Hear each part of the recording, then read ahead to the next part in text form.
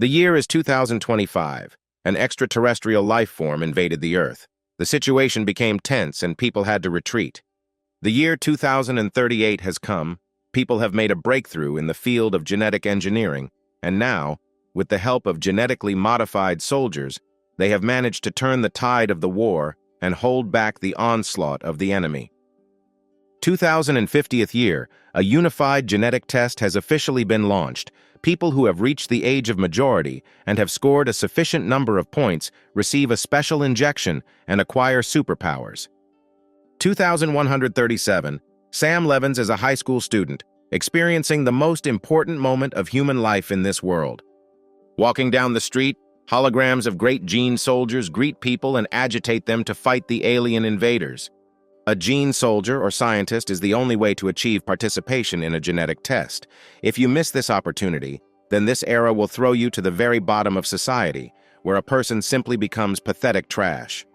Now, every person from early childhood goes through countless lessons and exams, and all this for the sake of the coveted pass to participate in the gene test. To have the best physique for the single test, people go through intense physical training day in and day out. And after so many years of hard work, today the outcome will be decided. Sam receives a call from his mother, who decides to make sure that his son knows exactly what he is getting into, because the drug has a 1% mortality rate. The son is trying to reassure his mother, since he has already passed all the pre-exams, and he would be sorry not to finish what he started. Many of his classmates did not even pass these tests. Mom still doesn't stop worrying, but she wishes her son all the best, and believes that the main thing is that he returns healthy. They announce over the loudspeaker that students who want to take a single test and receive a gene injection must go inside. Sam says goodbye to his mother, saying that they are already starting to be called for a test. Inside the building, students are already crowding around and discussing what abilities they can get if they pass the test. Mr. Levins hears the conversations around him and realizes that everyone involved is equally determined to win. He headed to one of the designated entrances guarded by soldiers. He was asked to go to room 25 to receive a gene injection. Before you go inside, your fingerprints and iris are scanned and the check is successful. Walking along the bright corridor, the young man thinks that he doesn't even know what type of gene he will receive. He remembers how in the corridor the girls were talking about an incredible type that increases physical strength. There is also an exceptional type. With its help, people are able to use unique abilities. But there is an important rule. You cannot awaken strange abilities. There are opinions that they are so useless, and because of this, they are easy to defeat. Sam thinks it would be better to awaken something normal, like X-ray vision. His imagination immediately draws images of how he stumbles upon a crowd of beautiful girls, and with the help of his ability, can see them without clothes. In the corridor, he notices a group of guys discussing their fears about the 1% of injection rejection. One of the boys says that he saw photos of those who were rejected. Their bodies look terrifying.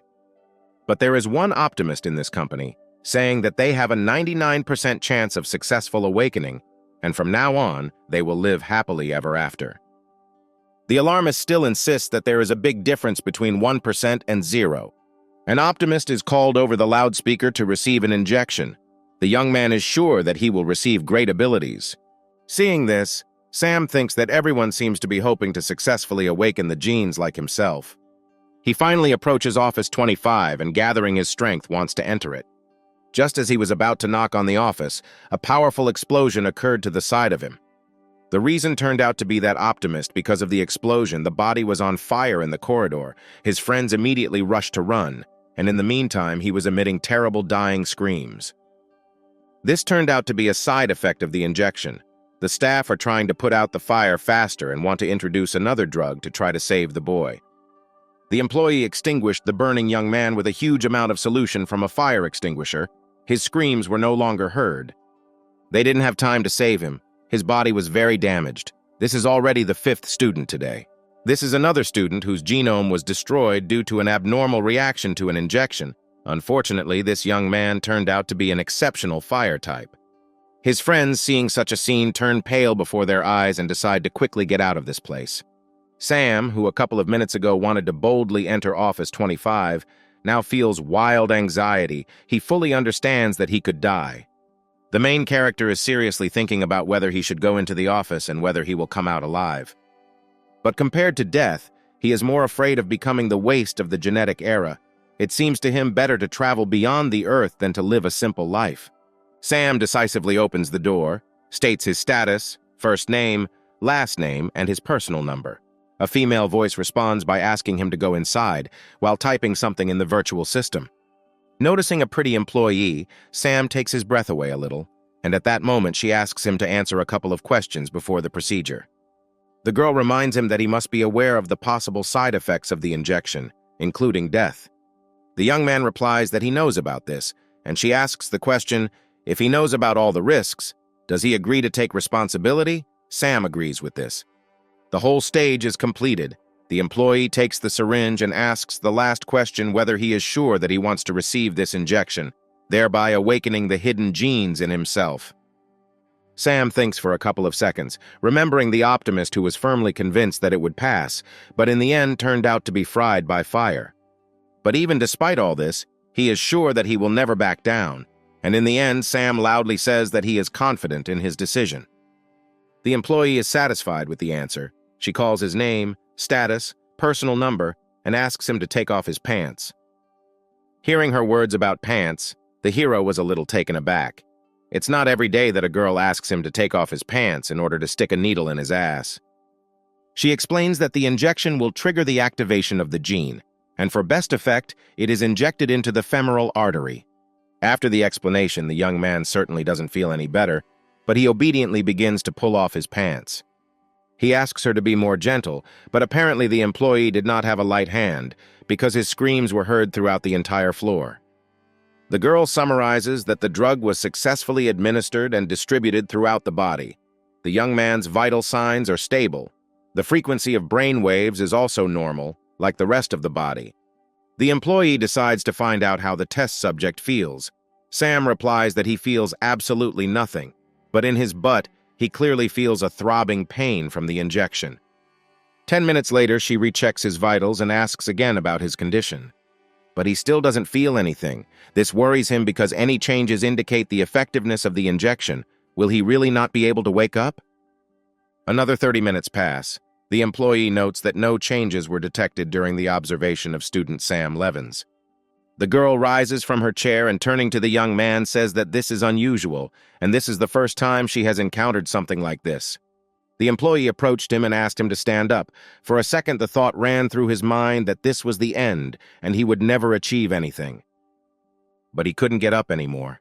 Sam feels like he's been shaken, and the pressure in his head begins to seem stronger and stronger. He abruptly falls off the couch and begins to make agonizing screams. The employee does not understand what is happening. He no longer hears the girl's screams and questions. He is only worried about his head, which feels like it's about to explode, whether the drug has really rejected him. The employee does not pay attention, begins to check his indicators at the terrible screams. His heart rate has reached 180, his temperature has reached 50 degrees, all his vital signs have deteriorated sharply. Sam feels that he is falling into the abyss. He ceases to feel his body. The hero feels the approach of his death. Finally, he feels light throughout his body. Sam wonders if he is dead. Opening his eyes, the hero sees that sitting in front of him is a huge astral body, resembling him in appearance. Looking at the body, he never ceases to wonder where he is, who is in front of him, and at the same time he begins to distantly hear the countdown. The countdown goes on and a powerful discharge occurs, so strong that it returns Sam to reality. The young man sits up on the couch and hears the employee report that after the first discharge, the student regained consciousness. Recovering from pain, he wants to find out what happened to him. The girl says that 14 hidden genes have awakened in his body. Sam cannot help but be pleased with this news because 14 hidden genes are quite cool. But he is not pleased with the further words of the employee that all these genes belong to the class of erudition. She provides him with a form, after filling it out, which they will enter into the database. Sam still doesn't want to believe that all his genes are with the erudition type. He heard that they usually work in public relations departments. Most of the positions will be clerical. He may have to work as an office clerk all his life. The employee asks if he has any more questions, since she has already finished the report and he can read it. Almost crying, Sam wants to find out more about his newfound powers. The girl explains that awakening hidden genes does not mean that he will receive abilities. Even if he received them, they are unlikely to appear immediately, which is why they are classified as a hidden type. It seems that everything is clear to Sam from her words. In addition to everything in common, the employee offers him her business card. If he wants to apply to their university or learn more about the hidden type, he can contact her. Taking the business card, Sam learns that the employee's name is Annabelle Prince, and she is a professor at the Institute for the Study of Hidden Types. He could not even imagine that at such a fairly young age one could already be a professor. Rising from the bed, he says goodbye to the employee and is already reaching to open the door, but the girl tells him to wait. Annabelle warns him not to get caught by an organization called Dawn Redemption. To Miss Prince's surprise, Sam apparently had heard of this organization before. The Dawn Redemption was a group of people who betrayed humanity and conspired with alien invaders. Because of these traitors, they have suffered quite large losses for the last 100 years outside the Earth. Even now they do not sleep. They mainly kidnap gifted people for their experiments. The employee adds that 5 students who awakened 10 hidden genes have already gone missing. Sam thanks her for the warnings, but inside he begins to feel fear. He has as many as 14 hidden genes. The thought that he could become a target depresses him. Coming out into the central hall, he can't stop thinking about what abilities he has now. He thinks that it would be useful to gain some kind of combat skill. Sam remembers that when he lost consciousness, he saw 14 points of light. What is the connection between his genes and this astral body with points? His head still hurts by this time. Perhaps these are side effects from the injection. But his thoughts are interrupted by exclamations trying to draw his attention to themselves. He hears someone shouting his name. In front of Sam are his classmates, the joyful Stan Vaughn and the clearly not healthy-looking Chuck Engel. They ask how many genes the young man has awakened.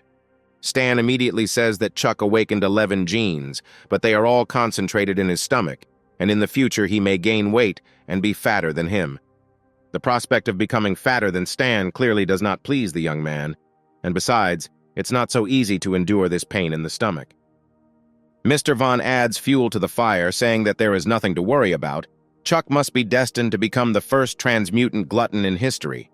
The guy can't stand it and starts fighting with Stan, shouting that he shouldn't delude himself because his 8 genes are concentrated in the speed of his hands. Only God knows how useless he is. Meanwhile, Chuck decides to ask how many genes Sam has expressed, to which Sam awkwardly reveals that he has 14 hidden genes. The guys forget about their fight, and jumping up to the young man, begin to enthusiastically tell that they have heard the maximum about people who awakened 10 or more genes, but they could not possibly expect that Sam would manifest as many as 14. But in order to cool their enthusiastic exclamations, the main character says that he has an erudition class. They immediately distance themselves from him and will not help him believe what they just heard. Stan thoughtfully says that this is a rather difficult situation. Such genes are difficult to develop, and one cannot immediately find work with them. But Chuck tells the story of his relative, who is also an erudite. Before becoming a monarch, he changed 7 jobs, and now he is preparing to become an abbot. Sam in front of them argues that scholars are not in great demand. Their work is mainly related to the public. The choice of universities is also not great. They can only enroll in care. His situation is also complicated by the fact that he has a hidden type, so he doesn't even know what abilities he has. Perhaps he can contact a university professor. Maybe she can help him. Chuck decides to cheer up his friend, saying that thinking too much is harmful, suggests that everyone go have a snack together. He knows a place with a buffet. Sam refuses the offer, citing his headache, and promises that next time he will definitely treat them. As the friends follow the young man, they wonder if everything is okay with Sam. On the streets of the city, interactive advertising stands carry news about what is happening in the world, talk about new federal policies, new plans for space railways, and also missing students. It is also reported that a team of famous heroes recently encountered drug sales. Sam's headaches do not let him go. Perhaps it is his genes that are making themselves felt. A strange feeling awakens in him. Is this really his ability? He feels how his perception has improved. He turns his gaze to the cafe opposite. Everything that happens there, the arrangement of things, the number of visitors. He feels all this perfectly. He can also feel what is happening in another room of this cafe, for example, in the kitchen. Immediately, he reveals the peculiarity of this ability. He cannot see very small objects. Sam tries to look at the small object again, but he can't.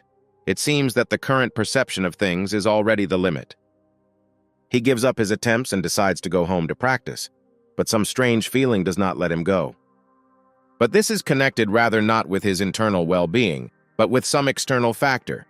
And these feelings turn out to be not groundless, because at this moment, a man nearby is clearly spying on him. Sam decides to walk down the street a little more to confirm his suspicions. After walking a couple of meters, he notices that there are actually 3 guys following on his heels.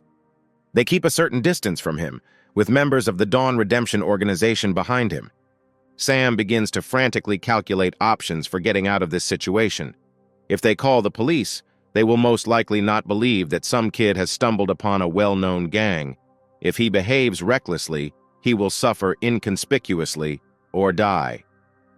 The young man decides that he needs to call Professor Annabelle, and today he will come to spend the night at the police station until he finds a solution.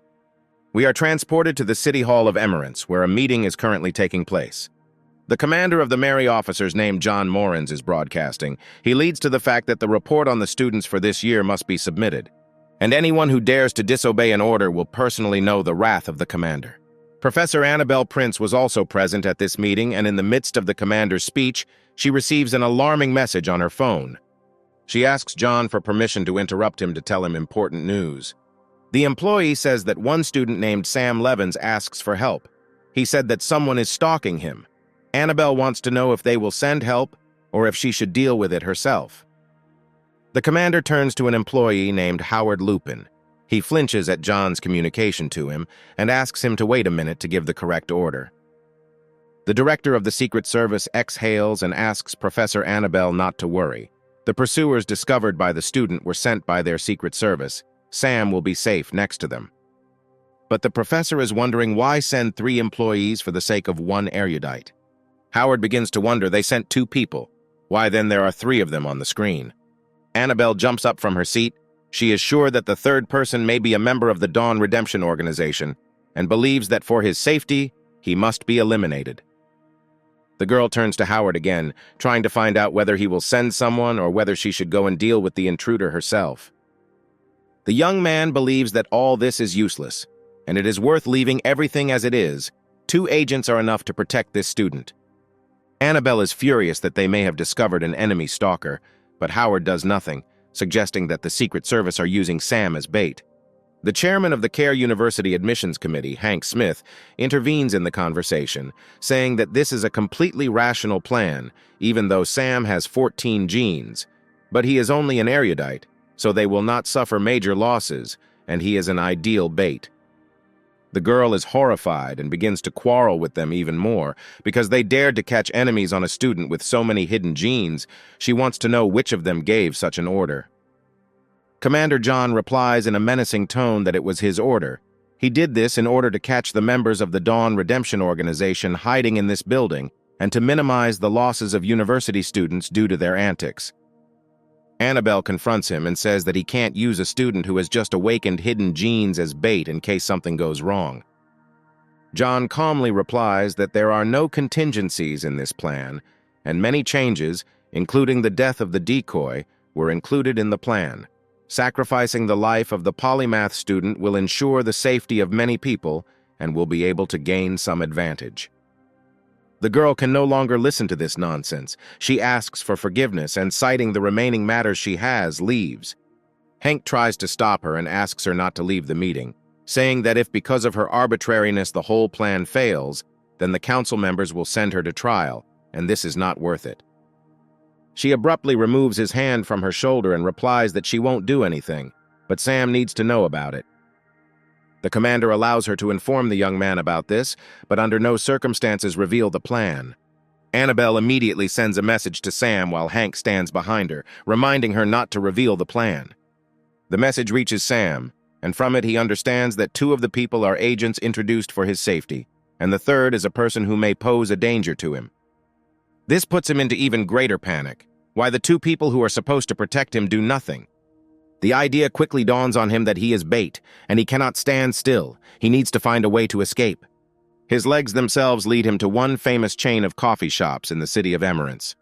In order not to be on a deserted evening street, He decides to go inside, where an employee greets him and asks what he wants to order. Seeing that the young man is clearly tense about something, she repeats the question, and he relaxed and with a smile asks for hot tea with sweet potatoes and milk, repeating that he needs to boil the tea well. She hands him sweet tea, wishes him a good day, and warns him to be careful. The drink is very hot. Sam leaves the establishment, and out of the corner of his eye notices a tall man standing at the entrance to the coffee shop. He goes further, and with his peripheral vision continues to follow the object, which does not lag behind him. The main character deliberately slows down his pace in order to reduce the distance between himself and the enemy, and a little later he sharply turns back. This is where the hot tea comes in handy. Lunging forward, he pours this boiling mixture right into the pursuer's face. His enemy clearly could not have predicted this. Pressing the burned part of his face, he is angry with Sam. But he stands on ceremony with the boy for a long time. He doesn't get ready and, jumping sharply, flies at him, saying that if he can't take him alive, then it's better to take him dead. The idea with hot tea was not crowned with success, and now Sam is already flying in the air from a powerful blow to the chest. The main character flies into one of the store windows, breaking the glass into smithereens. The fragments fly around, almost hitting people just passing by. Having landed, Sam feels how powerful this blow was and, having analyzed it, thinks that the genes of his enemy are concentrated most likely in his legs.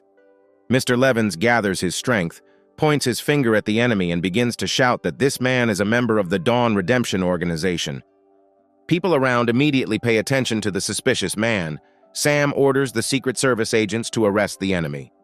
Hearing all this, the people begin to panic and they run away, shouting for help.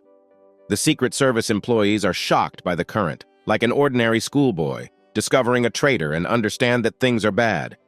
The man, noticing the Secret Service employees, rejoices. He kept wondering how many of them there are.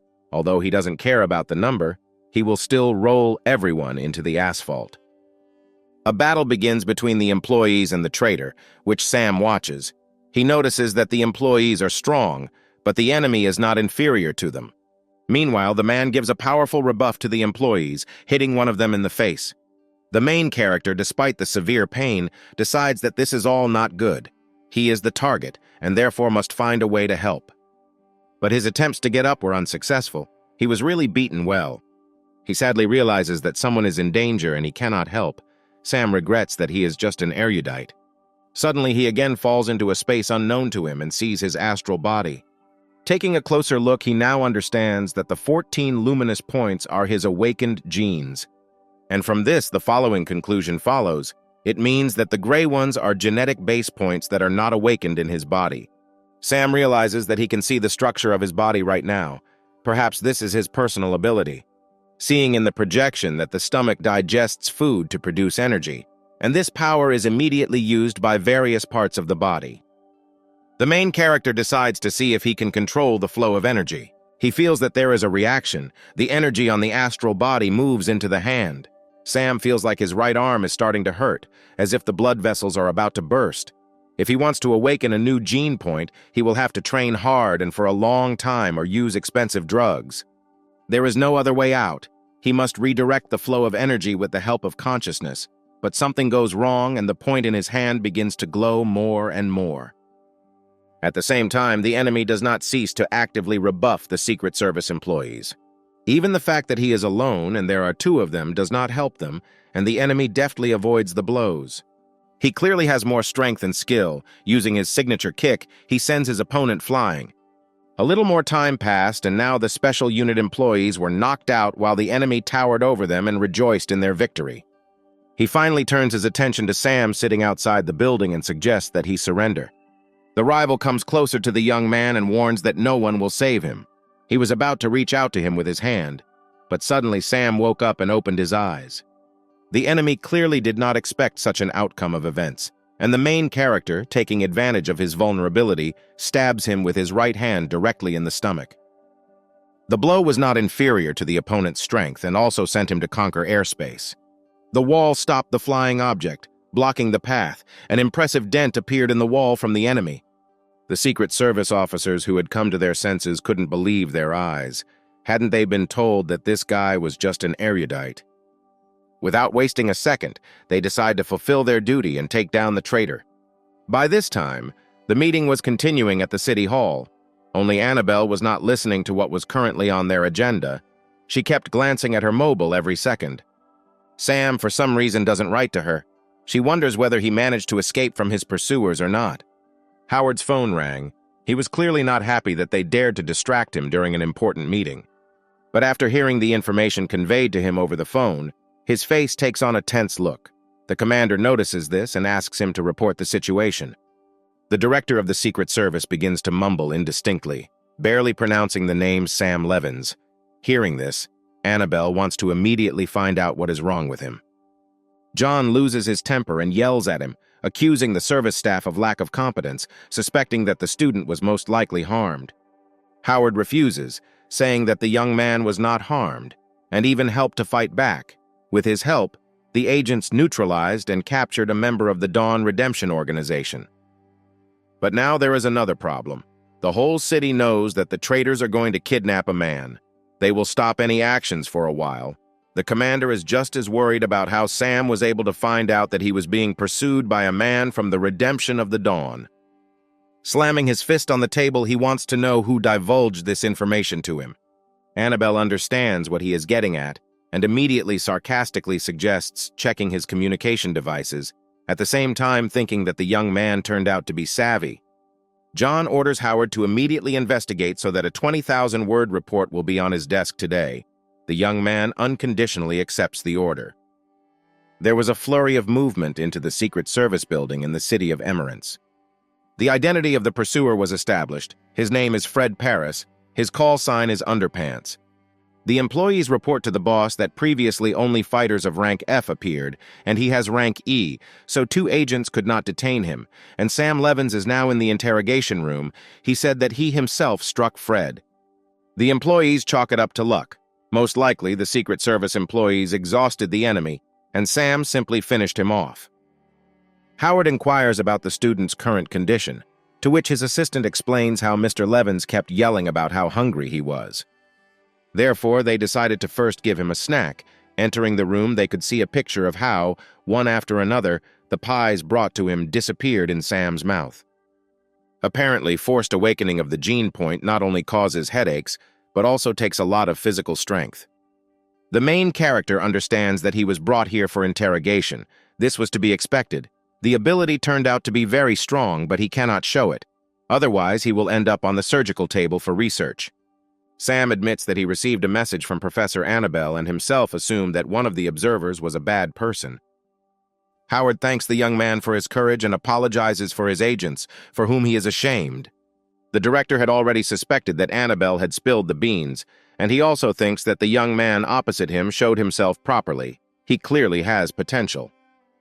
Sam thanks him and wants to know when he will be allowed to go back home. Howard decides that they will do this.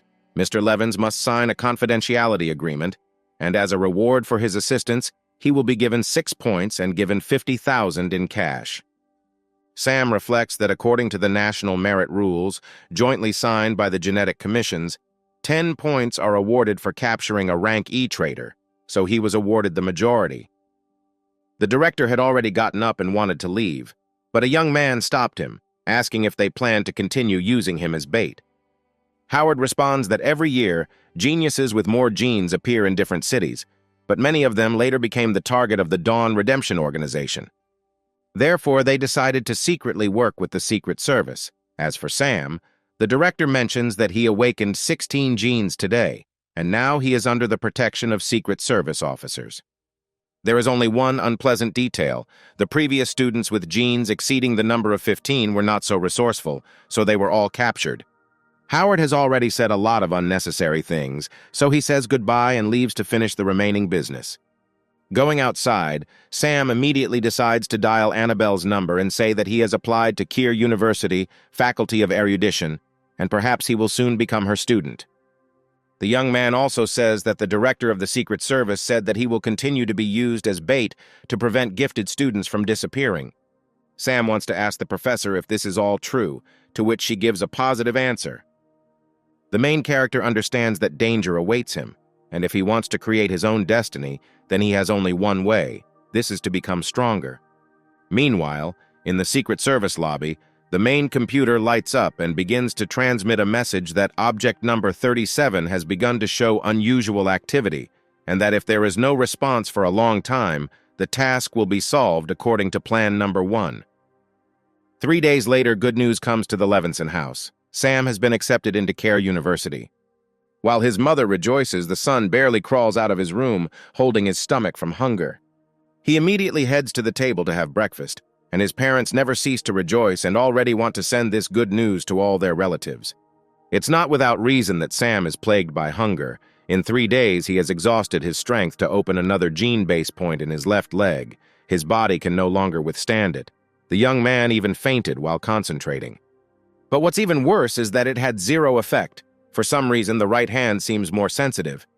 It is difficult for him today to become strong, but by entering the University of Genetic Evolution, studying advanced knowledge and using it in practice, he will undoubtedly be able to achieve his goal. The father decides to give instructions to his son before going to university, telling him not to stoop to promiscuity and to do this only at night, but not too often, otherwise the body will be exhausted. Sam clearly did not expect such parting words and is now awkwardly trying to get out of it, saying that it was all a mistake and he is not like that. But his father interrupts him again, saying that he and his mother have prepared a gift for him. Looking into the box, Sam sees rows of evenly laid capsules. His parents explain to him that the university will require a lot of resources from him, so they give him energy capsules.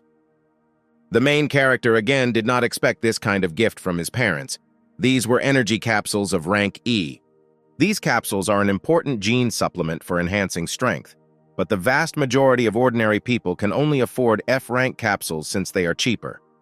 Sam begins to worry that his parents have spent too much on him.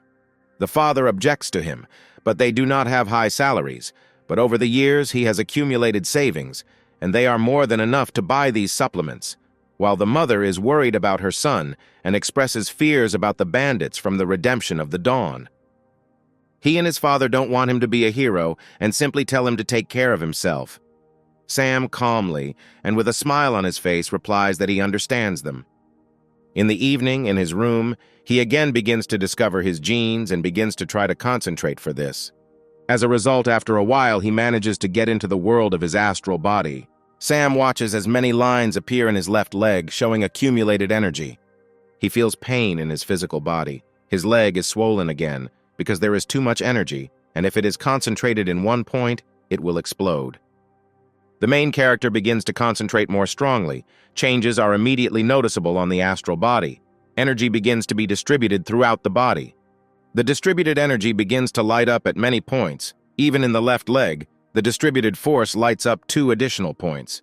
Screaming in pain, the hero regains consciousness and tries to catch his breath. He finally succeeded. He was able to awaken 2 more gene points. Sam falls onto the bed, his whole body aching. He reasons that an E-rank capsule will only be able to restore energy, but not mental strength. His eyes slowly begin to droop. He even seems to have time to come up with a solution to the problem, but he cannot resist and finally falls asleep. He awakens from the cries of his mother, who rushes to make sure that her son is already awake. Not wanting his mother to catch him like this, Sam abruptly jumps out of bed, jumps to the floor, and pushes off. But he clearly did not take into account the new points he had awakened, because his jump was so powerful that it threw the hero to the ceiling. Having hit his head, he falls onto the bed, and pieces of the ceiling begin to fly on top of him.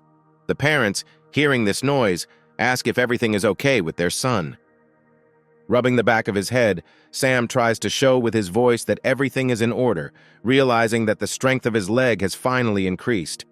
But such noise could not leave the hero's parents alone, and they burst into his room. Sam gets out of bed and, still rubbing the back of his head, smiles sweetly, telling his mother how hungry he is. But his parents notice another intriguing detail when their son managed to pump himself up so much, because before he was like a match.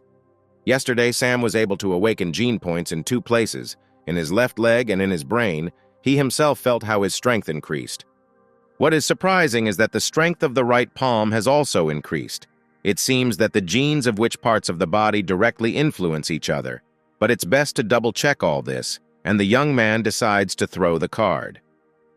He tries to hit a tin can with his card, which stands in the other corner of the room, but misses.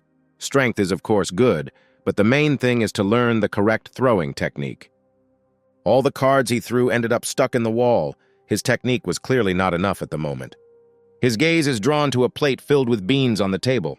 Sam is struck by the idea that the airflow can change the flight path of the map, since it is large but weighs little.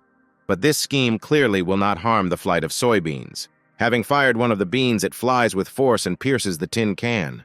This sight impresses Sam. If you use a metal ball instead of a bean and hit it not in a jar but in a person, the outcome will be fatal. This thought makes the main character happy, because now if he gets into trouble again, he will at least be able to fight back. Finally, the solemn day arrives, admission to the university, many people gathered to celebrate. Parents wish their children a bright future and bright youth. Wishing them strives to contribute to the association. While Sam's mother tries to contain her emotions, the father reminds him that his son should take good care of himself, and if he suddenly needs help, he shouldn't be shy and tell them about it right away. Then, out of nowhere, Chuck appears and begins to reassure his friend's parents, saying that everything is under control. He will look after his friend, and with him their son will definitely not go hungry. But someone is clearly missing, and as he finishes chewing his chicken leg, Chuck wonders where Stan has gone. Sam says that their friend called him in his spare time and told him that he had entered Coulter University. Chuck is dissatisfied that he was left in the dark. The main character tries to explain that Stan did not want to tell him, since the boy's mother insisted on entering Coulter, because there are more opportunities there. The only requirement for admission is that after graduation, he will have to join Army. The comrade is not happy with this news because he knows that 20% of the advanced detachments, which Stan will join after graduation, are the first to die. Sam believes that there is no need to be sad. Their friend is a genetic talent. He is strong and fast, quite combat-ready, so they should be confident about him. The loudspeaker announces that students should take their seats as there are only 10 minutes left. The main character says goodbye to his parents. They shout after him that as soon as he gets there, he will definitely let them know. All students bring their things and try to get comfortable in the transport that will take them to the university. Throwing his suitcase onto the shelf, Chuck promises that he will have an affair with the first beauty of the university, since he spent his pink school years on knowledge and preparation. The guys sitting nearby, hearing his speech, begin to mock him, saying that they heard about the genes located in his stomach and how they stopped letting him into buffets throughout the city. They do not stop their ridicule, adding that what a first beauty he is because he is far from even the 10th. Sam decides to stand up for his friend and orders Metacallops to shut his mouth if he can't talk. But Met doesn't see anything wrong with smart people telling the truth. The atmosphere is heating up and the newly minted students are already thinking about starting a fight. But a man who looks like a professor manages to besiege them. He orders them to sort out all their relationships on the street. T grabs Sam by the shoulders and asks him to better forget about everything, because there are teachers here. The main character finally decides to tell Meta to keep his mouth shut from now on. This is for his own safety. The teacher once again warns the children that one more such prank and he will show them a happy future. The stern man finally decides to introduce himself. His name is Roust Fomet. He works in the education department of the city of Emerance, and he was appointed to accompany them. Roast hopes that students will listen to his commands and maintain discipline on the road, but if someone decides to excel, he will be more than happy to teach them a lesson. Taking his seat, Chuck advises Sam to calm down and distracts him by asking whether his friend knows who is sitting next to Metacallops. Next to him, it turns out, is a student named Tong Werner. He is a real machine, and during a single test, he awakened 16 genes. Sam remembers that Secret Service Director Howard may have mentioned this student. Also sitting not far from them is a talented girl named Marie Sank. Chuck believes that this is the perfect balance of strength and beauty. The young man already has hearts in his eyes. Sam tearfully asks him not to make him blush and orders him to erase this stupid face from his face. Professor Annabelle, already familiar to us, suddenly enters the room, leaving everyone around indifferent. Here and there, conversations are heard about what a beautiful woman she is. Her charm and attractiveness catches everyone's eye. She introduces herself to the students and is also among them, accompanying them. Annabelle warns that if anyone has any questions or requests for help, they can safely contact her. Sam's heart begins to beat a little faster. Did the professor also get into this car? At the same time, the transport continues to move further along the given route. Commander John is informed that the transport convoy has already set off, and each vehicle has launched a generator of ultra-fine radiation particles, and all signals are turned off except for the military communication channel. In recent years, due to the active implementation of the single genetic test policy, members of the criminal organization have lost a stable source of fighting forces, so the registration season is a high risk of being attacked. The soldier adds that usually the enemies set up an ambush in the middle of the route, so this time it is up to the commander to decide which route the convoy will take. There are about 100 cars here, and finding a car with students is more difficult than taking to the skies. John decides that he needs to be more careful. If the enemies realize that they cannot take the students, they will immediately kill all the soldiers. Machine number 3 is the main priority.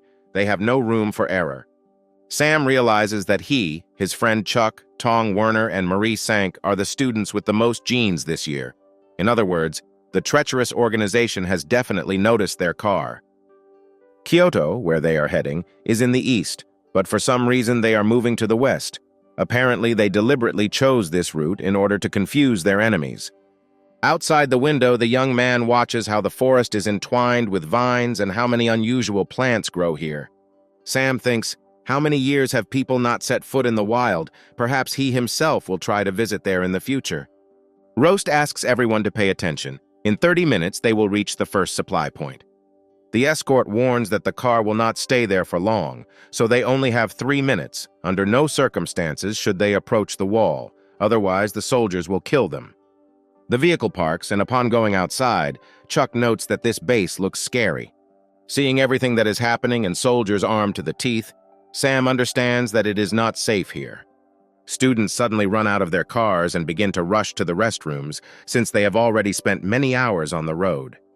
Having done all his business, Sam notices that a man has locked himself in the booth, and it's almost time to go back. The young man decides to use one of his abilities. Using telepathy, he wants to quietly check who is in this booth. Having illuminated the booth, he realizes to his surprise that their teacher Roast is in it, who is trying to stuff something into his mouth. Sensing something strange, the teacher quickly opens the door and looks outside. Not finding anyone in his field of vision, he decisively moves on. While Sam is hiding behind one of the walls, he suspects that the teacher is doing something in secret. The young man decides to turn to the soldiers of this supply point for help. He tells them that their teacher was nervously trying to stuff something into his mouth, hiding in one of the booths. The soldiers hearing this cannot contain their laughter. Sam does not share their fun. They want to know why the student was spying on his teacher, but the hero's excuses are interrupted by the announcement that there are only 30 seconds left, demanding that everyone immediately return to their seats. Sam takes off because the cars are about to start driving away. Roast, who is accompanying him, is waiting for him at the gangway and is already beginning to scold the student for the fact that everyone is now waiting only for him. Already at the entrance to the transport, Sam decides to ask the teacher what he ate then.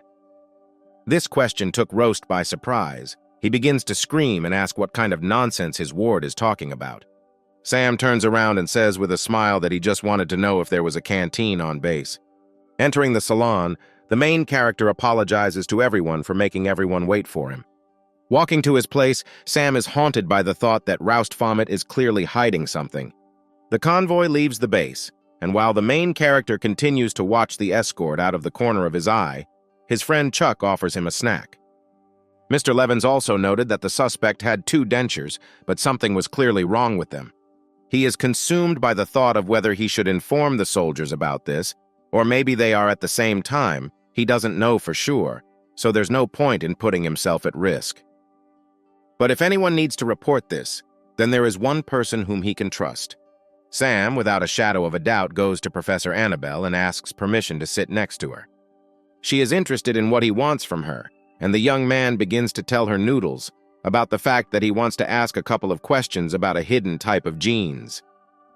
The girl allows him to sit next to him, which causes a heated discussion on the part of young students who believe that such a simpleton should not sit with a goddess. But the professor is not stupid, and as soon as Sam lands next to her, she wants to find out what exactly he wanted from her. The young man carefully hands her the phone, where in the notes he described the whole situation with the oddities of Teacher Roust, separately mentioning his two strange prostheses. Seeing this information, Annabelle immediately gets up from her seat and, heading to the teacher, asks permission to check his mouth. Roast, alarmed, also gets up from his seat but does not have time to do anything, because the professor has already pressed him to the ceiling with her force. He tries to find out from her what she is doing, but the girl weakens her strength and he falls to the floor with a roar. The soldiers, noticing this mess, take a fighting position and hold the escorts at gunpoint. But Professor Annabelle, with her most fearful gaze and as if not in her own voice, orders them to sit down. The soldiers, trembling with fear, let go of their weapons, obeying her orders. Meanwhile, the teacher is already wringing Roast's hands behind his back while he shouts that she seems to have gone crazy. Sam has already rushed to the suspect on Annabelle's orders. He is trying to pull his dentures out of his mouth. The main character manages to get 2 dentures. He hands them to his ally so that she can conduct an analysis. One glance was enough for the professor to understand that these are magnetized tantalum transmitters. This is a generator of secondary ultra-low waves. Such devices are extremely rare. They are capable of bypassing conventional protection. Realizing the seriousness of the whole situation, Annabelle wants to know who he was passing on the information to. Roast begins to laugh. He didn't even think that he would be discovered, but even with this outcome, they won't be able to do anything. Now no one will be able to escape. Meanwhile, the employee reports to the commander that the transport convoy has begun to move.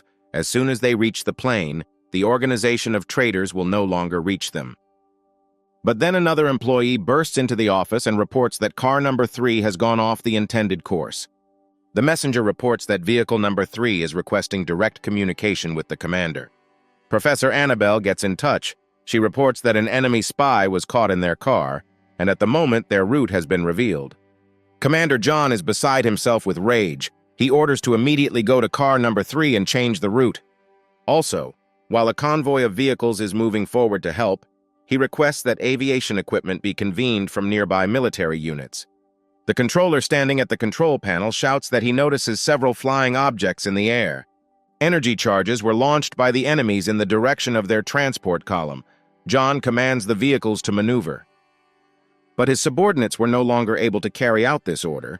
The discharges turned out to be faster and had already undermined the middle of the column. John takes the helm and tells all employees that the enemy has precision weapons. The remaining vehicles must hold the line and wait for reinforcements. Annabelle declares an emergency, and as per instructions, she tells everyone to dismantle their seats.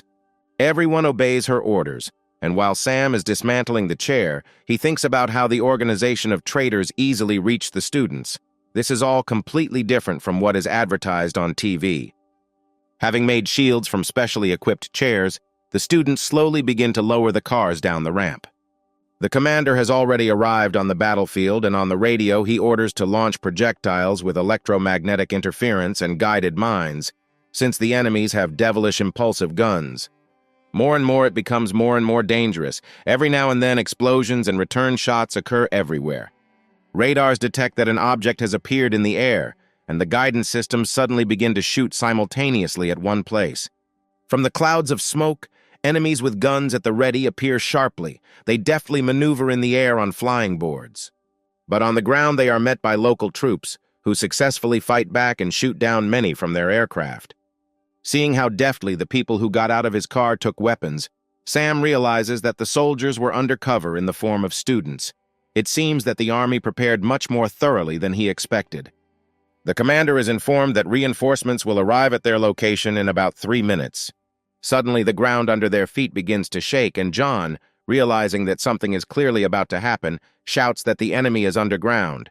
As soon as they manage to jump and lift their heels off the ground, they begin to fight their way up under them, like spears made of stones.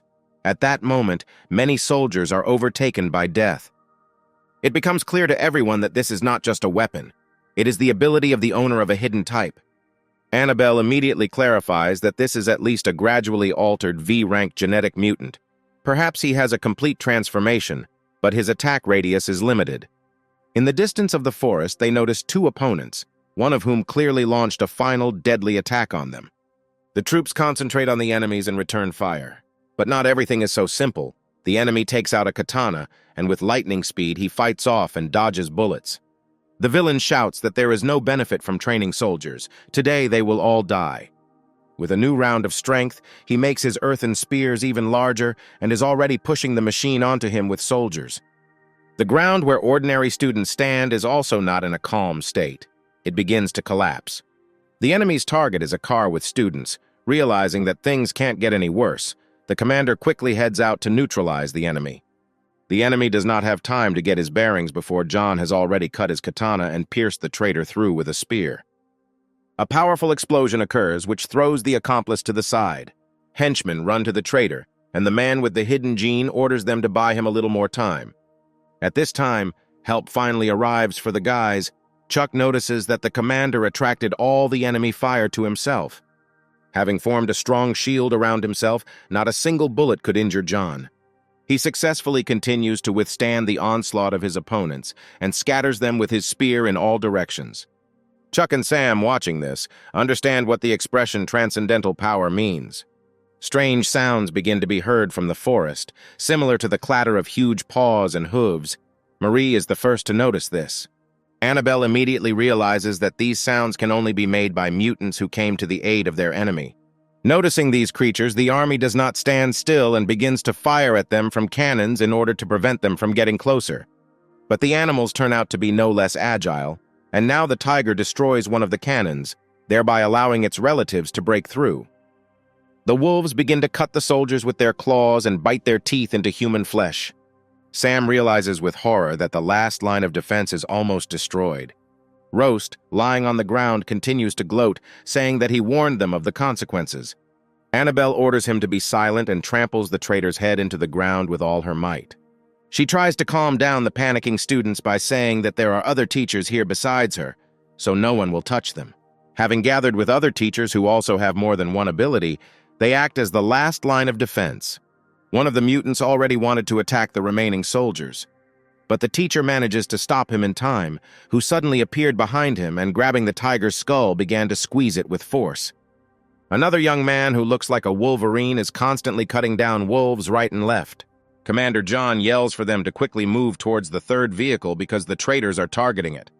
Annabelle replies that everyone has already understood this and there is no point in commanding now. Sam thinks that the professor most likely also has a hidden type. He wonders what methods of struggle she will use.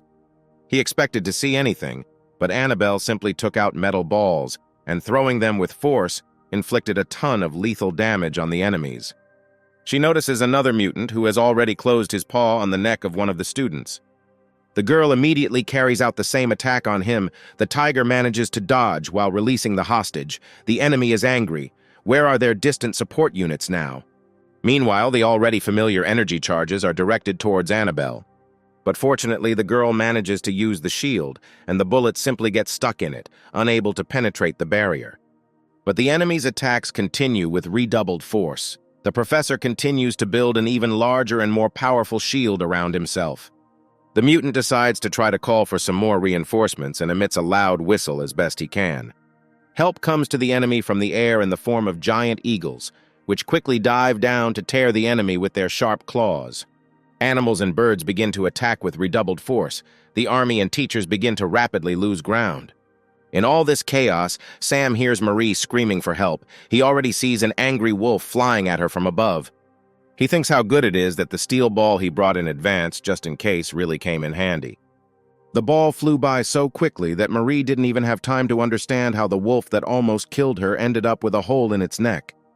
But this maneuver was noticed by the mutant tiger, who had already identified Sam as his next target and was already rushing to finish him off. The tiger was already hovering above him in the air when suddenly Chuck appeared in front of him, putting his shield forward. But any board was unlikely to be able to stop a mutant with potentially enormous power. The tiger's punch slams Chuck into a nearby rock, leaving a large dent behind him. Sam decides to use the old trick and again, with all his strength, launches a steel ball towards the enemy. The tiger fails to dodge and, landing on his paws, looks at his opponent with a brutal look, while a small abrasion from the ball is visible on his forehead. The main character is very frightened by this. The mutant's head turned out to be too strong. The attack with the ball did not kill him. He was just about to reach into his pocket again, but his opponent did not stop, and without giving him a second of extra time, the monster was already approaching him. But out of nowhere, powerful plant stems began to emerge from the ground, and they instantly twisted the mutant. Marie came to the aid of Sam. Using one of her genes, she tells her comrade to hurry up. The main character again takes out his balls and throws them as far as possible. The tiger begins to laugh, thinking that his enemy simply missed, but it was not Sam's mistake. He hoped that he could throw them as far as possible, and his plan succeeded. The balls were able to fly to the forest, where additional traitor troops were hiding at that time. Annabelle's shelling suddenly stops, and she realizes where her real target is. The bound mutant screams for her comrades to continue firing at her and not give her opportunities. But it's too late. The professor uses his power again, and in quick bursts begins to shoot balls at his new target.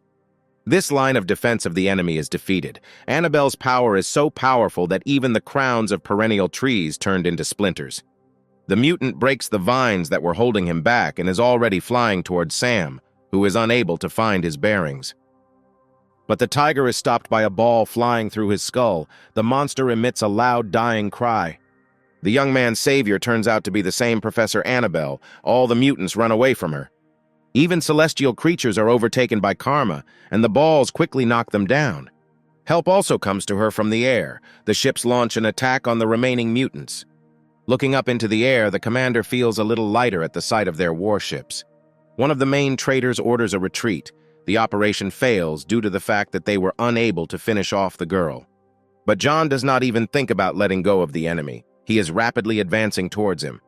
The enemy commands his minions to execute the third emergency evacuation plan. Lined up in one line, the obedient soldiers suddenly raise their heads upward from the discharge that pierces them, and they all explode at the same time. At this moment, Annabelle's strength leaves her, and having lost consciousness, she begins to fly down. Sam notices this and, gathering all his speed, manages to catch the professor, who was about to come into contact with the ground. Looking at the exhausted girl in his arms, the young man feels calm. Fortunately, he managed to catch her. John, emerging from the smoke, wonders how he could allow his subordinates to blow himself up in order to escape. The soldiers of his army warn the commander that they are beginning to pursue the enemy. But the commander stops them and orders them to build a fortification and take care of the wounded. At the beginning of this operation, John was confident that everything would be successful, but everything went wrong. After a little time on the hospital couch, Chuck finally comes to his senses.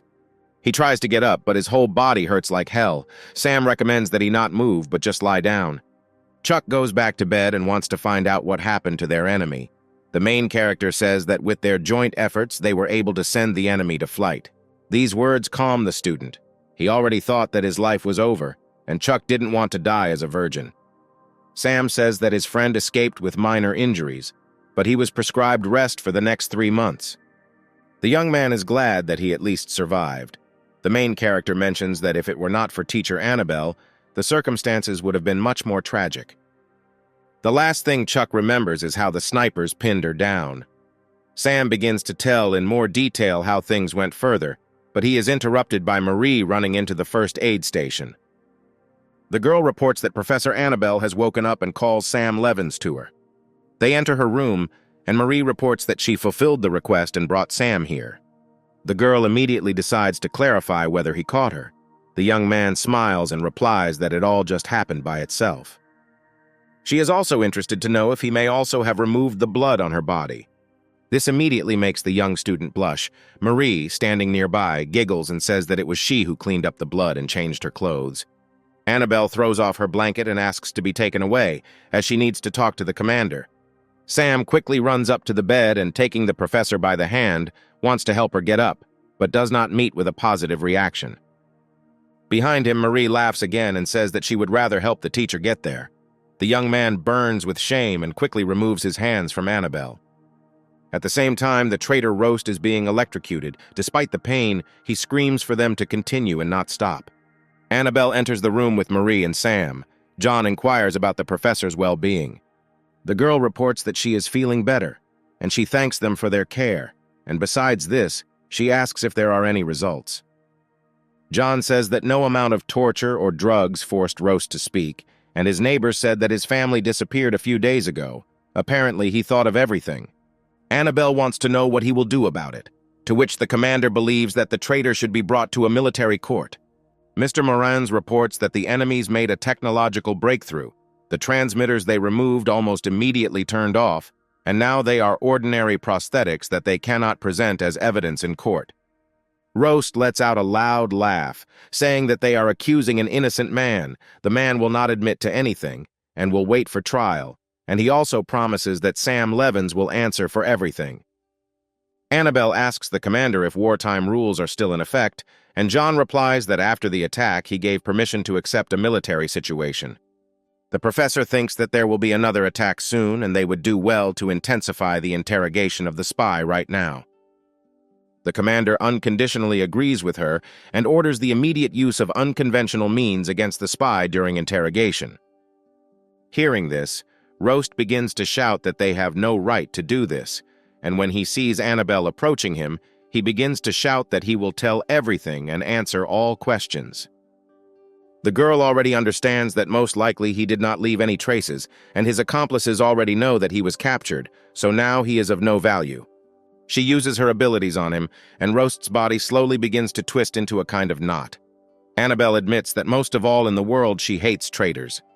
The traitor begins to emit death rattles, when suddenly Commander John, with a quick movement, strikes the enemy's throat with a dagger. The commander admits that he does not want her to take on this burden. He himself has already claimed many lives.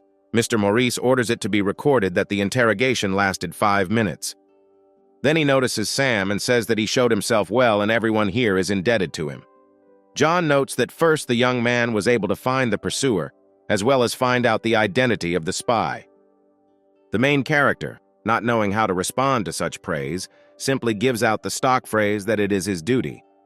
Walking along the street at night, Marie decides to ask the professor a question why the traitor was not shot on the spot. Annabelle explains that in the future they will understand that there are certain laws, and sometimes bad people understand them better than good people. She also explains that the commander called her for a reason. She and he are in different camps, and if he writes in the report about her presence, then the higher-ups would have more confidence to lie low. Sam and Marie realize with horror that their enemies have foreseen everything, and it was all a trick. Annabelle says that the real world is completely different from the world they used to know. It is full of lies and deceit, in which enemies are everywhere. Only by working hard will they be able to survive in the gene era. And the first lesson that the guys must learn is the ability to protect themselves. The convoy of equipment, accompanied by air, continues on its way. Marie believes that if they were accompanied by air forces, the enemies would definitely not dare to attack. But Sam reminds her that these are the guards of other schools that have just been liberated and flew here. Chuck, lying on the couch and eating a corn dog, argues that yesterday's guy managing the land is a real devil. He almost destroyed the entire convoy. Even the commander could not catch him. Annabelle joins the conversation and says that all the enemy's actions were clearly planned, so they attacked them with the help of the owner of earthly genes. She also notes that Marie Sank has the ability to control plants and radiation, but if it weren't for the plants on the battlefield, she would hardly have been able to contain that mutant, so she and Sam were very lucky. The student decides to ask what their professor's rank is. Annabelle believes that now they can already know that she is a permanently changed C rank. Sam is surprised to hear this news. It turns out that with an S rank you can be a professor at Care Genetics University. The girl adds that as for the transcendental type, the professor must at least have a complete transformation. However, the requirements for the hidden type are relatively small. For those who have special abilities, an exception can be made. Marie does not lag behind the teacher and wants to find out her abilities, but Annabelle only advises in the future not to reveal her abilities to others. This will guarantee that they will live much longer.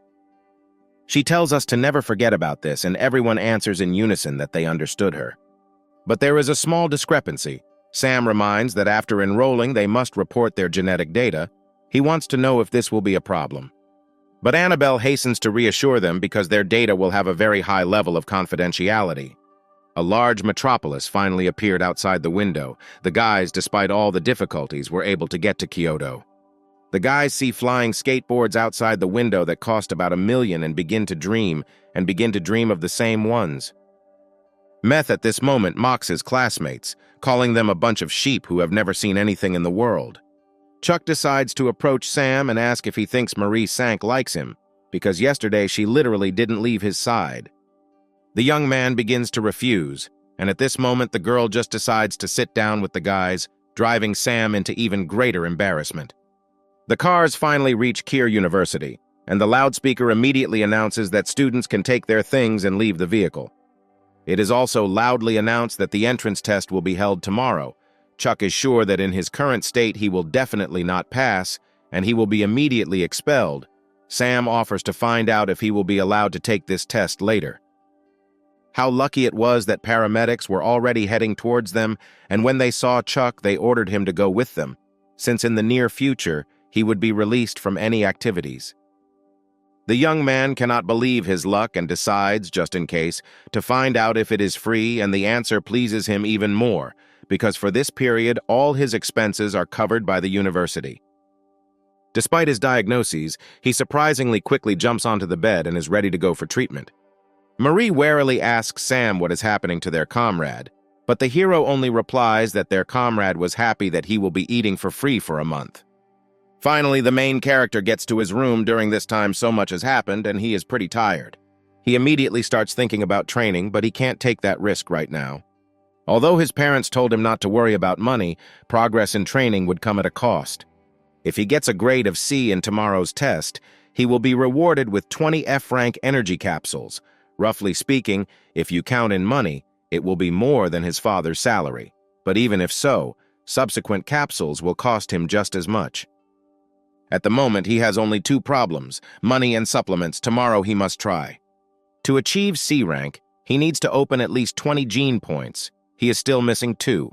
If he can break through today, then almost 1/3 of the entire year's training costs will be solved. This time, his left hand will also be able to throw soybeans. In the morning, exhausted from yesterday's training, he wakes up on the floor to a knock on his door. Getting up and opening the door, he discovers that Professor Annabelle has visited him. She doesn't stand on ceremony. She immediately walks inside without an invitation and orders Sam to close the door. The girl also interrupts him and asks him not to look in her direction. She puts a piece of paper with words on his desk and asks him to focus and read what is written there. Using his telepathic ability, he reads that the piece of paper contains the number of kilograms of apples and their price per unit. Annabelle says that this is enough and asks him to put on his pants. Sam agrees, although he thinks to himself that she herself was stealing here and is now giving orders. At the same second, an older student named Sasha Finke bursts into the room. She is here to raise all the first-handers. But she comes across a picture where a freshman is pulling on his pants and a rather beautiful girl is standing next to him. This makes the whole situation quite awkward, and Sasha hurries to leave as quickly as possible. Sam is shocked by everything that is happening, but the professor doesn't care about all these teenage habits. She wants to know how many base points he has already awakened. He admits that he has opened 20 points so far and wants to find out if he has a chance of getting a C rank. The teacher assures him that if he tries hard, he can reach C rank, but she is here to tell him something important. The professor advises him that when the time comes to undergo testing, she advises him not to show his full strength. Seeing the silent question in his eyes, the teacher invites him to guess where his telepathy can be used. Sam has an idea that his skill could be useful in surveillance. Annabelle is sure that this is the ideal option, and she is also convinced that if everyone finds out about this, he will be drawn into all the internal wars and intrigues of their universities. Of course, he can ignore her instructions and show strength left and right, but Sam says that he understands everything and wants to find out whether he should hide all his strength. She recommends not showing at least half of it. Besides, he studies at the faculty of the hidden type, and therefore completely switched under her name. Annabelle wants to know if this state of affairs suits him, to which she receives a positive answer. Since he is satisfied with everything, the professor allows him to sign the report. He sees that he needs to sign a paper stating that he neutralized the enemy during an enemy attack. Sam turns to Annabelle because he has nothing to do with it. It was she who killed the tiger, but the teacher tells him that without him, nothing would have worked out for her. So this is his merit. In addition, the association will give him a good monetary reward. The young man decides to sign the report because the extra money won't hurt him now. They finish here, and Annabelle says that she and Chuck should go take the test. But the main character is a little perplexed, because his friend is now undergoing treatment. At the same time, leaning his ear to the door, Sasha tries to hear what they are talking about. Hearing footsteps approaching the door, he quietly jumps to the side and pretends that he is just wandering along the corridor. Sam follows Annabelle out of the room and, seeing Sasha, says that he is ready to go. Sasha grabs him by the shoulders and calls the young man cool because he spent the night with the Ice Queen goddess of the faculty. He wants to know how he managed it. Sam tries to explain to him that he understood everything wrong. She only came to him so that he would sign the documents. He continues to not believe the freshman because he and she were the only two here. The main character says that now, unfortunately, his neighbor is in the hospital. This news puts Sasha into even greater shock. He thinks that Sam specifically sent his friend to the hospital to stay with the beauty and already considers him a real alpha male. The young man understands that he cannot allow this crazy talker to say such things, otherwise rumors will quickly spread about him. He must somehow be forced to remain silent. Sam invites Sasha to reveal his secret of seduction and make a bet, to which the guy immediately agrees. The bet is that with his right hand he will throw a metal ball at Sasha. If he dodges, then so be it, he will reveal the truth, but if not, then he will never tell anyone about what he saw. Sasha agrees, and they take positions. The senior student has speed beyond his reaction, and he is confident of his victory. But Sam doesn't give him too much time to think and throws the first ball at him. Sasha barely managed to jump away from the first one, but the second ball landed right on his cheek. The senior student immediately begins to accuse Sam of being a swindler. After all, they only agreed on one ball, and how could they throw with their left hand? The main character reminds that no one said that it was impossible, and if you look closely, it's all one ball. Looking at the floor, Sasha notices that one half of a metal ball lies nearby. Sam divided it into two parts, and therefore technically he did not violate anything, so he won. Well, a dispute is a dispute, and Sasha promises that this topic will not be mentioned again. And the main character was once again convinced that yesterday's training was not in vain, and now the left hand is in no way inferior to the right. She and Sasha come to the test center, and here they each go about their own business. Sam easily goes to the office he needs. Since the erudition class does not receive special attention, there was no queue here. The employee says that the results of his blood sampling showed that in total, he has already awakened 20 gene base points. According to the rules, he can now pass to a low C rank. She also adds that since he has a telepathic skill, he should be tested on a special device, and if his abilities show up well, he will be given an average C rank. Leaving his office, his only concern was how to get a high score when testing the power of telepathy without attracting a lot of attention. Entering the testing room, he sees how one of the students is very tense and tries to find out what is in the dark box opposite him. Seeing how another student is being graded, Sam realizes that if he can move up 2 grades like the previous student, then that will be enough. Applying his skill, he understands what is the optimal distance and clarity he needs to measure. The hero will control his distance to get a good score and make sure that he is given an average C rank. The score is not particularly high and will not attract attention. Sam notices one of the inspectors looking at him and a shiver runs down his spine. Has he really already been figured out? He pretends that his eyes suddenly began to itch in order to divert suspicion from himself. He is called for testing and asked to describe the object that he feels inside the box. In the cube, he senses several objects at once. His maximum distance was 3 meters and 24 hundredths of a meter. Previously, he could only see up to 3 1200ths of a meter. His limit increased by 12 centimeters. It turns out that in a few days, his ability increased. If he shows them all his strength, he will definitely get the best score, but he doesn't want to attract attention because he still wants to live. As a result, for the judges, he was able to see bread, raw meat, coffee beans in a cup, and a half-eaten hamburger. The distance was about 1 63 hundredths of a meter. As a result, he is given a low C rank and his telepathy ability is assessed as normal.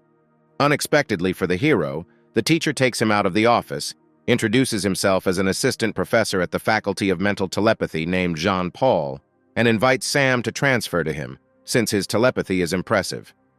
This whole situation is straining the young man because he made it clear that his abilities are ordinary. He politely refuses Jean, citing the fact that he has already chosen the Faculty of Erudition.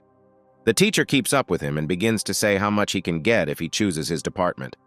Sasha, passing by, having heard about special quotas for recruiting and increasing ranks, begins to get angry that everything is going to Sam again. This makes the main character think this is too tempting an offer. If his rank rises, it will not only reduce the burden on his family, but will even help him in the future. But he has a hidden type, just like Professor Annabelle, so his strength is clearly more in that direction. The right direction is most important, so he refuses the offer, surprising Sasha.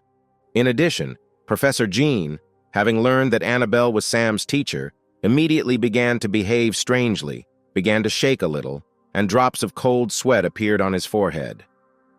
But after a while he regained his normal appearance and continued to insist that Sam definitely needed to think more, and the faculty would be waiting for him. Seeing these strange mood swings, he thanks the professor and they say goodbye. Walking along the corridor with Sasha, the hero wants to find out from him whether his miracle's power of throwing beans is pushing him to increase his rank. After all, his ability can be attributed to the transcendental type. The assessment of the transcendental is, after all, slightly higher than the secretive. Sasha is confused by his questions about whether the first Vash really decided to compete with him. He advises Sam to just forget about his crazy ideas. The main character heads further to test the strength of his palm, and it's his turn. He approaches the entrance and the system begins to scan him to make sure that it is Sam Levins. Suddenly, a bunch of notifications about unread messages start to arrive on his watch. He decides to look at them after he passes the test, because he has been waiting in line for an hour. At this moment, unexpectedly for everyone in the queue, they begin to push people aside. Some big guy orders everyone to make way for him, because he has powers of middle E rank.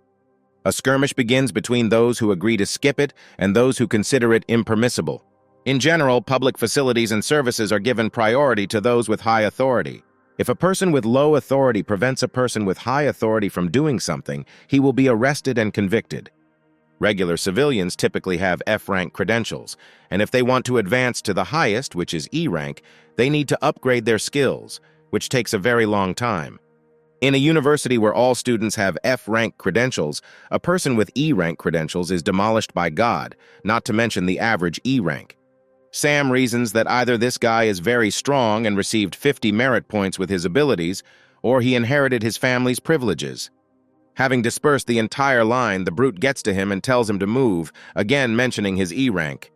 Hearing that Sam has already confirmed his turn and will not give in to him, the big man's tower is torn off, and he begins to scream and orders the hero to get out of here immediately. The main character asks the teacher how many minutes he has left before his turn. He is told that he is next in order, and the wait will be approximately 3 to 5 minutes. The bully is not going to tolerate this, and having lifted Sam off the ground, he already wants to smack him in the face. But the young man stops his fist. Apparently, the bully decided that he was so easy to intimidate. He bends his fist forcefully in the opposite direction so that a loud crunch of bones can be heard. The bully immediately lets him go and tries to feel his sore arm. He cannot stand such public humiliation and standing up swings his good arm at Sam. The reaction does not fail the main character, and he notices the opponent's unprotected groin and shoots him a free kick. Everyone who saw this also felt pain in the groin area, and the bully fell to his knees in pain in front of Sam. His henchmen decide to answer for their leader and decide to attack the young man. Before the guys had time to show all their hidden techniques, the main character had already taken out his famous metal balls and launched them into the necks of his opponents. So all 4 hooligans were defeated by the main character and were now lying on the floor groaning in pain. Sasha, watching from the queue, begins to have another attack of envy because how the first one managed to defeat the 4 of them who also had a high rank. Sam asks the bullies if they are still going to fight, because next time he will throw metal balls in the direction of their eyes and then their heads. The students have already filmed this entire scene on their phones, and now this video is gaining popularity on the internet. Sam already suspects that he is finished. He hasn't been very successful at becoming invisible. Holding on to his belongings, the bully gets up and tries to threaten everyone who is filming this, that they will be in trouble, and he will settle personal scores with Sam. Sasha decides to come up and hold his comrade, saying that people from the discipline department will soon arrive here. Sam is not afraid of accusations against him, since there is evidence on video surveillance cameras that he was attacked first. and he was only defending himself. The comrade is worried that from the point of view of the department, all four were knocked down, and Sam was left without a single scratch. Even if he is telling the truth, he will also receive punishment, although not serious. The hero still doesn't understand what he did, to which Sasha explodes and says that this bully Gilbert Mulligan has considerable powers, and the fact that he did not let a person of a rank above him pass is punishable by law. The most severe punishment that can be imposed on him is expulsion and compensation for medical expenses. Sam thanks him for the information and decides to look at the unread messages. But since such a case occurs, he decides not to read them further, but simply confirm all the acts sent to him at once. From the messages, it is clear that he is being promoted to a low-ranking position and that money transfers are pouring in from various foundations. Sasha watches as a creepy smile appears on his friend's face. The senior student also decides to ease Sam's situation a little and offers to help Gilbert escort him to the first aid station and dissuade him from making a mountain out of a molehill in this situation. He says that he will forget about this if Sasha apologizes to them all on her knees and pays everyone moral damages. Sam approaches them and thanks the young man for his help, but he assures that he is able to solve his problems himself. He suggests that Gilbert tell the department everything, but not blame him for not giving him a chance. Mr. Mulligan looks down on his rival and says that Sam will regret his words. A representative of the department scolds the guys because they have not yet passed all the entrance tests, but have already violated the rules, and now they will be punished. He orders to send everyone to the department and interrogate everyone, to also take video from surveillance cameras and restore the event, to interview witnesses, students, and teachers. Gilbert does not miss the opportunity to show off his E rank here either. He tells how he simply asked to give way to him, but they refused him, and in addition, they attacked him. The inspector makes sure that his rank is genuine, and in this case, he really has the authority. He can tell everything in his own words, and he will not be interrogated. Gilbert is jubilant and asks Sam if he has any courage left. But the young man puts on a calm face, turns to the representative and mentions that he has the authority of a low D rank, who also takes advantage. Gilbert begins to laugh hysterically, trying to catch his rival in a lie. The representative himself doubts that a freshman can have a low D rank. This is impossible. He himself worked for many years to get the credentials to a high E rank, and for a low D rank, hundreds of points are needed. After checking the data, the representative confirms that Sam Levins is not lying, but has a low D rank.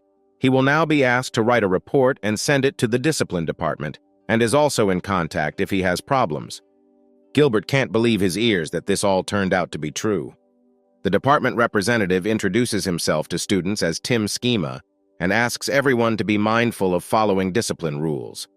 The hooligans leave along with representatives of the discipline department, having clearly lost this war. The teacher from the screen asks everyone to stop making noise and declares that they will start the assessment again.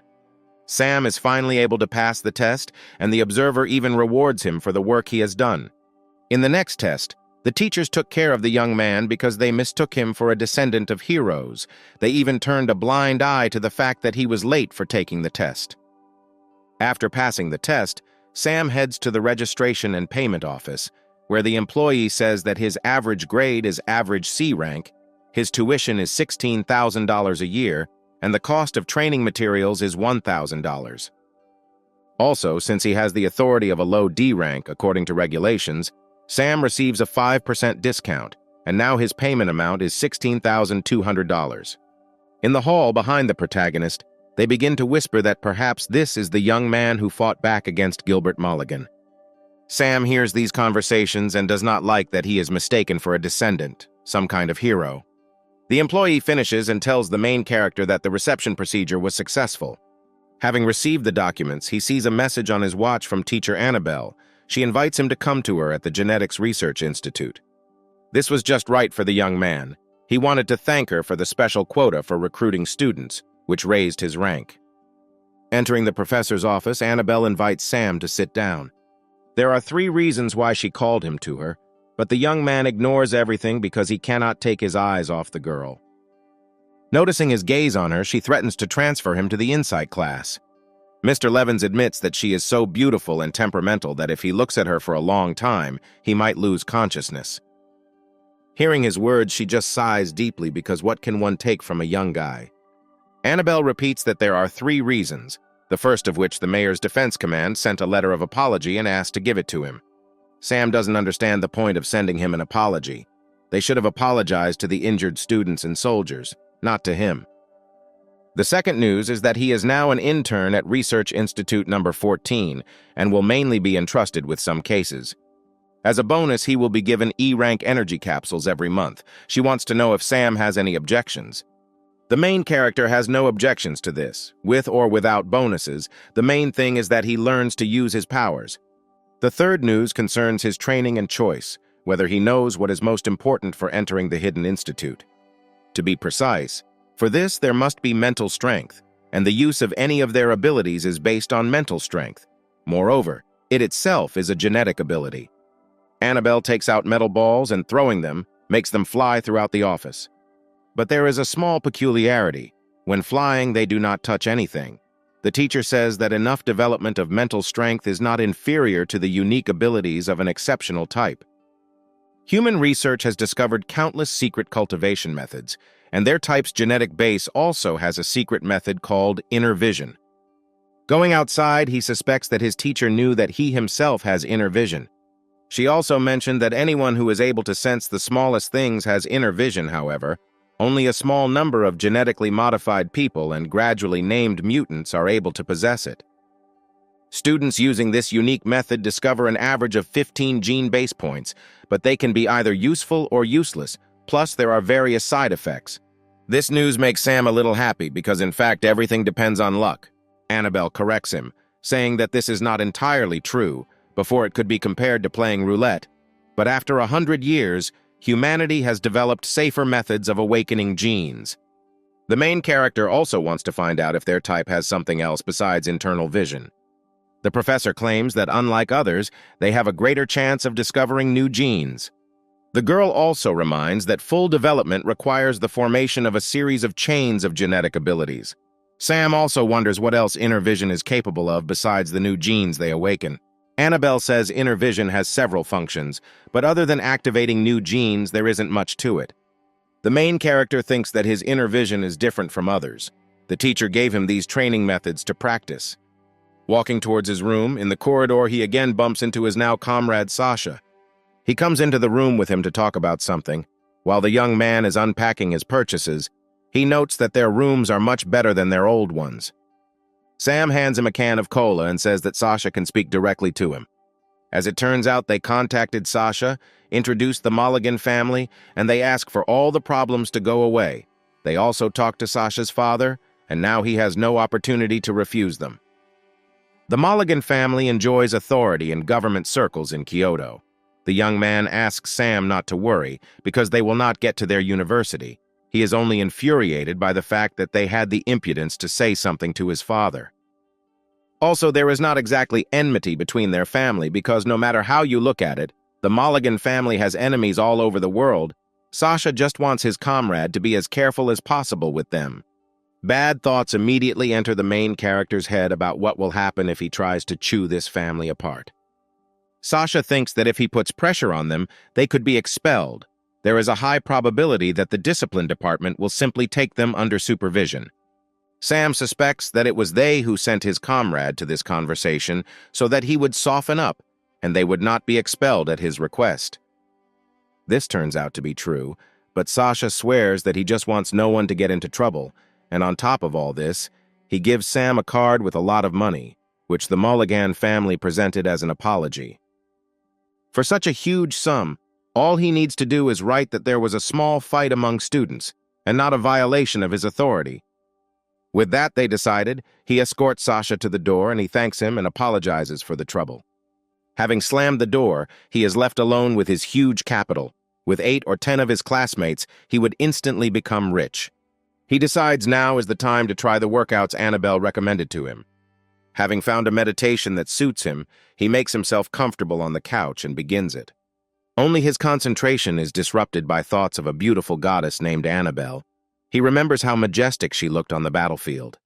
Just as he wanted to concentrate again, a new message arrived on his watch from Marie Sank.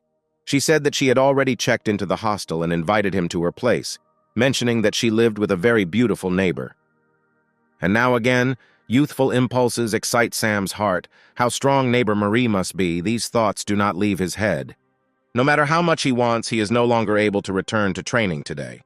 Gilbert, having finished talking on the phone, reports to his colleague that all issues have been resolved and they will not leave. One of the bullies wants to know if they will just forget about this incident, but Gilbert's father made it clear that they should call it a day. Another of his comrades says that Sam is studying at the Faculty of Erudition, and they are at the Beyond. They have a fairly small chance of meeting him and taking revenge. But one of the hooligans does not calm down, and he has a plan brewing to take revenge on him without doing anything to Sam. All they need to do is lift their fingers. He proposes to use the internet and make all the kids from the exorbitant university hate Sam Levins, so much so that he walks without raising his head. The second day at the university began. Walking down the street with full bags of food, the main character thinks that maybe Gilbert is not so bad. Without his generosity, he would hardly have been able to buy so much. On the way, he decides to check the news and, to his surprise, stumbles upon angry posts about himself. Sam realizes that someone definitely built this. It seems that they are trying to provoke him into a conflict between him and the Transcendental University. But the young man decides not to care about all this because he has an opening ceremony ahead. Crowds of students have already gathered in the square and the solemn speech begins, in which every student admitted to this university is called Heaven's Chosen Ones, saying that they have the ability to think independently. This speech was given by the rector of the university named Adore Wold. He wants to end his speech colorfully, so he releases purple lightning into the sky. With one snap of his finger, Mr. Wood makes lightning thunder and clouds thicken. From such impending bad weather, all students' ears begin to block. Then the lightning abruptly disappears somewhere, and the students see again a clear sky with no signs of an approaching hurricane. One of the students notices that there is still something in the sky and shouts for everyone to pay attention to it. At that moment, a man descends from the sky like lightning, and everyone, for some reason, immediately takes him for Superman and begins to chant it. But it just turns out to be their rector named Tom, even if he is outrageous, but today he agrees to be a Superman for the students. As the crowd cheers, Rector Ador declares the ceremony over. Here comes the time of long school days and the first couple of this year. A teacher named Severus North introduces himself to his new students. For the next couple of years, he will teach them spiritual power training, the basics of the hidden type theory, and the basic practices of the hidden type. He also notes the horn on his head, which has already attracted the attention of the students. Severus says that this is a consequence of an error during training, and if among the students there are those who want to get a pair of horns, then he allows them to sleep on the pairs. From his speech, Sam understands what Annabelle's teacher was saying about useless genes at the base point. Having said the preface, the teacher suggests starting today's lesson and orders the assistants to distribute the teaching materials. Severus reminds them that they should all know that spiritual power is core to the hidden type. Now they will begin the first lesson on her training, pointing to the flask. He tells that this technology is needed to accumulate and test this power in the initial and middle stages. The material in the bottle is extremely rare. He orders everyone to pick up the instrument and focus on it, saying that they must give it their all, because this is the only way they can improve their spiritual power. First of all, you should focus your gaze inside the bottle, and then feel with all your might what is inside it.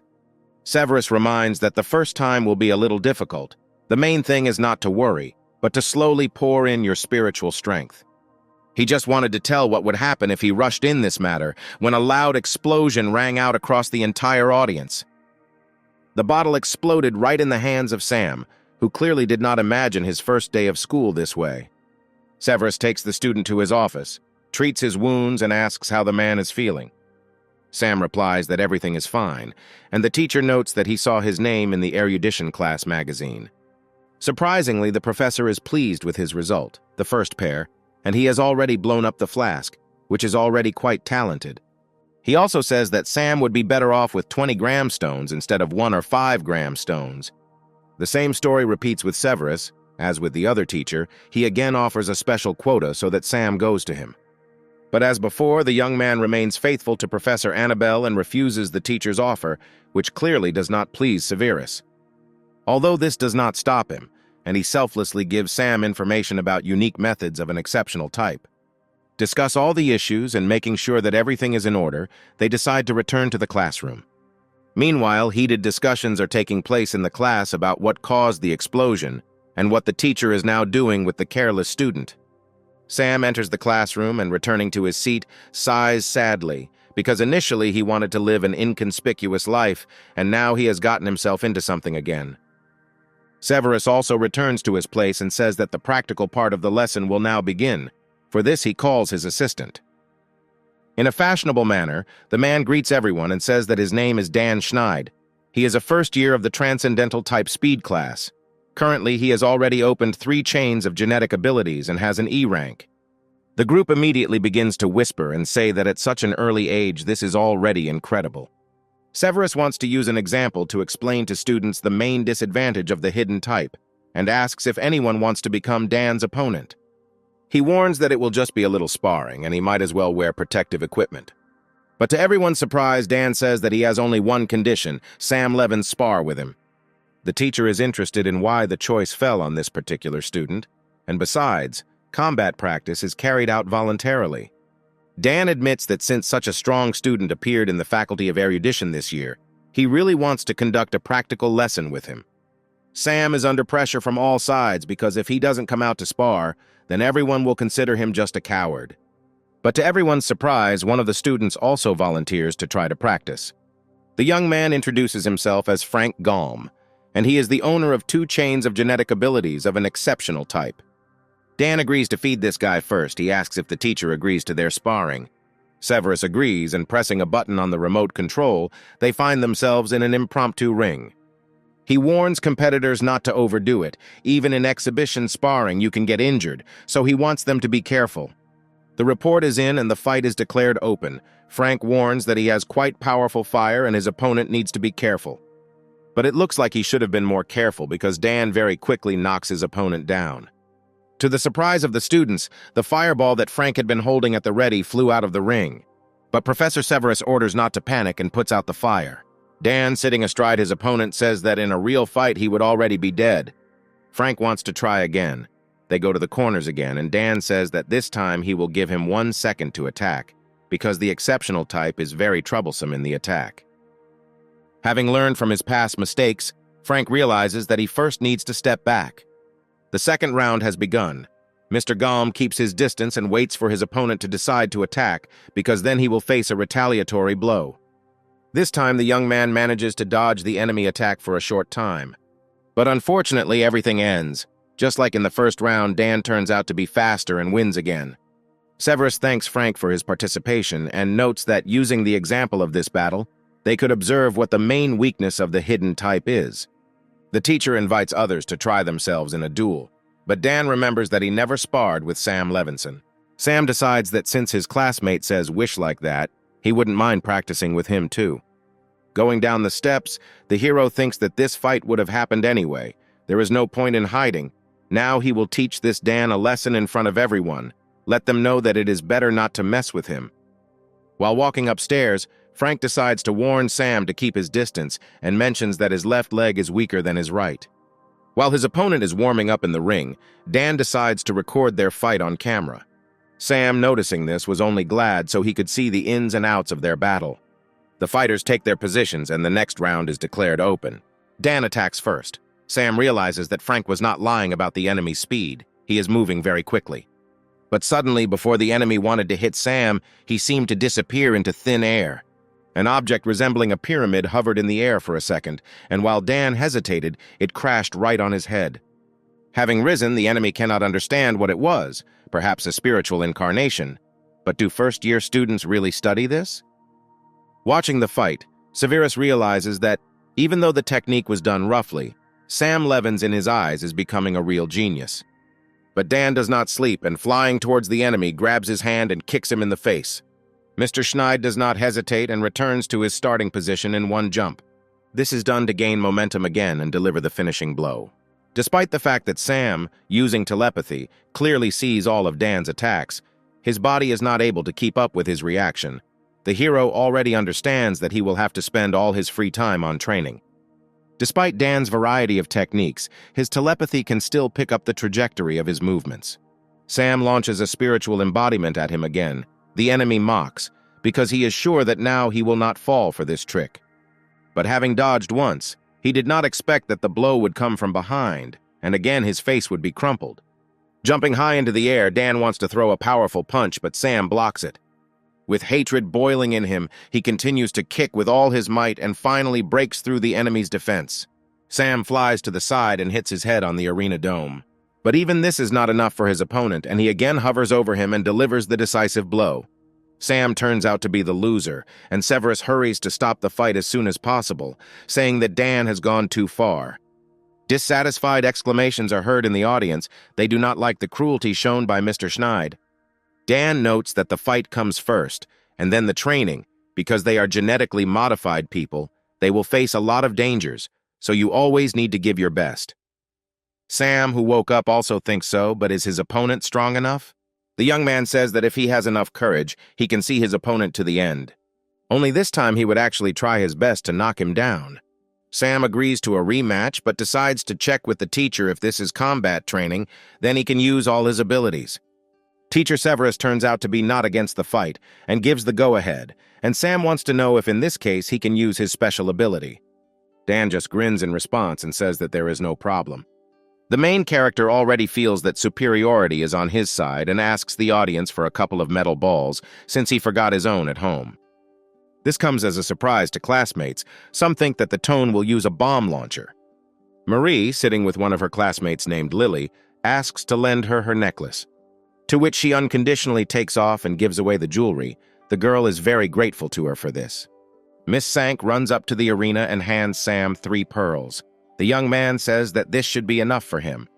He warns his opponent that he has already spared him twice, but if this time they really fight to the fullest, then he should be more careful. But behind this mask of confidence, Sam actually fears that Dan's speed is too fast, and there is a good chance that the enemy will dodge his balls, so he must find a way to increase his throwing speed. Dan is already in position and also wishes his opponent to be more attentive. He takes off and rushes at Sam, shouting that he will beat him until his opponent gets up. At this moment, a spiritual embodiment is already flying towards him, aiming to cause damage to the enemy. But Dan manages to get his bearings and breaks his spiritual cone with a powerful blow, saying that now it won't work. Sam doesn't give up. This time he doesn't waste time on trifles. He's already creating a lot of cones. But even this is not a hindrance to the opponent. He again destroys each of the projectiles launched at him. In response to Dan's exclamations that he wonders how much longer his enemy will last, Sam releases another batch of charges. Mr. Schneid dodges the blows again, but he understands that sooner or later these cones will hit him, so he needs to somehow get out of this circle. He wants to win some space for himself and therefore, pushing off from the ground, soars into the air. Now being, as he thinks, in a more advantageous position, he shouts that Sam will not fool him. The young man grins and takes out his 3 treasured balls and is already preparing to load them. Undoubtedly, Dan is very fast for a prohibitive type, but without support he cannot be so nimble. The enemy realizes with horror that his enemy deliberately directed the cones along such a trajectory. Sam has already collected enough energy, and concentrating the power of his hand, he releases all 3 balls into flight. Dan is so unlucky that one of the balls flies directly into his groin with ultrasonic force.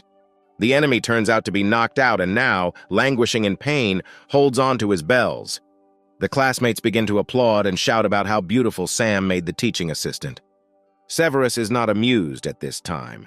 He conveys a message to the ambulance so that they urgently come in, since there is a student with a serious injury who may need surgery. The doctors quickly arrived and placed the victim on a gurney, making a preliminary diagnosis: a sprained ligament. The meniscus and the synovial membrane were seriously damaged. The rest will be known after the operation, but it is believed that even the operation can leave consequences. The medical worker asks Severus how it all happened. The teacher covers his face with his hand and replies that first of all, everything possible must be done to cure the student, and he will write a report on the incident later. The doctors agree and take the victim away. Frank decides to approach Sam, who is sitting at his desk, and find out if he regrets that he beat Dan up. But the young man doesn't regret it at all. If he had given in, he would now have ended up on a stretcher. Severus informs the audience that there were some unexpected incidents in today's lesson. but it was quite educational. He believes that this should not be given much importance, since they are freshmen, and after the next 3 months, any serious injuries will become a daily routine for them. And of course, their university provides professional medical care, so students don't have to worry. The teacher announces that the class is over and now he will send them homework.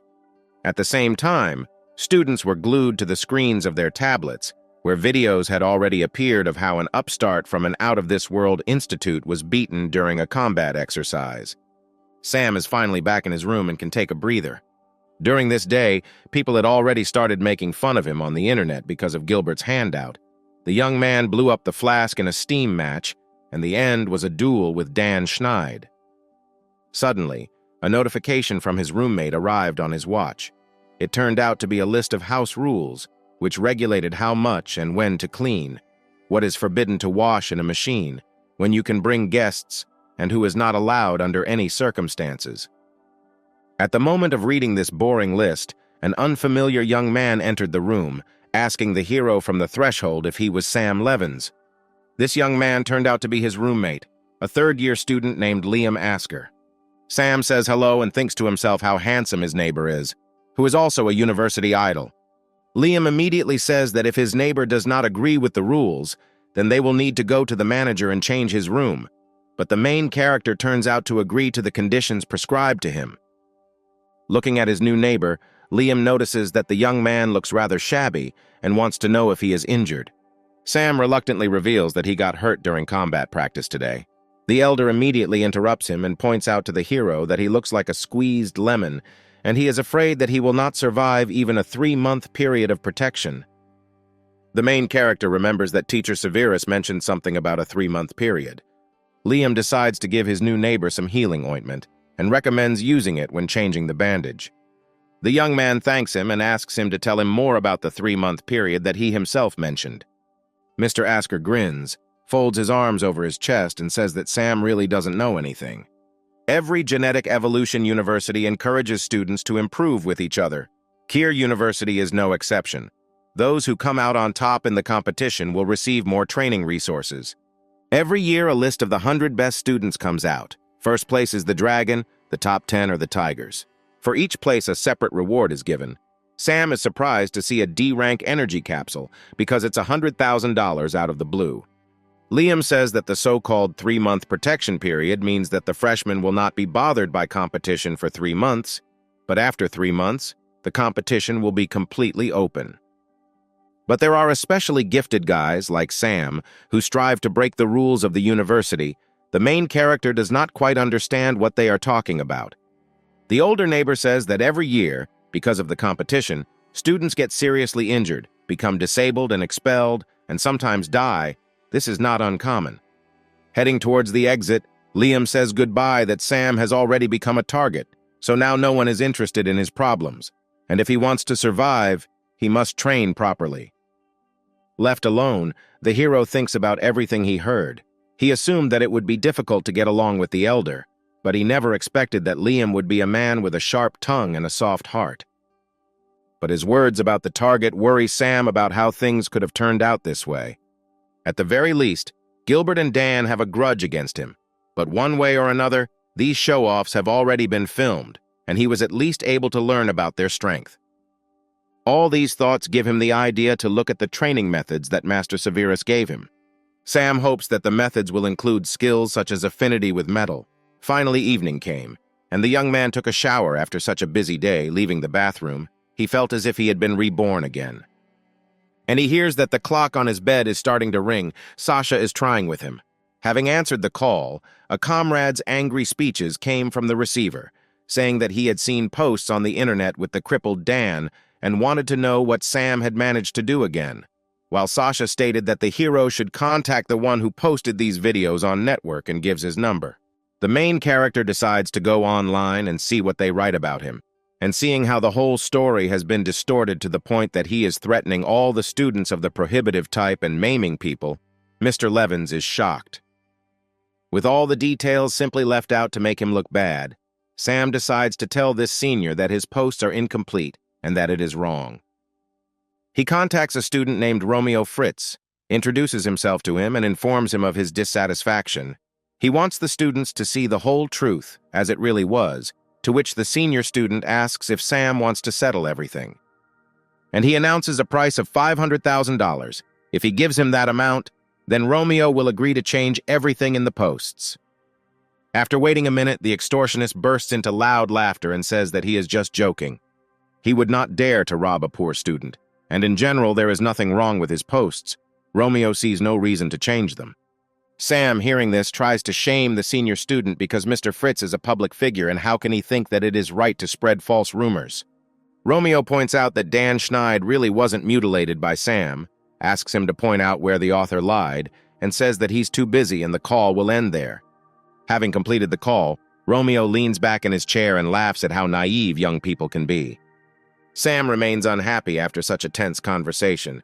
His enemy turned out to be really cunning. His loopholes cannot be recorded. The hero comes up with the idea that he can try to complain about his work, but at the same time he understands that Romeo can continue to work on other conspiracies, and this way he will not get rid of the infection. But still, some measures need to be taken, and Sam begins to get ready, thinking that since his opponent did not want to be kind, then he should not blame him for his rudeness. At such a late hour, he decided to go to the discipline department, entering the foyer and being greeted by the secretary. Just as he wanted to communicate his desire to write a complaint, the head of the department, Tim Skem, who was already familiar to him, entered the foyer to find out what was happening here. Sam reports that someone was using the university's website for blackmail and extortion. Tim confirms that these are very serious violations. He already roughly knows what the matter is, but now he needs to go to a meeting, and the head promises that after a while he will take up this matter. Mr. Skem orders the secretary to block Romeo Fritz's account first, and mentions that further punishment will be handed down after the meeting. By this time, an extraordinary meeting of the Keir University of Genetic Evolution had already begun. Rector Ador wants to know if everything is in place. He has reported that with the exception of Tim Skem and several committees who have gone on assignments, everyone is here. The reason for their meeting today is two students, Sam Levins and Dan Schneid. Ador knows that everyone is already aware of the events and asks everyone to express their opinion. The deputy dean of Stormhold decided to speak out first. He believes that Sam acted extremely harshly with Dan, crippling him, so Levinson needs to be given a serious punishment. Helia Schaffer, on the contrary, believes that this was an ordinary combat training, and Dan himself provoked the young man while also brutally attacking his opponent. Moreover, Sam restrained himself twice, and his contract was justified. Vice Rector Tom repeats that the problem is not a counterattack, but that he crippled Dan. Deputy Information Department Denver believes that the young man should not be punished too harshly, but he certainly cannot be left without punishment. Salvatore Haynes believes that Sam Levins had bad intentions. The bad thing is that he took the fight tape. Because of this, they had a problem. So the Office of Academic Affairs believes that this young man should bear the main responsibility. Ador listened to all the deputies and managers and now wants to find out what Teacher Severus thinks about this. Sweating with excitement, he admits that he too is responsible for this incident because he did not follow their fight. The rector loses his temper and begins to shout at the professor because he has a huge responsibility. After what happened, he did not reprimand Sam, but allowed the situation to develop further. In addition, he should have immediately contacted the information department of the Hidden Institute and posted the full video of the battle on the internet, but due to his negligence, such a commotion occurred. Ador thinks that Severus wanted to glorify the student of his institute, but first of all, he should support the students and not engage in conflicts for personal gain. The rector also wants to know, after they finish, the opinions of his colleagues on what to do with Severus. Opinions are divided. Some believe that the teacher is to blame, but Sam should not go unpunished, Tom suggests, giving them a warning for the future. Ador asks the question, if the students of their university do not want to resist the deliberate humiliation of their rivals, then why are they teaching them? He bursts out with a speech that even if those students who resist are punished, will other students maintain the spirit of resistance in the face of powerful enemies of the future? The rector suggests that Severus take on the main responsibility. Regarding other students, let the teachers of their respective faculties limit themselves to educational conversations. All those present fully agreed with his decision. Towards the end of the meeting, Tim approached Ador and brought him a completed full report on the incident. Having glanced over the report, the rector throws the tablet with it to Denver and asks him to look at it for himself, because he did not expect that this could happen at their university. Ador says that a student named Romeo used his popularity to blackmail and extort money. 3 cases were confirmed, and the video itself is in the Denver Information Department. The head of the university offers Denver to go to the front instead of the director if he copes with his duties so poorly. Meanwhile, Romeo taunts Sam because the freshman thinks that if his number is blocked, he won't be able to do anything. Hearing knocks behind the door, he decided to go up and open it. A man appeared from behind the door, handing the senior student his ID. Having mentioned his name, the people introduced themselves as employees of a special department of the Intelligence Department. They had an order to arrest Romeo for extortion and blackmail, and they asked him to go with them. A scream is heard in one of the dorm rooms early in the morning. It turns out that all the videos that the students filmed were deleted, and they will now not be able to make money from it. The students notice they are notified that they could be prosecuted for the video and their use of blackmail and extortion.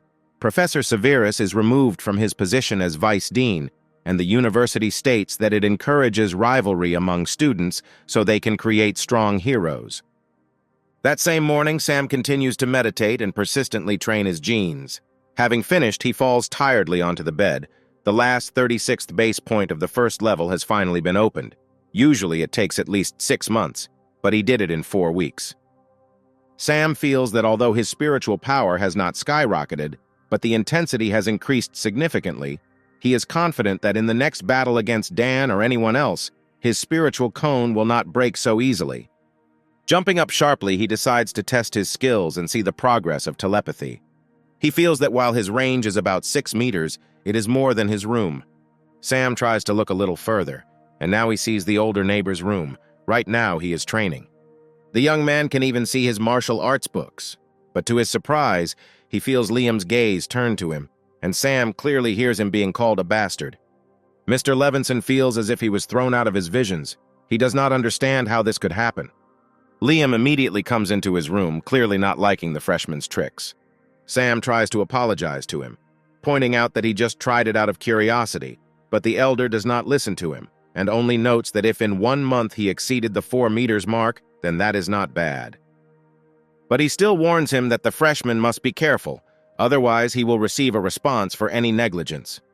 The main character swears to him that he will be extremely careful from now on, and after hesitating awkwardly, he wants to find out what genetic abilities Liam has.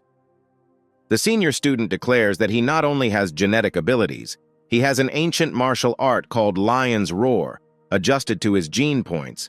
This art is capable of resisting telepathy. Sam is surprised. He is hearing about this for the first time. Liam says that there are many types of genetic abilities. Also embarrassed, the main character asks his neighbor for a book that he saw. He himself would also like to learn a little of his martial art. Liam agrees, but on the condition that he himself goes to the room to get her and bring her to Sam, reminding the neighbor that under no circumstances should he enter his room, much less spy on him. The hero willingly agrees to everything. As a result, the books ended up in his possession, and he began to read them all day long. Even if it was a busy street, he did not miss the opportunity to pick up a book and start studying a new martial art for him. While sitting in a class on erudition, the book also did not leave his hands. The knowledge from there was really useful. Now he, for example, learned how great practices were reduced to ordinary meditation. After reading about this, Sam even fell a little nostalgic because his dad taught him to meditate. He only remembered that during meditation a person should be completely relaxed, take deep breaths or something like that. The young man decides that he will ask his neighbor about this as soon as he finishes reading the book. Suddenly, a classmate ran up to him and offered to go have a snack together, saying that he was treating him. Sam is a little embarrassed and says that he will probably be poorer with him. Hearing their conversation, the rest of their classmates also decide to join, because when will they have lunch with their already famous prefect? Sam, delighted at this reaction from those around him, agrees for them to all go together. But can everything in his life be so simple? As soon as he decided to go to lunch with the team, students entered the classroom, looking for him with clearly not very good intentions. Having found Sam, the leader of this gang introduces himself as a third-year speed class named Jeffrey Sifrin. Mr. Levinson wants, so why did they need him? To which Jeffrey declares that he wants to fight him. The third-year student tries to explain that they are not like Dan Schneid, and they do not want enmity, but Sam does not believe their words. He replies that they started it all for the sake of revenge. Other students who came with Jeffrey claim that they have nothing to do with that identical person, because Dan was too self-confident and wanted to become famous. Mr. Sifrin decides to get straight to the point. The Dragon and Tiger's rankings are coming up soon, and since Sam's fighting abilities are very unusual, they want to fight against him to hone their fighting skills. Having heard this, the main character doesn't even really know whether to tense up or relax. It turns out that the students are preparing for the ranking of tigers and dragons. Jeffrey invites him to fight in the training building. If the opponent is worried about safety, they can also ask the teacher on duty to be the judge. They are even willing to offer him money. Sam suspects that they have already prepared the money from the very beginning, but despite all the persuasion, he refuses. He simply doesn't want to waste his precious time on this and is getting ready to leave. Seeing their opponent leave, they throw their last trump card at the students and offer him an E-rank capsule.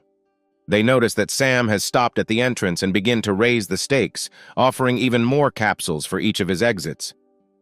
Turning to them, the hero clarifies whether he will receive the capsule if he loses, and the whole gang gives him a positive answer. As a result, they will move into the fourth hall of the combat training building. All the students admire the technological equipment of this room. The observing teacher warns that this is just practice and tells the students not to hurt each other. He especially addresses Sam, warning him not to turn out like last time. Mr. Levins wants to know who will start first, and Jeffrey volunteers to be first. The third-year student turns to his comrades and asks them to carefully watch their battle and then sum up the results. The fight begins, and Jeffrey warns that he will now begin to attack. Sam gives him advice not to attack with all his might at once. Mr. Sifrin rushes into battle, shouting that people of the transcendent type must always attack with all their might. The companion says that they studied the video of the fight with Dan, and the hidden type should keep his distance during the fight, so in the fight against Sam, he should close the distance as quickly as possible. Jeffrey mentions that he noticed that during the fight with Dan, Sam would direct spiritual cones in special trajectories to make the enemy jump up. The third-year student gathers strength, and reducing the distance as much as possible, tries to strike the enemy and crashes into a spiritual wall. The enemy admires Sam's spiritual skills, but believes that in the face of absolute power, any tricks are ineffective. Jeffrey strikes again and his fist begins to penetrate the enemy's defense. He was ready to rejoice at his incredible strength, but his fist again hit the barrier. The young man doesn't understand where he came from. Did Sam really create two barriers so that he wouldn't notice it? The main character stands happy, because having such tactics is in the order of things. Have such tactics to compensate for your weaknesses. Jeffrey is trying to restore his arm. He has the complete feeling that the barrier was made of stone. The observer comes up and examines his injury and advises that if there is no fracture, apply ice and use ointment, and otherwise, give yourself an injection and the hand will heal in 2 days. But the young man does not care. He wants to know whether he can continue the fight. But the teacher raises and announces that Sam Levins won this fight. The next round begins and one confident young man is called up. A couple of minutes later, he was holding his chest and lying on the floor while Sam was declared the winner. Next, the third-year student's comrade in arms was defeated. Mr. Levins was again on strike. Well, the last of the company fell under attack and also ended up losing on the bench. As a result, Jeffrey gives Sam a box with the treasured capsules and thanks him for the experience gained, offering to practice some more. The main character looks after the departing senior students and thinks that they are good guys, and he earned quite a lot, but he could kill time sitting in the laboratory. And then it dawns on him that he forgot to clean the laboratory. He starts running and ends up even overtaking a group of his classmates who were watching his fight. As a result, he managed to clean the laboratory, he filled in all the necessary solutions, and all of today's tasks were completed. But suddenly he smells a distinct smell of blood coming from the office at the end of the corridor. Does someone really want to fight him again? He throws the canister aside and rushes straight into the office. Looking pretty shabby, Annabelle admits that Sam is a very good cook. The young man admits that as soon as he smelled blood, he thought that someone had gotten in here, and he was also worried about where the professor had been all these days. In addition, he notices that the girl is very badly wounded, and he continues to be bothered by the question of what happened to her hand. Annabelle notices his curiosity and decides to show him what she was doing and why her fingers did what they did. The girl already knew that he would ask her about it, so it was time to start the experiment. Walking along the long corridor, she notices that if he had shirked less, he would have already found this place. Annabelle leads him to a huge flask, where a complete copy of it floats unconscious. Sam slowly realizes that the teacher could use this clone for treatment. He directly decides to ask the teacher this question, and she confirms his guesses, adding that not all of these clones are needed for treatment, but also for research purposes. The professor says that in addition to her clones, there are also clones of Sam. Mr. Levins doesn't understand when they managed to take his DNA, but everything turns out to be as simple as shelling pears they took him when he received his pass. Annabelle asks him to deploy modules numbered 10 and 50 in the large hall. They will soon begin the experiment. Sam obediently agrees to everything, and the teacher decides to warn him not to be too surprised by the presence of 40 of his clones. The professor tries to explain to the young man in as much detail as possible about how the remote control works and what to do in case of an emergency. The main character finally saw the army of his clones, and this made him feel uneasy. In addition, it seems to him that cloning technology is not very popular now. Annabelle explains that there are only 2 cloning laboratories in the world, and one of them is here. The main character is wondering where their institute gets such rare resources and whether it is worth spending these resources on it. Sam wants to somehow repay all this, even if it is just an experiment. The professor asks him a question whether he has heard about the new Gene People project. Their number 14 institute is also a branch called FAD. They mainly do some genetic research, although they have a lot of research results. Some of them, no one has been able to surpass, and there are also people who hate their research results. And now the professor gives Sam the choice to decide whether he will join their direction or not. The young man is unconditionally for this idea, because then his future will be more exciting, and there are advantages that he will not find anywhere else. Since the hero agreed, Annabelle shows him the Queen Bee, which is capable of controlling tens of thousands of workers, has spiritual power. Moreover, it is of great value, and now her head is in front of them. Scientists wanted to inject the spiritual gene data of the queen bee into the experimental body to obtain enhanced gene mutations, with the possibility of obtaining the queen bee skill. Mental control, the ability of the queen bee to control tens of thousands of worker bees. The chain of mental control is the ability to remotely control worker bees. Mental flagellation, where the queen bee uses this to attack and even kill worker bees, and is also the only offensive ability. But this method is too simple and crude, so the probability of genetic rejection is more than 90%. Sam now understands why so many clones are needed, and the professor repeats whether he wants to try to participate. Annabelle advises him to remember that even though he enters the clone's body, all the pain he experiences will not be alleviated even by half. The young man agrees with everything, and the teacher orders him to go through and sit in a chair. She further says that this device will connect him with the clones. When she says the word start, he will release all his spiritual power and transfer his consciousness into the clone. Sam agrees, and Annabelle presses the lever. The experiment begins. Suddenly, a half-naked clone of Sam falls out of one of the flasks onto the ground. The professor tries to contact him to find out how he is feeling, if there is discomfort or loss of control. The young man replies that everything is fine. He does not experience any discomfort and, moreover, freely controls his body. Annabelle orders him to go to a place under the glass window of the control room where there is a through hole. He must stick his hand there when he is ready to inject.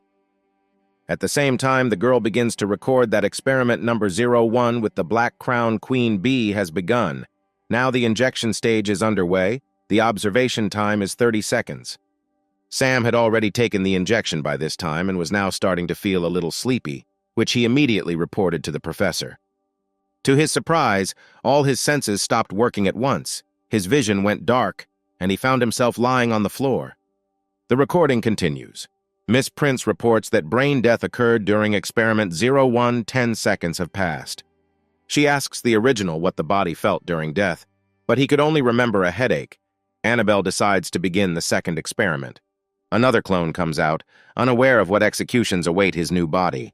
Sometime later, the floor of the research laboratory was littered with the bodies of Sam's clones, due to failed experiments. Annabelle decides to try the experiment one last time. They open one of the flasks again, administer the injection. The teacher wants to figure out what is wrong in their research, but to her surprise, the last clone remained alive and they succeeded. Mr. Levins, sighing heavily, takes off his helmet and tries to rise from his chair. Miss Prince runs up to him and tries to find out how he feels.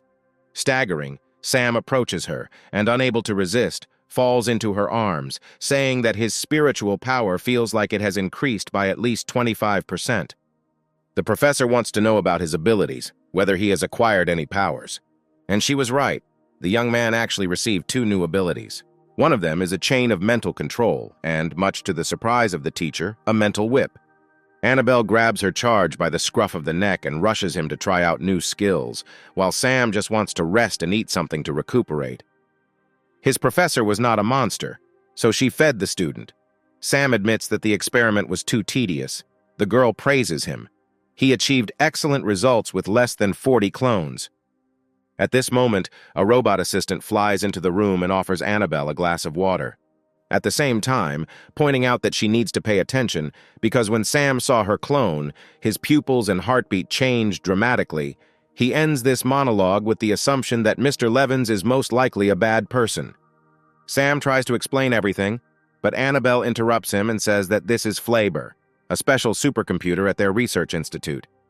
He couldn't see Flavor before because he has an unhealthy interest in secret observations.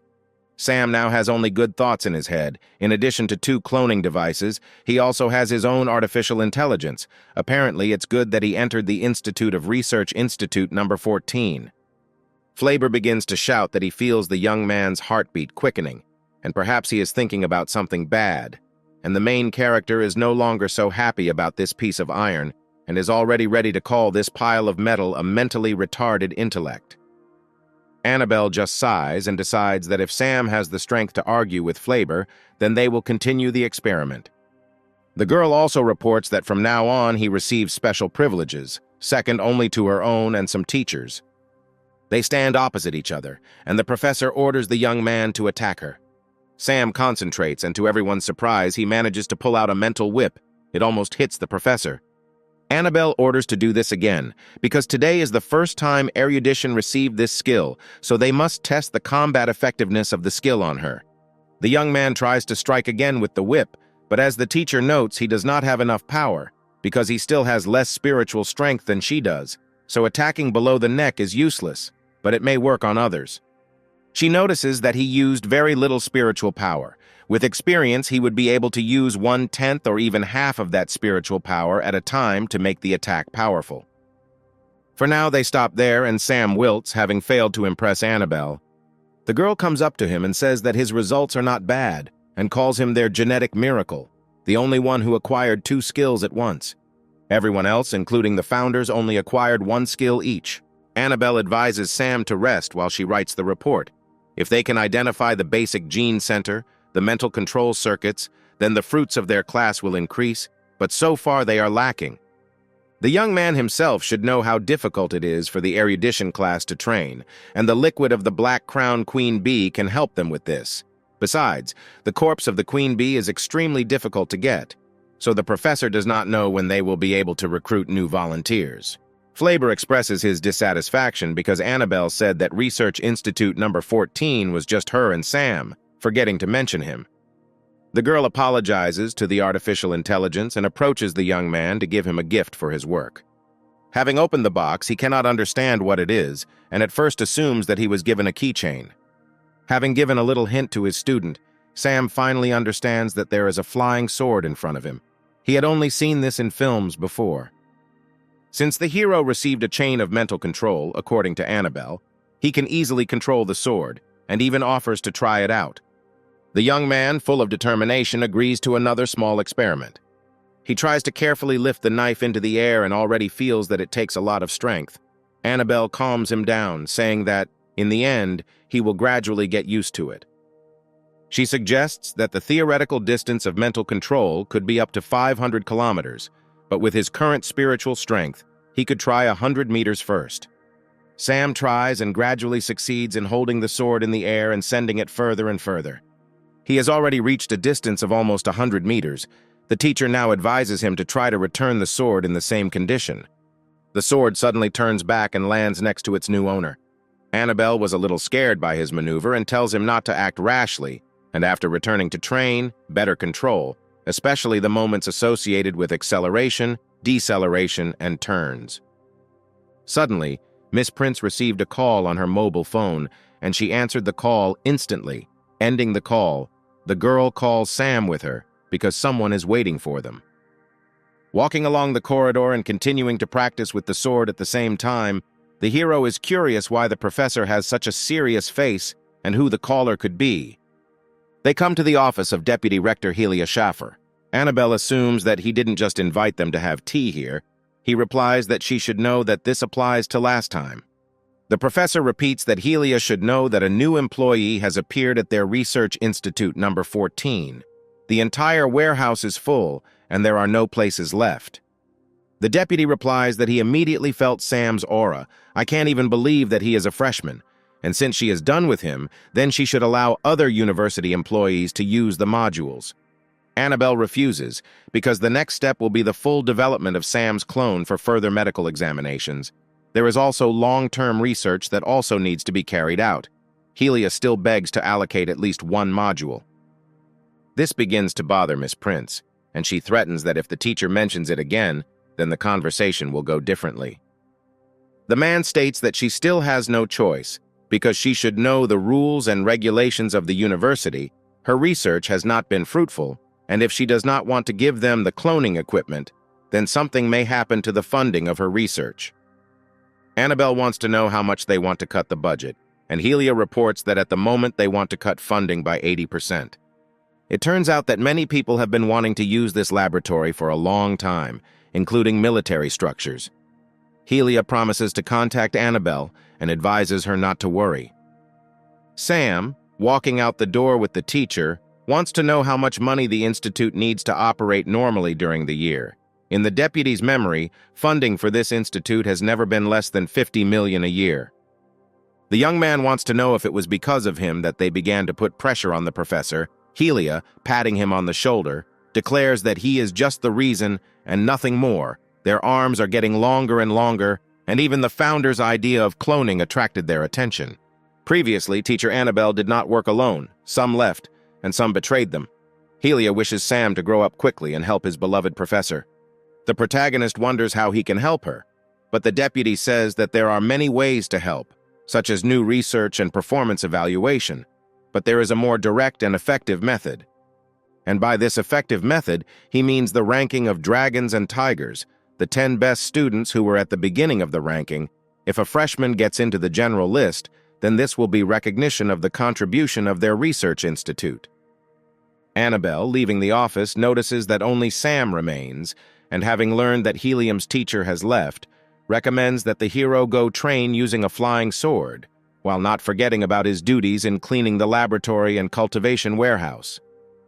Sam wants to know what she will do next. The professor reveals that she will complete several tasks in order to receive funding. Now, the proposal about raiding the dragon and tigers did not leave the hero's head. He needed to think and choose the appropriate tactics. While thinking about this out loud, he did not notice how Sasha approached him, and now he wanted to know what tactics were being discussed. He called Sam, but he didn't hear him, and when his friend approached, he heard him muttering something about tactics, and began to think that these were his Don Juan tricks again.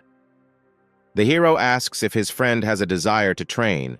Sasha thinks this is funny, because he ranks 89th in the ranking of sophomores, so it will not be easy to defeat him. Noticing the grin on Sam's face, his comrade explodes and says that luckily for him, he was just heading to the battle room, and now he will show what he is capable of. Entering the hall, they notice a girl who is clearly not happy with their appearance. Sasha brings Sam closer to her and introduces her as her girlfriend named Sierra Kantz. She immediately says not to call her anything. She is a sophomore. Sierra doesn't understand why he came here. He was also late, Sasha begins to make excuses that he met a friend who wants to spar. The girl assumes that a freshman is strong enough if he trains with someone who is older. Her friend reminds him of that video with Dan and says that it was Sam's work. Sierra calls the young man a newly hatched chicken who was able to defeat a strong opponent. Having moved away from the guys, she takes out brass knuckles from her skirt pocket and says that she wants to fight with this chicken. This confuses Sam a little. He is not particularly eager to fight with his friend's girlfriend, and Sasha, meanwhile, shouts out that she took 32nd place among the sophomores and asks not to overdo it. Sierra asks the enemy to get ready and they take their positions. The protagonist commands that he is ready and she can begin. The girl gathers her strength and jumps into the air as Sam creates many spiritual shields around himself. The lady deftly breaks through all the shields with her weapon, taking the young man by surprise. He could never have expected her to be capable of such a thing. Having landed, she punches her fist through the stone floor. Where Sam stood a second ago, he managed to jump back. A rapid thought process begins in the hero's head. Is it really the strength of the sophomore rating, the speed of strength, and even the skills that are completely different from those of Dan Schneid, Jeffrey Sifrin, and others? It seems that using spiritual power alone is not suitable against senior students. He would also really like to experiment with controlling the mental chain, but now he has nothing at hand, and the flying sword is too dangerous, so there is only one thing left. In his moments of thought, Sierra attacks again, trying once again to break the enemy's shield. Sam warns that now he will be forced to offend her. The girl just laughs at him and breaks through his defense again. She herself is looking forward to what kind of technique he can use in this state. To her surprise, the young man decides to use a mental whip against her. Hitting her with it, he immediately knocked out Sierra. Sasha immediately runs up to her and tries to find out if she needs to take her to the doctor. Raising her head, the girl and the guys fall into a stupor. Sierra looks as if she doesn't understand where she is and what's happening to her. Sam could not even imagine that the mental whip would be so strong. He is frightened by the facial expressions of his defeated rival. The young man tries to apologize to Sasha, complaining that he has not yet understood this technique so well, but his friend interrupts him mid-sentence. He says that the current generation of transcendental types becomes stronger by being injured, so he does not consider them to be at fault. Sam understands that there is nothing more for him to do here and wants to leave, and his friend strangely begins to urge him on, saying that he will take care of Sierra himself. Glancing behind him, the main character sees the sophomore licking his lips maliciously. He understands with horror why Sasha allowed him to knock her out. This guy used such a vile method to make the girl defenseless. As soon as he turned away again to walk away from here, he heard the voice of Sierra, who ordered him to stand and told Sasha not to let the young man leave. Hearing this, Sam stopped. The girl told him to wait because she had one thing to do with him. The main character, confused, wants to find out what they need and hopes that Sierra feels better. She hands him the phone and offers him a look at the match between the students of the Indian Federation and the Star regions of Korea. He sees how the screen shows a fierce battle. The representative of Korea is throwing something like spiritual cones, and the Indian is dodging them. But it was not to be. The enemy took out a saber, and closing the distance as quickly as possible, cut the enemy's neck. A team of doctors immediately runs out onto the field, hoping to save the competitor. Sierra wants to know after watching this fight if Sam felt something. While the hero clearly did not understand anything, what kind of match it was, why the participants were so cruel. Sasha decides to clarify that in a real battle such tricks are allowed. In fact, during dragon and tiger competitions, sometimes deaths occur. The risks are very high. The young man thinks that the participant from India deliberately hurt his opponent. Sierra reveals that this man's name is Aari. He is extremely talented and is in the top 10 in the ranking of the dragon and tigers among sophomores. Recently, universities have begun exchanging students. Last time, a member of the Federation eliminated 6 second-year students. Their next destination will be their Kier University. The match will be held here, which means that the students participating in the exchange will also be selected from the second year. Sam does not understand what they are getting at. He is a first year and cannot help them. Sierra guesses that he must have noticed that the student from the Korean areas just froze in place for a while, and doesn't he think it was the same with her? Sam finally realizes that she might mean that Aari also has mental attacks. The girl continues to say that mental skills are very rare and unusual, So it is difficult to defend against them, according to her teacher. There are only two ways to cope with a mental attack. The first is to open a chain of genetic abilities to enhance spiritual strength or mental protection, but the second method is much simpler. This is hardening, so to speak, mental fortitude. The more mental damage she receives, the more resilient she will become. Then she will not be knocked down after the first attack, like today. And so she wants to use Sam's ability to strengthen her ability to resist mental attacks. At the same time, he can hone his skills on her. No matter how cruel it is, he really lacks practical experience now, and in the end, he agrees to her proposal. Sierra is so happy with his agreement that she immediately offers to beat her and Sasha right now, but the guys are against it. First, it's better to let her rest now. Watching how Sasha awkwardly tries to offer her help to the girl, and she is too proud and therefore barely hobbles towards the exit, refusing his services, Sam notices that this is a pair of boots.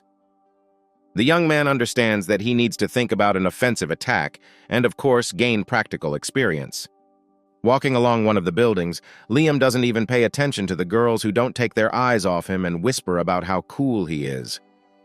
But he is suddenly attracted by a familiar voice. Sam happily greets him. The hero immediately rushes to tell him that he has read all the books he gave him, but now many questions have accumulated in his head. But Liam asks him to slow down, because at the moment he is in a hurry, Sam wonders where his neighbor really needs to go. A senior student is scheduled to give a lecture on ancient martial arts, and upon hearing this, a neighbor suddenly blocks his way and demands to take him with him. But Liam explains that if the student does not have an invitation, then he needs a recommendation. This only further stimulates the freshman's interest, and he promises that if a friend takes him to this lesson, he will clean for 2 weeks. And such a neat guy like Liam, understandably, could not refuse such an offer and in the end agrees to take Sam with him. They got to the main building by airmobile and Mr. Levins wondered how much it cost. Liam replies that it's not that expensive, something around $2 million. Sam reasons that it is good to have a rich family. His neighbor supports him. He himself undoubtedly comes from a rich family, but he earned all this himself. Liam tries to explain to the freshman that he must understand that times have changed. They are genetically modified people at the pinnacle of evolution. For ordinary people, 1 or 2 million is an exorbitant price, but for them, it is a reward for 1 or 2 tasks. Obviously, the difficulties and dangers of a mission are also unimaginable for ordinary people, but when you are strong and meet the requirements of the university, you can also complete these tasks. Entering the classroom, Liam continues to talk about the fact that today Seth Rogen, vice chairman of the Association of Ancient Gene Martial Arts, is giving a closed lecture, and since Sam wants to dispel his doubts, he should first listen to the lecture, and then they will see if he understood something. While standing looking for a seat, a girl notices a local idol and willingly calls him over, saying that she has saved a place for him. She says that she came here at 5 o'clock in the morning and managed to take the 2 best places. Liam thanks her and invites her to sit in Sam's reserved seat. The young man immediately understands that this is a very bad idea, noticing the look of the person in love. Liam sees that his friend does not want to sit in this place and offers to sit in the other remaining free ones. Sam decides to sit down in the place reserved for Liam. The idol asks the girl to choose where he will sit, either next to Sam or on the opposite row. The lover will especially allow Liam to sit with a guy than with those hungry wolves from the neighboring rows. This is what she did, giving way to him and sitting down in his prepared row. Sam managed to sweat all over from the exertion. This girl, in his opinion, simply has a murderous aura. He decides to ask his neighbor why he refuses, because everyone dreams of being in his place, but Liam only throws out the phrase that he won't understand him. Finally, Seth Rogen comes to the podium. He says that everyone who has gathered here today already has an understanding of ancient genetic martial arts, so he will not talk about these well-known things. Liam glances briefly at his neighbor and cannot understand when he already managed to take out a notebook and began to write down. The lecturer announces that today they will be discussing energy fields. In fact, they prefer to call them internal chi, or true ki. Seth invites interested students to try what he just talked about right now.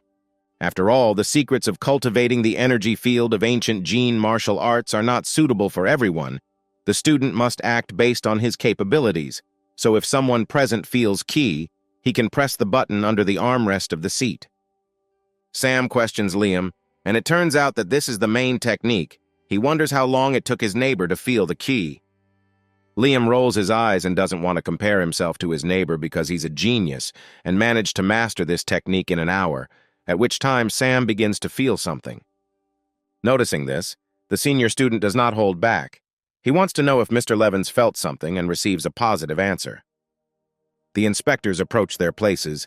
Since Liam pressed the button, the employees look at Sam and do not believe that in 15 minutes he was able to feel something.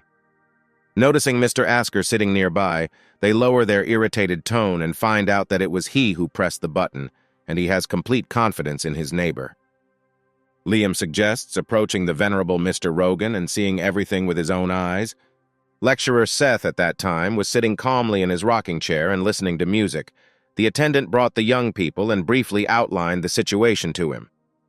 Mr. Rogan is intrigued by this news and asks Sam to let him see it so that the young man can feel the key as he did then.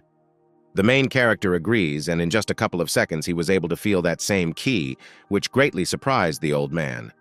He asks Liam if he taught this young guy. The older student replies that no, he was just studying his books. Old man Rogan rejoices when he hears this news and calls Sam a good seedling. Seth approaches the young man and offers to join their association of ancient martial arts. The main character apologizes and refuses him, since he is already a member of a school called Gene Miracle. Having heard this news and comparing all the facts, the old man suggests that if within 7 days Sam can open the place where vital forces are concentrated and condense a mass of internal ki.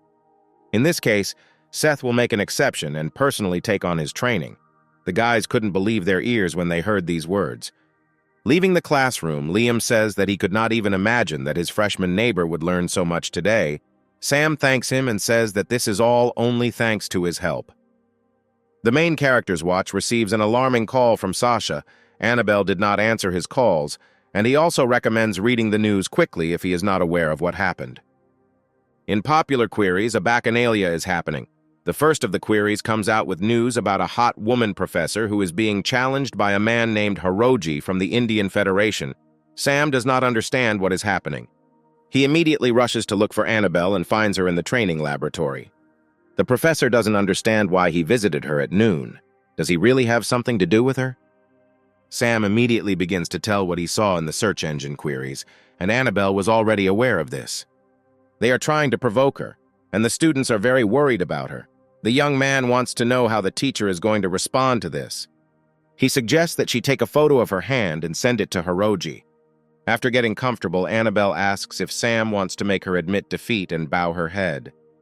The young man tries to say that he didn't mean that. The teacher, of course, herself understands that he's just worried about her. She says that this time she suffered at the hands of Heroi. Their school also studies mental attacks, but Heroi cannot capture the Black Crown Queen alone.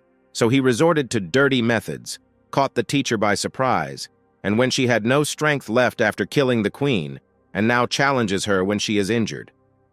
But Sam reminded her that she had to teach him a lesson. The main character had never seen such a look from the professor before. This time she was really angry. Sam immediately promises that as soon as he gets such an opportunity, he will definitely hit this Heroi in the neck so that he will not say anything more about her. She felt better in her heart from his words, but for now she could only rub her eyes and wait. But she must remind her student that kindness to the enemy is, first of all, cruelty to oneself. After leaving the laboratory, Sam thought about this whole situation and the professor's words. And when Sasha and his friend approached him in time, Mr. Levens was just about to disturb his friend. Sasha is happy about his friend's requests, but now wants to introduce his friend named Christopher Kai. He provides some specialized goods for students at their university.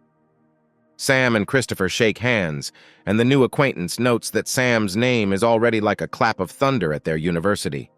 And Christopher decides that it's better to say less and do more. He takes Mr. Levens' order out of his pocket.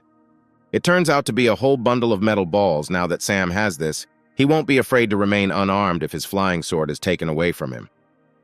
Just as he wanted to reach out for payment, Christopher decided to find out if the young man was really going to participate in ranking matches. Hearing that it is true, the merchant says that he has a good idea. Sam will quickly and easily solve his problem, but it will require a small expense. The whole trio sent the dragon and tigers into the battle arena of the rating matches. At this time, fierce battles are already taking place there. Two young men are fighting in the ring. A couple more powerful moves and a new winner is declared.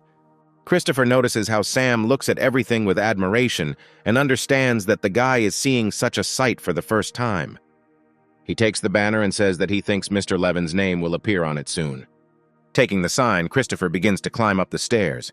People see him come to the top of one of the arenas and recognize him as one of the local merchants. A photo of Sam appears on a small screen, and next to it there is information that he is challenging the second-year students of the Dragons and Tigers ranking. The crowd is clearly not happy with this trick. They are annoyed by the self-confident first year. As expected from a professional businessman, getting attention by using viewers' hatred is quite clever. Sam tells Sasha that he will go then, and his friend supports him and says that he has already prepared. The young man enters the arena where Christopher stands with a sign and calls on the sophomores to fight him.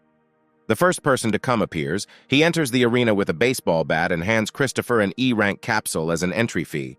Tolka applauds the emerging sophomore named Kemish. They sincerely wish him victory. He takes 94th place in the ranking, and now the rivals meet and the fight begins.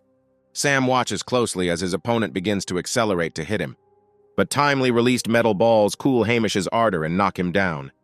He approaches the loser and says that he could not imagine what level the second-year students were at. Everyone in the stands heard his derogatory words about the second year. A group of students are discussing what a stupid kid he is, and in any case, he has nothing to do with either the third or fourth years. One of the students turns to the leader of their community, Killian Ferb, to find out what the second-year Tigers should do about it now. Kemish returns to the podium in disgrace, until his friends understand how the first year defeated their comrade with one blow. He explains that he was not careful, and these balls are faster than bullets, and the angle of attack is very strange. Kemish could have died. The young man admits that he is not sure that he can beat him again and warns everyone to be careful. People start talking about whether someone else will come out. Now the person must be rated higher than Hamish. Hearing these conversations in the crowd, Christopher has a clever idea. He takes the loudspeaker and announces that with each subsequent section, the reward in the form of E-rank capsules will only increase. A student named Heinrich nevertheless decides to enter the arena. He has 29th place in the ranking. He tells Sam that he used to underestimate him, but now he realizes that he is worthy and will fight him. Having taken a fighting stance, the enemy still wonders if Mr. Levinson needs rest. Sam gives a negative answer, which leads Heinrich to think that his opponent did not spend much spiritual strength in the last fight. The battle began and a couple of charges of balls were immediately launched at the enemy. He finds it incredible to control them, but that is why it is easier for him to defend. Heinrich decides that he needs to find the right moment and attack him when his controllable range is reduced. He skillfully hits each ball, knocking them back. Manipulating an object using mental force means that a single connection is established between the object and the manipulator. And as soon as the object is attacked, the spiritual force begins to devour its owner. Having understood all this, Henry was already rushing towards the enemy, tasting the feeling of his victory. But as soon as he approached Sam, he dodged his attack and smiled and said that the fight was over. Using a mental whip, he knocked out his opponent. Looking at this battle scene, all the spectators in the hall froze in silent shock. Killian, seeing this, wishes that this guy had shown up 10 days ago. He would have paid him to use mental skills on him to increase his stamina. One of the henchmen jumps up and asks the leader what will happen next. At this rate, Sam will disgrace the entire second year. Killian orders him to go and fight. He is just up to the task. They will not let the first year think that there are no strong students in the second year. The comrade agrees and immediately soars into the air, hurrying to overtake other comers. Sasha, looking from the podium, points out to Sierra that Killian actually sent Brad to fight. The girl notices that Sam is behaving quite provocatively. Meanwhile, Sam was mourning the loss of his 2 expensive balloons and was wondering whether he should ask for compensation for them. Suddenly, an E-rank capsule flies into his hand, which means that a new opponent is on the scene. He introduces himself as a sophomore named Brad and says that he is ranked 7th. Reaching into his quiver for an arrow, he says he hopes for a good fight. Noticing that his opponent is an archer, Sam tenses up a little. The long-range attack is a hidden type sworn enemy, but distance is very important for an archer. This arena is unsightly for him. It looks like the battle will be difficult. And as he expected, Brad asks him to change the arena since it will be inconvenient for him to fight in this one, and Sam agrees to this condition. Everyone is excited about this battle. Many are looking for better places to capture it. The desired arena was found and the battle began, Brad immediately trying to gain as much distance between them as possible. There is also a live broadcast of this fight in the rector's office. Adore wants to know the name of this interesting student who challenged the second-year students. Helia tells him that this student's name is Sam Levins. He is a first-year student in the erudition class. Professor Annabelle is his supervisor. Adore wonders if they found a suitable candidate for the enhancement experiments. Helia replies that if they had not, he would not have mastered the mental whip in such a short period of time. The rector thinks that the mental whip is a sign that the old businessmen have decided to raise new geniuses for themselves. He sees that this boy is special. None of them did anything like that in their time. Now the youth have become more resourceful. Even quite capable students have appeared in the erudition class. Helia fears that after this battle, even E-rank capsules will not help him recover. Adore says they shouldn't jump to conclusions just yet. In the laboratory, meanwhile, Annabelle was also watching the progress of events in the arena. Even Flaber decided to stick to the screen. She also noticed that the enemy would be an archer and understood how truly difficult a challenge it would be. Wanting to tighten the bow, Brad asks his opponent if he feels comfortable in the new arena. He notes that this arena really suits his opponent more than himself. Killian decides to tell both of them not to overdo it and orders Brad to take the blunt arrows. He says that he is not interested in how strong Sam is. The main thing for him is that he does not harm Brad. Tomorrow he has an important fight with students from other universities. These speeches confuse Brad a little. He tells the leader that he is confident in his abilities. Sam promises that he will try not to hurt his opponent too much. Then Sasha decides to enter the arena, and he says that long distance is indeed the sworn enemy of the hidden type, but by asking not to hurt Brad, Killian is already forcing him to admit defeat. The leader's argument becomes the blunt arrows that his comrade will use. Sasha is not happy with this argumentation. He found something to compare, he put pressure on one and forced the other to hold back. They continue to argue further, having already left the arena. The opponents are ordered to get ready, and finally the long-awaited battle has begun. Finding himself almost under the dome of the arena, Brad prepares to fire one of his arrows. But in contrast to it, Sam has already created several spiritual shields, one of which has already been attacked and broken into fragments. Even despite the rubber arrows, the energy of the flight is still strong. At this rate, he is afraid that he will not be able to cope. The arrow still penetrates all his levels of defense, and Sam has to quickly dodge it. Those caught on video don't understand why the freshman doesn't use his mental attacks, but one girl suggests that they might just be learning about each other. Brad tests Sam's reaction time to determine the most appropriate position, and Sam is trying to grasp the rate of fire and the strength of the enemy's attack as much as possible. It is worth recognizing that both have very developed tactical thinking. Mr. Levins finally begins to attack and releases the balls. He is able to control them even at a distance of 20 meters. Brad thinks that he needs to increase the distance again and tries to find the distance while dodging the enemy's attacks. Carrying out a series of attacks, Sam forces his opponent to lift himself higher and higher. Brad suspects that his enemy is trying to drive him into a dead end, but what he may not know is that all transcendental archers must be able to fight in the air. Sam directs his guided balls at the fired arrows, but for some reason none of them hit the arrow.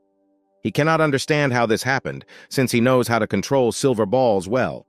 The hero understands that it is too late to dodge, and the last thing he can do is take cover under the shields and block the attack. The arrow was launched with such force that it was able to penetrate all 3 spiritual shields. Sam's friends can't believe their eyes when they see this sight. The main character lies motionless in the arena. He clearly did not expect such a strong attack. The TV presenter tells her partner that everyone is asking about stopping the fight live. But instead, the girl addresses people live, calling them idiots. She asks them to forget about this fight. Even the 4th-year students did not have time to notice anything. This time, Sam suffered from a lack of combat experience. No matter how accurately he chooses the trajectory, there will be subtle deviations when he hits. Brad used a quick attack to fire 3 arrows in quick succession. This tactic was to have the first 2 arrows hit Sam's spirit power. thereby causing his third ball to deflect slightly and use it as a breakout. In fact, in the last battle, Heinrich actually hit Mr. Levin's spiritual power. Obviously, the freshman was not aware of this, and therefore lost. But to everyone's surprise, everyone notices Sam getting to his feet, wondering if he can continue the fight.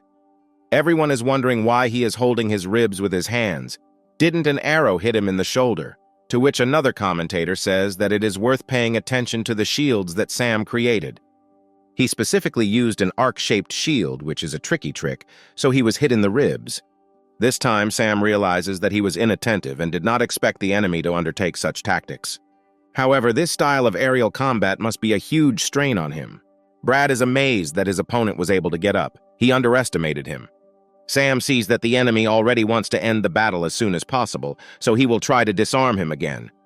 But his opponent is also not asleep and has already fired several of his arrows one after another. Everyone again glued their eyes to their monitor screens to find out who the winner would be in the end. No one knows what trump cards both sides have in store, but now the fight is already heating up, and if Brad is still thinking about saving his energy for tomorrow's exchange match, then it can be said that he is a complete idiot. Now victory belongs to the one who can be the first to break the deadlock and use his trump card. Otherwise, this battle will come down to a war of attrition, and then Brad will most likely be defeated due to the number of arrows. The enemy himself understands all this, but in front of him now is truly a real monster. This freshman has a huge amount of spiritual power and maintains offensive and defensive postures at the same time. He doesn't even know where to start looking for a gap. He can use his trump card, but it all depends on whether Brad can recover before tomorrow's fight, and this will only hinder the team. To his surprise, the balls are already reaching him, and this is a distance of at least 30 meters from the arena. Sam at this time realizes that he has almost got him. Now all the enemy's attention is focused on the distance of his attack, and the next step will be to deal a fatal blow to the enemy. He starts shouting to Brad that distance shouldn't bother him. These words distract the opponent, and he does not notice how a ball flew from the side and injured his hand, in which he was holding a bow. Brad loses his balance and begins to fall from a bird's eye view. Sam has already rushed to catch his enemy, but fortunately Killian manages to catch him. The leader turns to the enemy and menacingly says that he asked not to hurt Brad.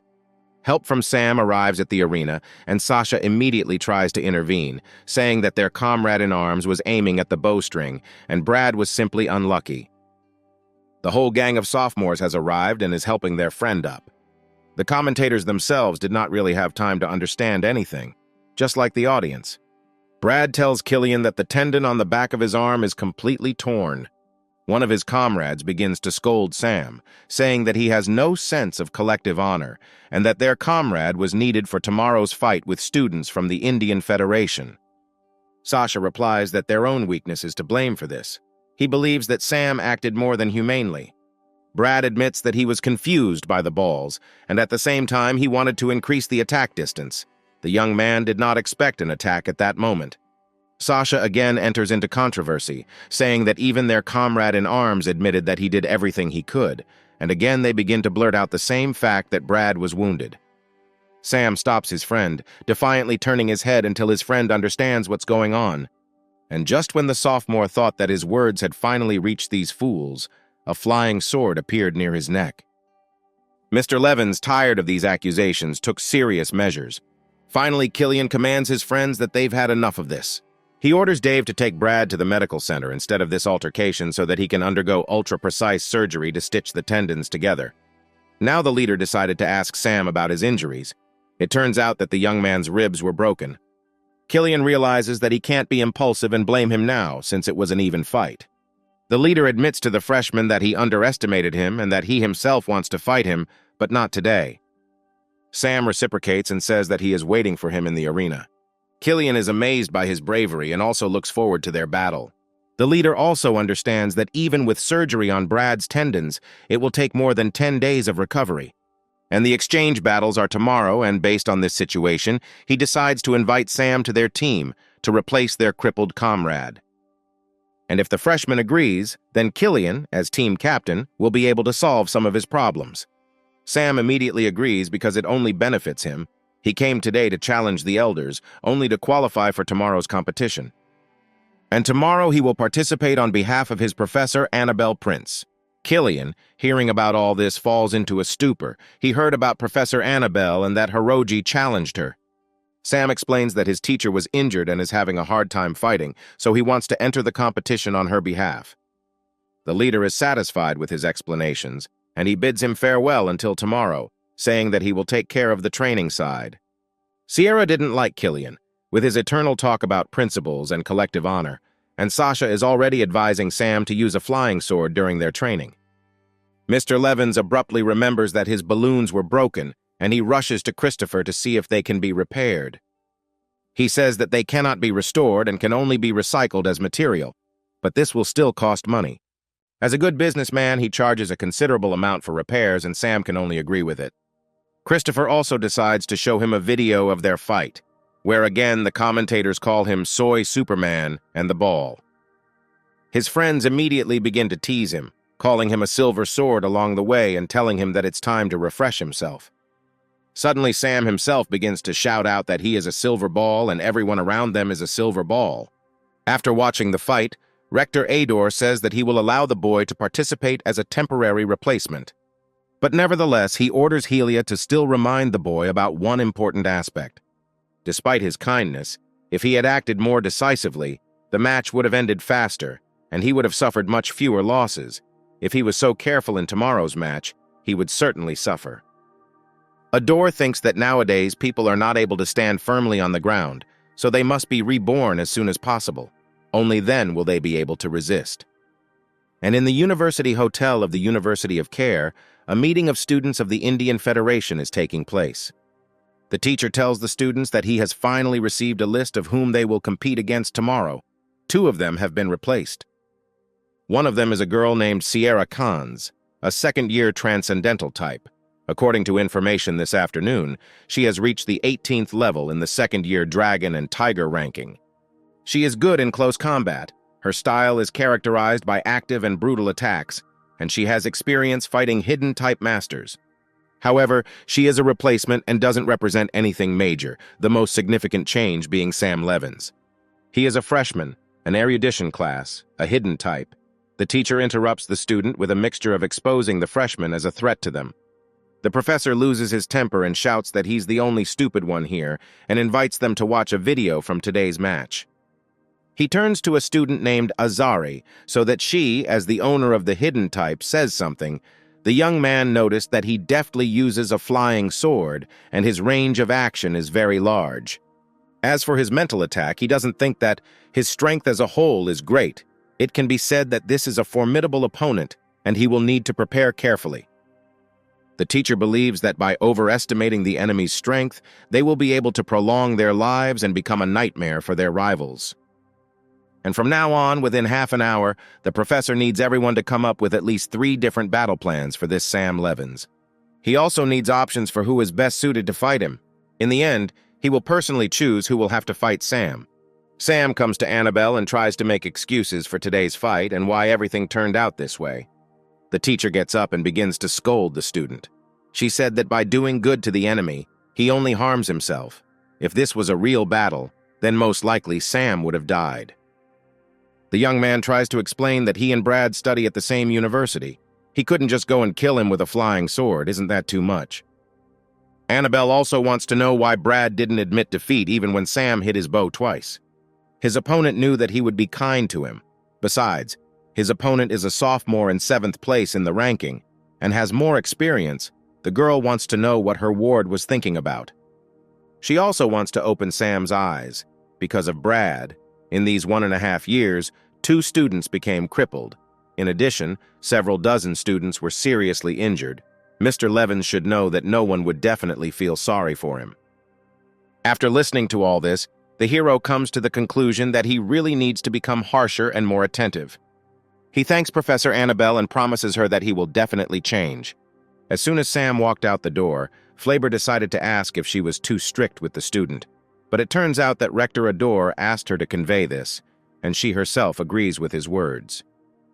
Annabelle learns from Flaber that the last 4 clones remain.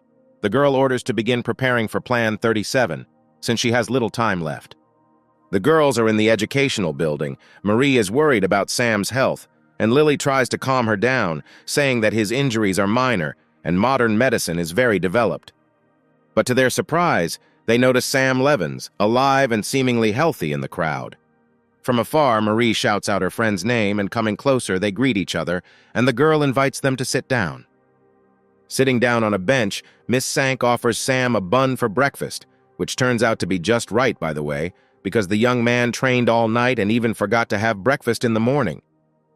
Marie also wastes no time asking them to take them to the inside of the arena so they can watch the match, since the outside is too far away for them to notice anything. Sam wasn't even aware of this privilege. Miss Sank says that, theoretically, a participant in exchange battles can take one person with him. But the hero has a question. How then will he cheat them both? Marie begins to feel embarrassed and thinks that the university should show leniency. Out of nowhere, Killian comes to them and says that this will not be a problem. He also received data about the students from the Indian Federation, their strengths and weaknesses. He hands the tablet into Sam's hands and says that all the information about the opponents is there and recommends that they carefully analyze everything. Killian points out that special attention should be paid to Aari, since Sam is the second participant and he will be put against Aari. And he reminds the hero that he has half an hour left to think about the battle plan. Rector Ador entered the building, and Salvatore, almost from the threshold, announced that there was bad news for him. 20 minutes ago, they received a message from the exchange delegation from the Indian Federation. 2 of the participants had stomach problems last night and had to be replaced.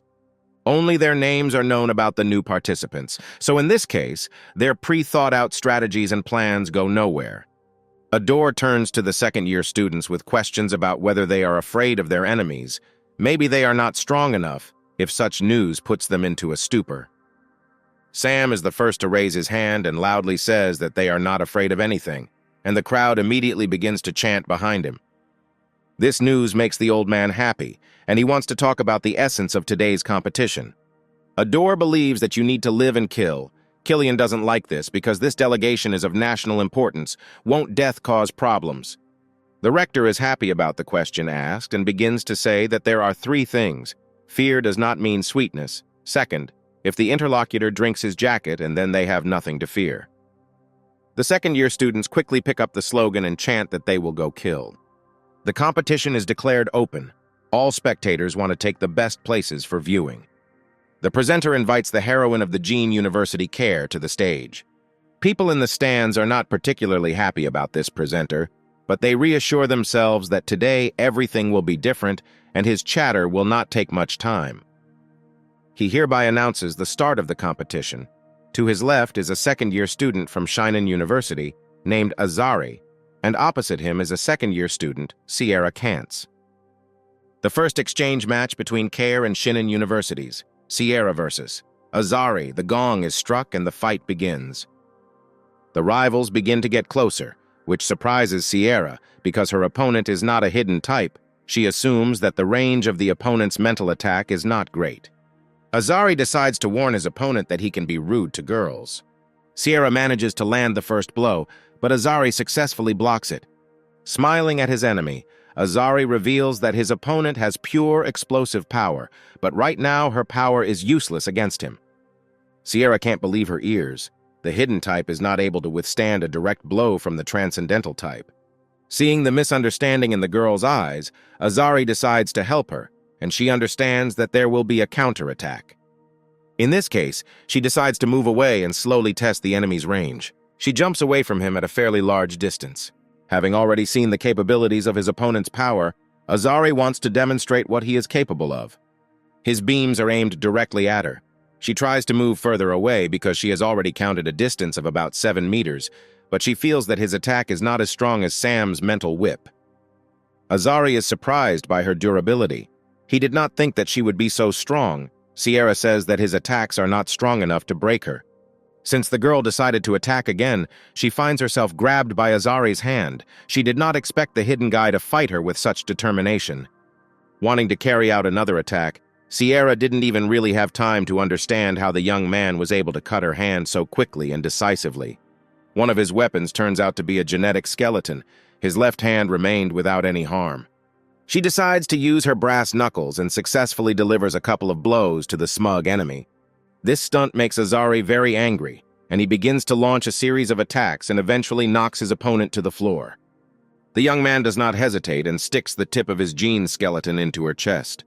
A shield is activated around the girl while her opponent sits on her and hits her with all his might. Pausing for a second, Aari realizes that his blows are no longer landing. Turning back, he sees how one of the teachers cast this shield to keep Sierra alive. The doctors had already arrived at the arena and placed her on a stretcher. Sasha wanted to run to her, climbing into the arena, but Sam stopped him, saying that now she should be entrusted to the doctors. But he still runs up to his chosen one, and she is even able to whisper something to him. Having said goodbye and going up to his friends, Sasha says that Aari's mental attack has a thread-like form, more than 12 times per second, a maximum distance of 7 meters, and the power of the most recent one is explosive, half. This was conveyed to him by Sierra. The guys begin to puzzle over what this half means. Sam assumes that she meant half of his attack power. Sasha decides to follow his wife and leaves the arena. Killian understands that Aari is unpredictable. Before, he only used very powerful mental attacks of a hidden type. What is unexpected is that he used gene weapons. The time for the next fight is approaching, and now it's Sam Levin's turn. The leader wants to know if he needs any help. Sam actually has a request. In the middle of the competition, there should be 2 interviews with journalists, and how about giving him the floor? The professor approaches Aari, who is quenching his thirst, and says that now everyone knows about his genetic skeleton. And now they will have to toughen up plan number 3 a little. He orders them to put on the device and beware of Sam's flying sword. Having put on the device, the student wonders whether it is true that his mental attack will be ineffective against such an enemy. The teacher explains that his mental skills are not strong. Moreover, Sam Levin's mental strength may be on the same level as him. A live report from the arena begins, conducted by a journalist named Kaylee, who says that 2 participants have just shown them a wonderful fight, and now they will interview the next participants. She approaches Sam and wants to know if he is nervous before the fight. This is his first competition, but the young man replies that he is looking forward to the fight. Kaylee wants to know the reason. The hero tells the story of Professor Annabelle, who was seriously injured during one of the tasks, and he, as her student, feels an obligation to respond to Professor Hiroji's provocation. After hearing a snippet of this interview, Hiroji is furious to learn that Sam is Annabelle's student. The arena is prepared for the next fight, and Sam rises to the top in advance. Hiroji orders his apprentice Aari to kill Mr. Levins. Sam begins to attack first, releasing the already well-known balls, but Aari successfully upholsters them with the new device that the teacher gave him. Flying objects do not stop circling around him for a second, not even allowing him to really change the distance. Journalists believe that this fight will be more fierce, and for now the participants are just testing each other. Everyone sees that Sam has not yet taken out his flying sword, but for now he is only fighting back with balls. Kaylee says that Aari's entire attention is focused on Sam's flying sword. In defense, he only tests the strength of attacks and the speed of his opponent. The second commentator wonders why Sam doesn't use his sword. The girl came to the conclusion that at a distance of 10 meters, neither the silver balls nor the flying sword pose any particular danger. But now the power of these objects is different, since Sam deliberately spins it around himself to cause centrifugal force. But it is not yet clear what he is going to do now. Aari has already cursed his opponent. Does he really want to distract his attention with his flying sword in order to knock him out with silver balls? Since his opponent wasn't going to use the flying sword, then he'd get rid of his fucking balls first. Sam realizes that the enemy has finally fallen into his trap, and he launches a flying sword at Aari. Even at night, Hiroji said that his opponent was a beginner, and several chances for victory turned into failure because of his kindness.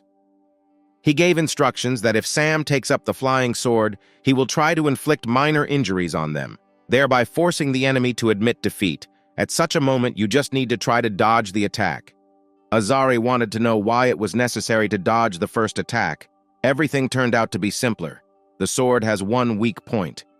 The student deftly dodges the attack of a flying sword. Everything turned out as Hiroji said. The biggest weakness of the flying sword is that the attack power is not enough, and it lacks maneuverability, so after the first unsuccessful attack, it is useless. And the greater the speed, the more difficult it is for Sam to control him. Now he will not even be able to pull out his sword. Aari has already gotten close to deal a fatal blow to the enemy. But to these words, the young man only smiles and says that his opponent is right. But so what? Heroi yells at his student to be careful and look behind him. Aari only manages to direct his peripheral vision when a silver ball pierces his neck. Doctors examine the young man's body and say that the brain membrane is damaged and he will not survive. Sam turns to Professor Heroi, saying that he seems to be better at chatting than teaching. One journalist is perplexed. Like most of the audience, Kaylee folds her arms across her chest and assures that Sam Levens has deceived them all.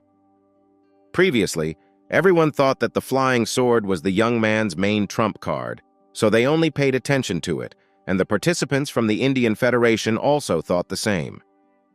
But in fact, the final movement was the ball being cut in half. Journalists noted the level of Sam's preparation and tactics.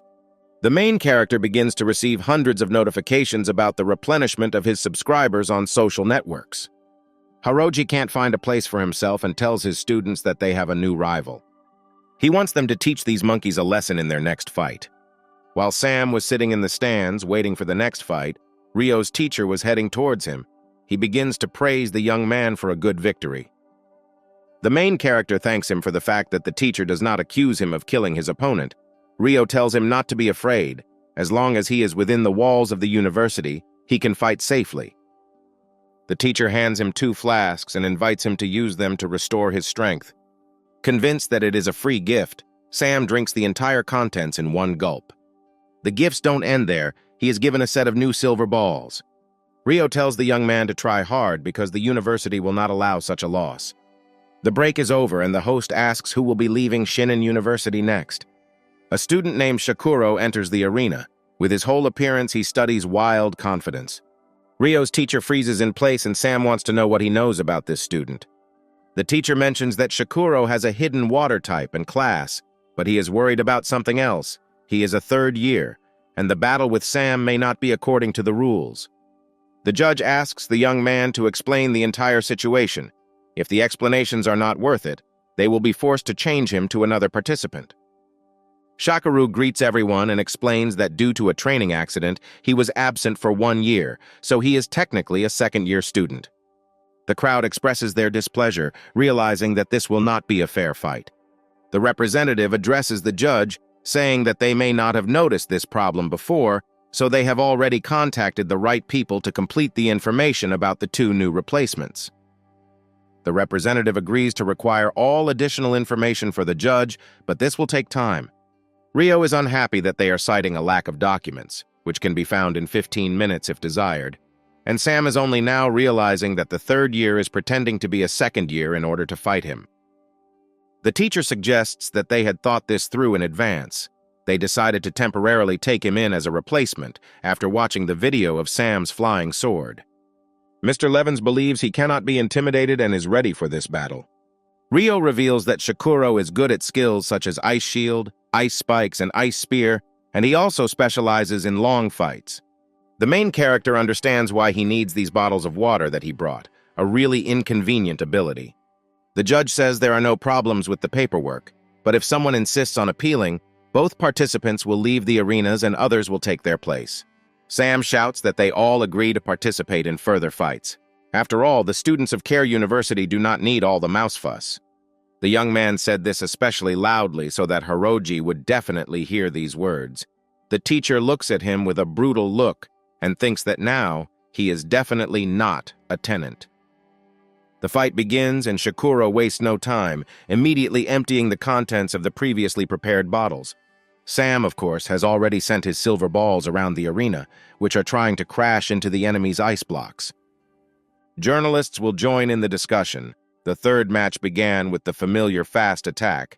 As everyone could see, Sam and Shakuro control their forces with incredible precision.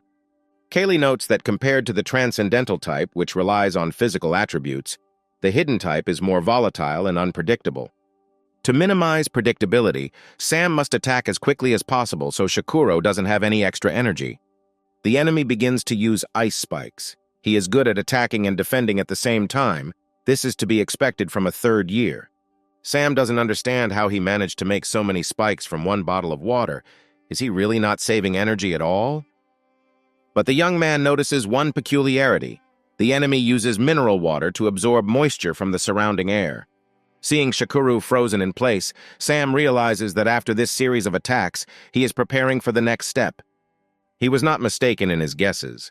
When he steps on puddles of water, he begins to kick them into the air so that the drops scatter.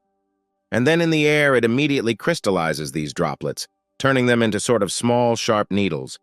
Sam tries to keep his distance and at the same time dodge the needles flying at him. The main character decides to use the balls to break a couple of these annoying needles. But to everyone's surprise, the balls turn out to be encased in ice blocks.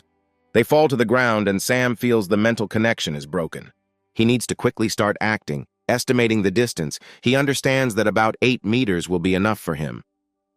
Sam takes out another metal ball from his pocket and throws it towards the enemy. Shakuro thinks that his opponent, still quite green, first apparently wants to break through his ice shield and then attack with a sword. Just as he wanted to send a couple more of his blocks back, a certain substance exploded above him. The drops and smoke that fall on his skin from this explosion begin to burn terribly. The young man tries to somehow escape from this deadly cloud. Finally, one of the teachers helps erect a shield over the poor young man.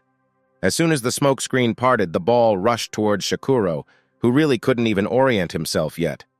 And this turned out to be a fatal mistake for him. Like the first opponent, his head is also pierced through by a ball. The young man falls to the ground dead. The battle is over. Kaylee immediately explains that Sam crushed his balloons to catch the enemy off guard, making everyone and him think that the balloon fragments caused damage to Shakuro, but in reality it was different. Sam tried to ensure that in the conditions of sudden house, a gap appeared in the enemy's defense. It was these tenths of a second that gave the hero the opportunity to disrupt the enemy's rhythm with a mental whip. And he also blatantly hung a flying sword in the air to attract the attention of the deputy judge of the Indian Federation, so that in the end he could kill Shakuro. Comparing all these facts, it is safe to say that Sam was determined to kill his rival. While Shakuro's lifeless body was being carried away on a stretcher, the stranger sitting next to Ador mentioned that he would like the student who won this round to be his student. The rector decides to say that he is already late. The stranger wants to find out who managed to appropriate this talent for himself. Ador replies that this student already belongs to Annabelle Prince from Research Institute number 14, to which the man decides that he will not reap this fruit. The head of the university admits that he also had such thoughts. The stranger laughs. They are both in the same boat and without a chance. But to this, Ador answers with a grin that this is a student of his university, so he is also his student. The man thinks that the old man is saying this on purpose to warn him and did not attract the attention of Research Institute number 14. And at the same time, he is tormented by the question of whether the student has finished competing or continues to participate. Hiroji looks at Sam angrily and is already thinking that next time he will definitely kill him. But at this time, Mr. Levins had already photographed the departing enemy and published a post about how he left his students high and dry and let his opponent flee. As the head of the Indian Federation prepares the next student, Rio decides to praise Sam and say that even the judge appreciated it. He reports that they have very little information about the next enemy named Rakat. He was originally an awakened C-rank mutant who killed an F-rank gene mutant. Sam interrupts him and says that he did not promise to fight further. Rio is a little embarrassed and feels bad that he was overly impressed with his fights. The mentor decides to find out if everything is okay with the student, and if he needs a medical team, Sam replies that his spiritual system is a little tense. It would not hurt for him to rest a little. Killian supports him, saying that it's their turn to show themselves, and Rio notes that he actually wanted to take him out of the arena to anger Hiroji. Sam notes that he is delighted to see how Hiroji wants to send his strongest student to fight him, but he will not even give him a chance. The judge interrupts them and wants to know if the student will continue. The main character reports to the judge that due to the consumption of spiritual energy, he chooses to rest until the next match. Hiroji, hearing this, becomes furious and swears right in front of his students, calling Sam a bastard. Marie, sitting next to her friend, shows him how the enemy is beside himself with anger. This sight cannot but please the student. Lily offers Sam various capsules, painkillers, and hemostatic serums. The young man thanks her for her help and asks for E-rank capsules. After drinking the medicine, he wants to take a nap and asks Marie to wake him up if something happens. She replies that he can relax. The judge announces the fourth round between Rakat from Shinen University and Met from Care University. Meth is under stress. 2 people died before his eyes today, and 1 participant was injured, a premonition that this fight will not end well, but Sierra managed to warn him, and he should not disgrace himself. He begins to attack and shoots ground spikes across the arena floor. But it seems that this does not affect the opponent at all. He, like lightning, dissolves and moves out of the path of the oncoming attack. This seriously scared Meta. He immediately began to form a stone shield on his body. And he did it just in time, because Rakat appeared to his right and was already trying to pierce him with a sword. But the enemy's strength was enough to split the stone hand into several pieces. At this moment, thoughts flash through Matt's head that this could be the end of his life, but he overcomes himself, thinking that now he has no right to lose. A blade was about to pierce his neck, but the blade rested against some kind of shield. To avoid another casualty in today's tournament, Jean-Paul placed a shield between the students, and he declared the winner of the 4th round, Rakat from Shinen University. Despite the victory of the student, Hiroji is angry because his student did not kill the enemy. Killian tells Rio that he will go into the next round, since Rahat's tactics still mainly consist of melee attacks. People in the stands begin to whisper. They notice the tension in the air.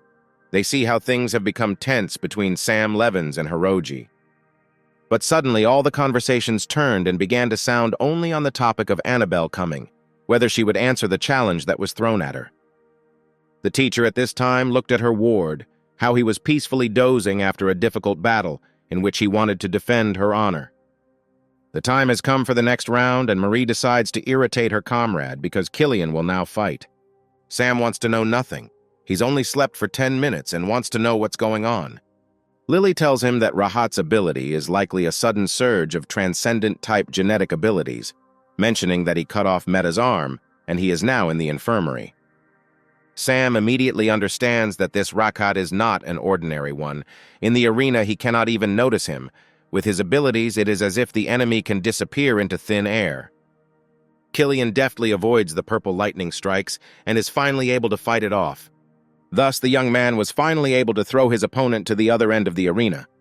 The head of the second-year students tries to strike back at the enemy, but Rakat soars into the air, having time before the collision. Killian immediately rushes after him. He understands that the enemy cannot be allowed to catch his breath. His abilities are too dangerous. He accelerates through the air and puts as much force into his blade as possible. And he succeeds. Rakat flies away with force to the opposite side of the arena. Turning over in the air, he landed on the floor. He was not at all surprised by such maneuvers from the enemy. This is what he expected from the celebrity from the list of the dragon and tiger's cane. This only provokes him, in which case he should definitely give his best. The fight continues, and Rakat hits Killian in the shoulder with a dagger.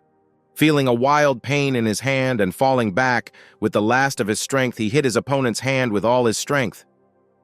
This force was enough to break Rakat's arm and twist his elbow in the opposite direction. But even this was not able to restrain him. In an instant, he cuts off Killian's hand. Mad with pain, the young man, with the last of his strength, raises his sword and throws the enemy away with a blow. Seeing this, Jean-Paul was about to declare Rakat the winner, but Killian objects. He believes that he is still combat ready. The enemy adds fuel to the fire by calling Killian a damn monkey. He rushes at him with a sword, but he disappears into thin air again. Jean shouts for them to stop immediately. Rakat was already behind and raised his blade over the enemy's severed limb. The young man, with a devilish smile on his face, tells Killian to get ready to say goodbye to his hand forever. The opponent rushes back, while Rakat's blade again rests against the protective field. Jean again applied measures which made Hiroji unhappy. He believes that one of the judges is maliciously interfering in the fighting competition. The spectators in the stands are unhappy. They do not understand why the mentor of dishonest students has the right to protest. The judge asks Jean to give a reasonable explanation for his intervention in the fight. He replies that he noticed how a member named Rakat deliberately wanted to mutilate Killian's limb, and he was trying to prevent the students of their university from becoming permanently disabled. Hiroji begins to scream loudly. For them, this is not malicious intent, but tactics. This makes the judge think that according to the rules, they can only intervene if the student's life is in serious danger. After reflection, he nevertheless declares Rakat the winner and admits that Jean-Paul broke the rule. But he also wants to know if both sides of this fight have any objections. Rio says through gritted teeth that they accept the chief judge's decision. Students from the Indian Federation hearing this begin to jump on the spot with happiness, realizing that they have finally won this round. Killian trudges through the pain towards the stairs, realizing with annoyance that he has lost. Having gone downstairs despite the pain, he does not forget about his manners and bows to the judges. To his surprise, he hears the exclamations of the people. They call him a real man. After recovery, they already want to spar with him. These speeches cheer up the young man a little. It seems that this is not a complete defeat. Sam sees him on the screen, expresses his admiration for him. Marie notices his uplifting spirit. The main character says that he is now ready to go out, because he and the teacher have a new tactic. Hiroji wants to know if his student will continue the competition. Rakat replies that he can, but his broken arm will cause him some problems. The mentor will not be stopped by such a trifle. He wants to inject him with an injection of stimulants to improve his condition. He orders that whoever the next player is must continue to take them out of the game. Rio warns the students that Rakat's combo skills are very strong, and this battle will likely be fought to the death. One of the sophomores volunteers. She has explosive power, and she asks to be allowed to try out. Rio rejects her candidacy since she has a fire class, and in battle she will most likely lose her head. The next student believes that if he has the same long weapon as Killian, then he can enter the arena. For Rio, this is simply funny. He shows all his dissatisfaction with his ward. Even Sam, who volunteered, did not suit him, in his opinion. The student's head would also fly off his shoulders. The young man objects and refers to the fact that he has the ability to telepathy. He can sense Rakat's movements. Rio is surprised by this and immediately wants to know more about it, but he is more interested in whether Sam is confident in his tactics, to which he is given a positive answer. Journalists are discussing who will join the battle next. They notice how confidently Sam, who has already proven himself, rises into the arena again. For Rakat, his appearance means nothing anyway. No one can see his sudden outbursts. But to his surprise, the enemy simply stands opposite him and defiantly spreads his arms, as if hinting to attack him. The start of the battle is announced, and Sam immediately uses his silver balls and flying sword. Rakat disappears. Mr. Levins realizes that he must first summon the spirit cone as a defensive measure. Against a speedy opponent, he may only have one chance. If he wastes this chance, the next attack will be much more difficult. But suddenly he hears a strange sound to the side of him. It turns out to be Rakat. He was struck by an invisible something. The enemy falls in front of him with a crash, as if his entire body was instantly paralyzed. Sam doesn't understand anything. How could his opponent be so unlucky? Journalists do not understand what is happening. Has Rakat really been defeated by a ghost? The commentator suggests that Rakat himself relied on speed, and besides, Sam materialized a spiritual cone from the very beginning of the round. Rakat did not have time to feel this, and when he wanted to repeat the old trick, it was as if a bird collided with a plane in the air. The judge also recovers from the shock and declares Sam Levinson the winner of the round. While the doctors are running to take the victim away, Sam comes down from the arena with a strange feeling. He does not have a feeling of victory.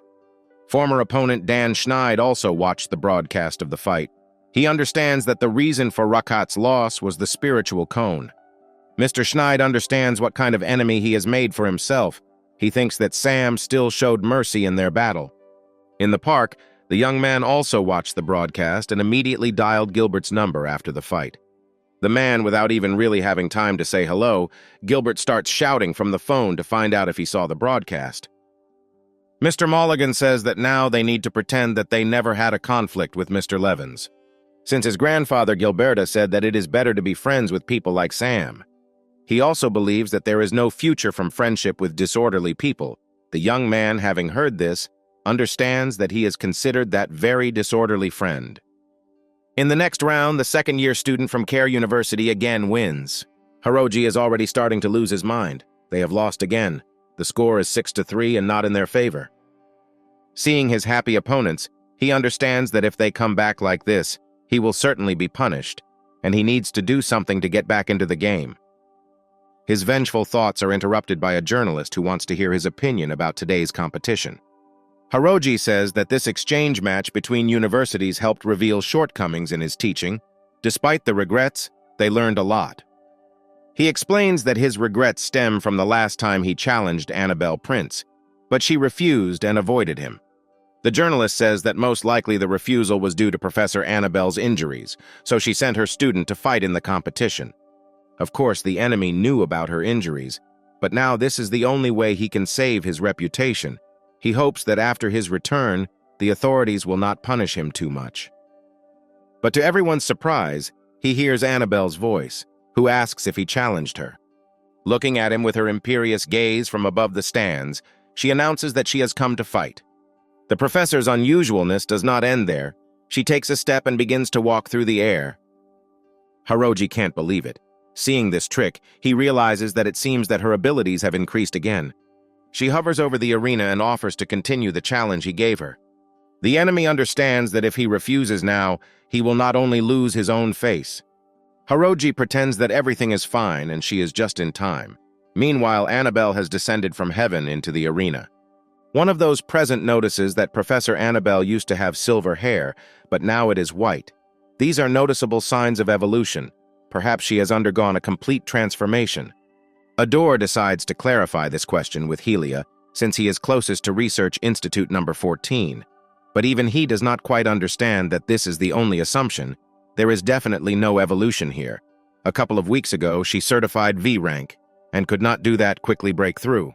Having overheard this conversation, the man understands that the characteristics of genetic changes do not include white and long hair. Perhaps Research Institute number 14 has begun to study a new direction. Adore laughs and decides that this could be the usual accumulation of Research Institute number 14 because they are eccentric in their direction and have always been ahead of their time. The man is not happy with the news about the progress of this direction of the university. Sam runs up to Annabelle and wants to know how her hand is. The professor calms him down, saying that this will not affect the battle in any way, especially since they have a hidden type. They do not often use their hands in battle. She also says that the change in her hair color is due to a sign of genetic variation that does not affect the body in any way. The young man is still worried about his mentor, but she just grins and calls it all a mouse fuss. Helia stands on the platform with a senior consultant and honorary deputy leader of the Indian Federation exchange team named Profo. Mr. Shafre says that he and the invited Profo will lead the competition, and they want to hear the consent of the participants.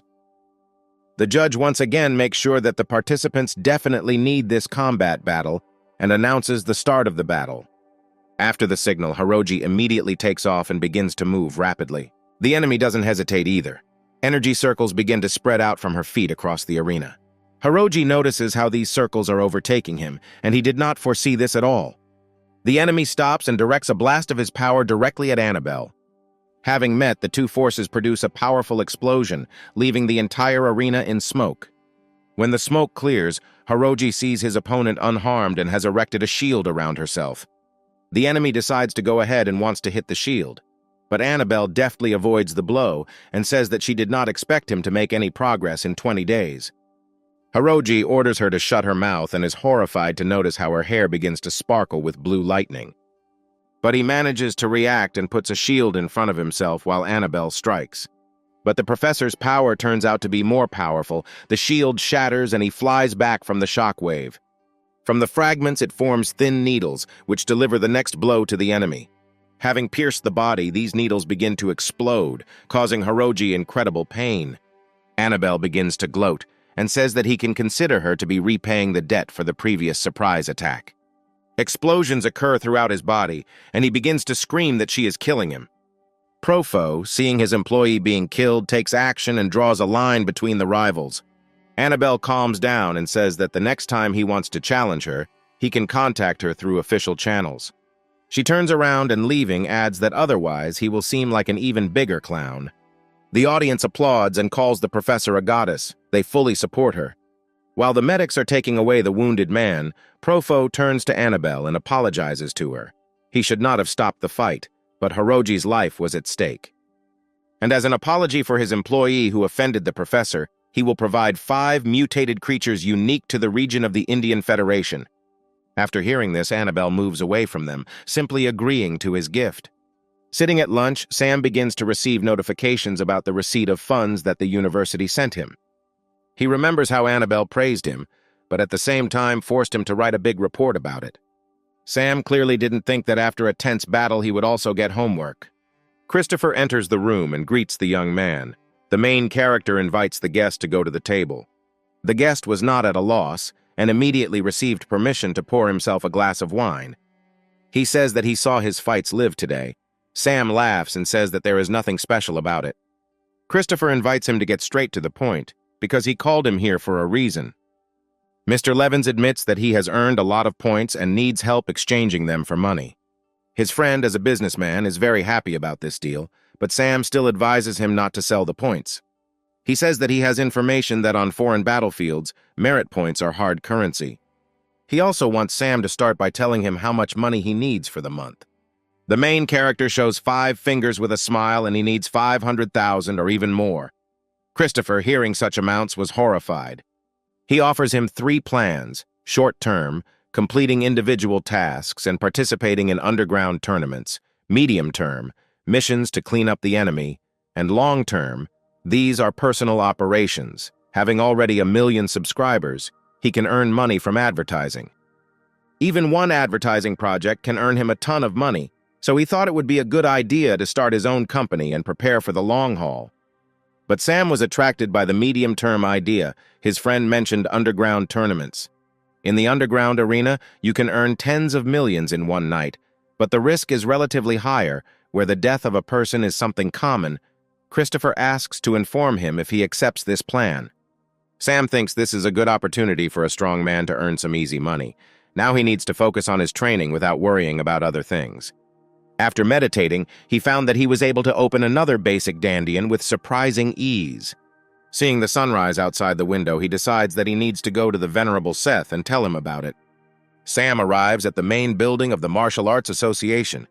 Seeing a young employee, he remembers him as a flying swordsman who was calm in yesterday's battles, and he asks to show how a sword flies. The hero doesn't really like this idea, and he asks if the flying swordsman is not allowed entry. The employee laughs and wants to know why he came to the association. Sam says that he would like to see the Venerable Seth Rogen. The employee first wonders why the young man came right now, and realizing, he attacks Sam with questions about whether the student really opened the dandian, to which the hero laughs and gives a positive answer. He walks further down the corridor, and the employee cannot believe that a person is capable of dandian in 4 days. Sam turns around and asks to come with him and show him which room Seth is in. Arriving at the Venerable One, he also at first cannot believe that a first-year student was able to awaken the basic dandian in 4 days. Sam replies that, to be honest, he opened it in 1 day. He was too busy to practice before that, so he only started last night. Seth smiles and thinks that it's only a day. That's pretty good. The servant is shocked by his words. Why is his master not surprised that the young man awakened dandian in 1 day? The hero also does not understand why the master does not show surprise while the old man is thinking that Sam is still too young and it is too early for him to talk about it. But the wisest man decides to ask whether the young man wants to become his student. Sam wants to know if he can learn something useful with regular students.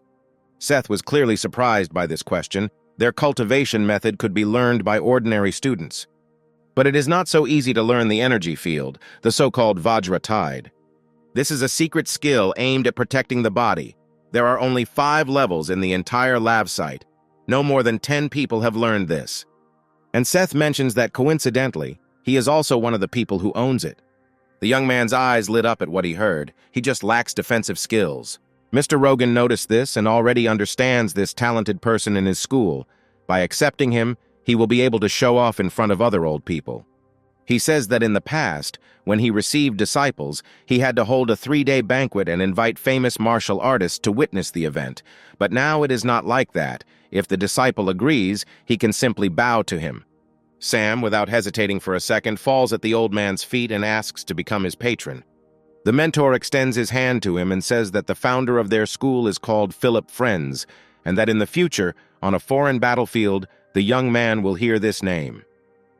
The main character finds himself at a banquet in honor of Care University's victory in the exchange competition. Annabelle approaches him and wants to know how his interview went. Sam is glad to see the professor and replies that it was unusual. They watch as the vice-rector of their university takes center stage, and the professor adds that she asked Sam to be given the title of junior researcher, and in return he will send his financial inspector to their research institute. Sam is worried that this is an attempt to interfere with the finances of the research institute. Annabelle asks him not to worry about this, but rather to take care of himself.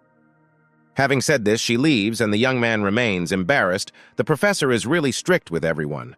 But he himself understands that he really needs to hone his abilities more. Retreating to a corner of the banquet hall, he calls Flaber to discuss something with him.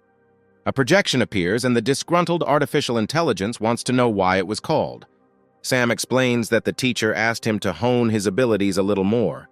Flaber immediately understands what he is talking about and assumes that the young man is talking about underground tournaments. Surprised by the system's awareness, the hero asks to collect information about the participants in underground tournaments. Flaber agrees but sets 2 conditions to buy him 100 superconducting class ZA thermostats for the reaction field, having learned about the cost of hundreds of millions. Sam is horrified by such a request. The intellect assures that this task is for him from 3 to 5 years old and voices the second condition: the young man must take it with him by wearing a wireless earphone to the tournament. Sam begins to wonder whether the amount that is required of him, even in installments over several years, may not cause any difficulties. As a result, he agrees to his terms and suddenly hears someone addressing him. A deputy director named Jin approached him and noted that the young man in reality was much more energetic than on the other side of the screen. Sam greets him, and Jin wonders if he really is Professor Annabelle Prince's student. He also heard that now this student is also a junior researcher at Research Institute number 14. The hero confirms all his statements. Jin assumes that in the future he will have to help Annabelle, and Sam is counting on this. The deputy reminds him of how the young man was doing a research project on mental strength and wants to know how progress is being made. Mr. Levins is at a loss, since the teacher did not give him the opportunity to familiarize himself with this project. The man just shrugged and, as he left, told them to work hard because this long-term research project was of great importance. Sam notices how, as he leaves next to the man, a dark human silhouette appears. He assumes that this could be his bodyguard. Jean asks the shadow if his interlocutor was lying. The shadow confirms that Sam was telling the truth and seems to really know nothing. He also mentions that the young man felt his presence, although his extrasensory senses are rudimentary, but still quite strong and capable of catching him. Leaving the banquet hall, Christopher calls Sam to find out how it is at the festival and whether the hero will go to the agreed place. Sam says with full confidence that it's a matter of strength. Christopher is glad to hear this. He knew that his comrade would agree, so he waited for him near the entrance to the banquet hall. Having boarded the ship, he wants to find out where the tournament site is, but his friend turns it into intrigue. They headed towards the pier, and after flying a little more, they noticed a large tourist liner where they landed on their flying ship. By nightfall, people were already having fun here, talking, dancing, and playing in the casino. While the employee leads them to the right place, Sam admires everything around him. This is his first time in such a place. Before that, he had only seen this in films. Christopher tells him not to believe the films, because where they are now is a real paradise at sea. The doors swing open in front of them and they see another battle arena. A friend tells Sam that they need to go to the recreation area for match participants. The security at the entrance does not want to let them through, saying that outsiders are not allowed to enter. Christopher says that they are certified participants. He checks the documents and tells them the amounts for various winnings. They go to the recreation area. A friend invites Sam to choose a nickname for himself, something strong and bright. At this time, Flaber begins to offer options in his ear through his earpiece and insist on the nickname Hellwolf. Artificial intelligence begins to threaten the young man. If he does not use a nickname, he will play a recording in his headphones with an endless dog barking. Sam hesitated a little and awkwardly called out to Christopher.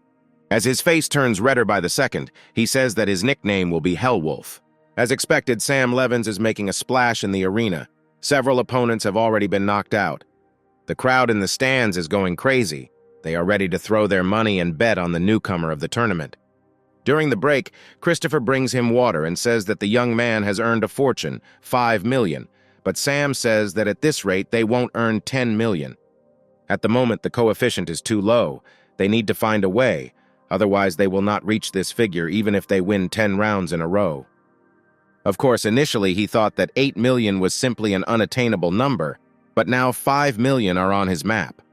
After some thought, Christopher admits that his friend is absolutely right, in which case they should challenge the champion, but Sam has heard that you need to win 10 games in a row to challenge. The comrade says that this is true, but in 5 rounds Mr. Levens won in the first 5 seconds. Now even if he enters the arena, he most likely will not have an opponent who wants to fight him. The hero thinks that Christopher is exaggerating, but he points his hand at a group of people in the recreation area, as if hinting that there are only boobies left there. The guys in that company heard his words, and they felt very embarrassed for their helplessness. Sam suggests that in this case it is better to try to negotiate with the organizers. Christopher volunteers to help his partner in this important matter, and decides to take on this assignment. When he returns, he says that the job is done. The other side also seems to have no interest in continuing in the same spirit, and now they are contacting the champion. The people watch the participants and continue to cheer actively.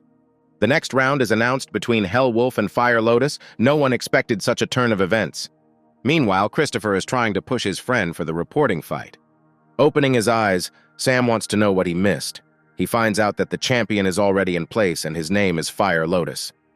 And now is the time for Flaber to report the information he has on this participant. He finds out that the enemy has a hidden type, has made 13 victories in a row. There is an assumption that he is stronger than Shakuro. Having heard all this, he orders his partner to place bets and prepares to raise money.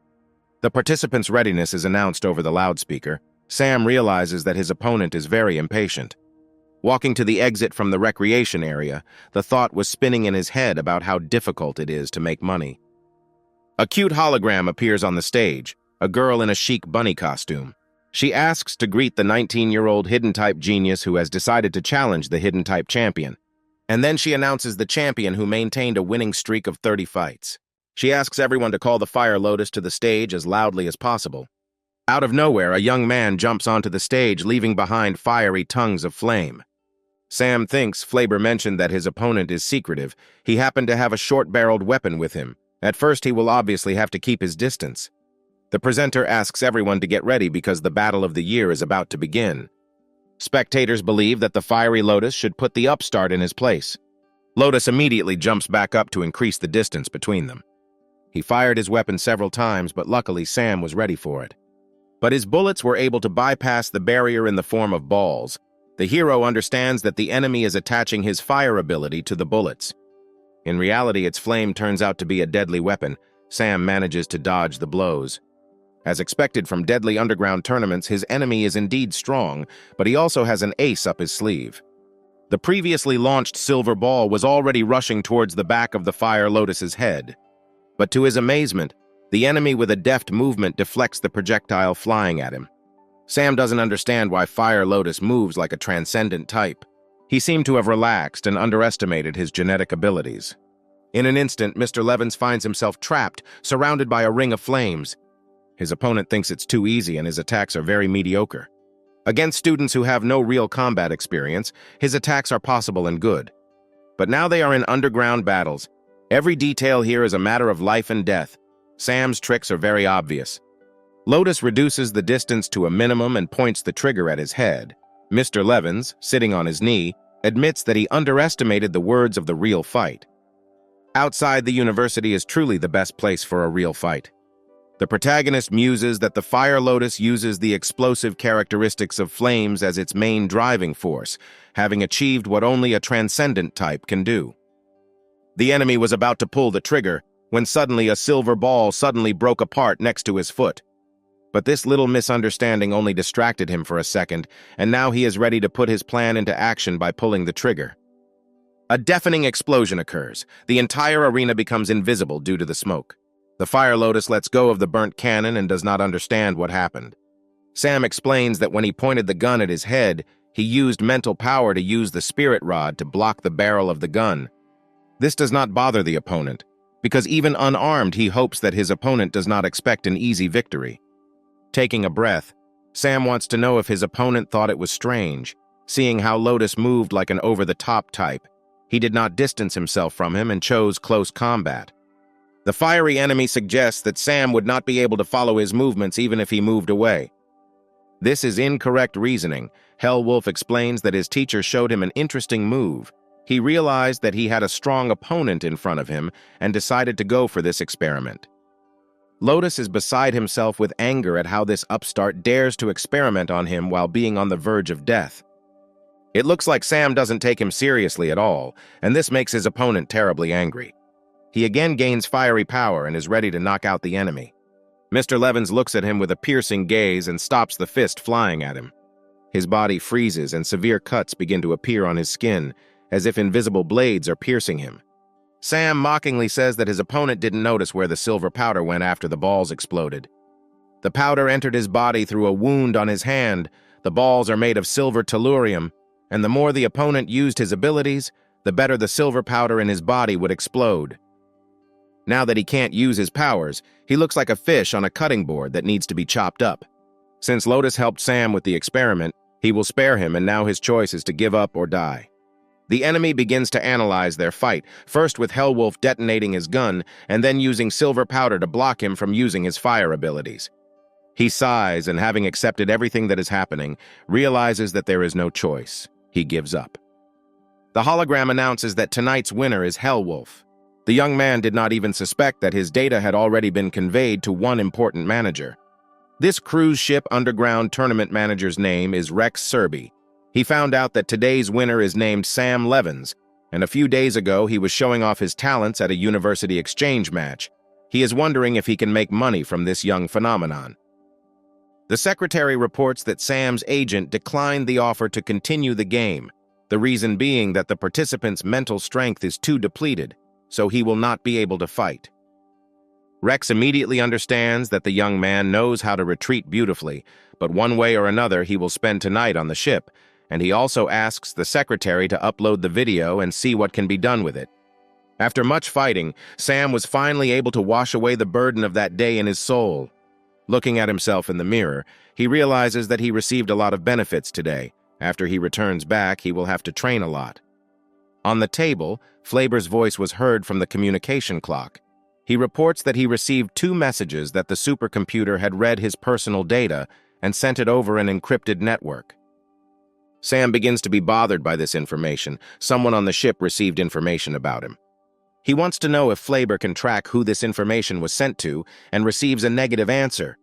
But the second message was with the text that Sam had become a target for pirates called black-marked ants, and the car they arrived here in was damaged. It shows a 3 times magnified image of the car and slows it down at 3 times the speed so you can see it better. With this, Flaber was able to notice a special intelligent nano-robot.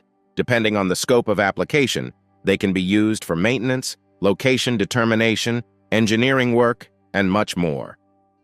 Sam wants to know a specific location who is targeting them. Artificial intelligence says that among all sea pirates, blood ants take second place. However, the blood ants are a loosely organized group. Each core member will absorb the lower lines to form predatory squads of different sizes. And the reason why this disparate organization was able to take second place is precisely because of their developed intelligence. Relying on their intelligence, they can not only carry out precise robberies, but also avoid captivity. After learning about the hierarchy, Sam assumes that the black-tagged ants are subordinate to the blood ants. The hero urgently contacts Christopher and wants to know how much it costs to hire a personal security guard. The partner gives the amounts with 6 zeros and at the same time asks what happened.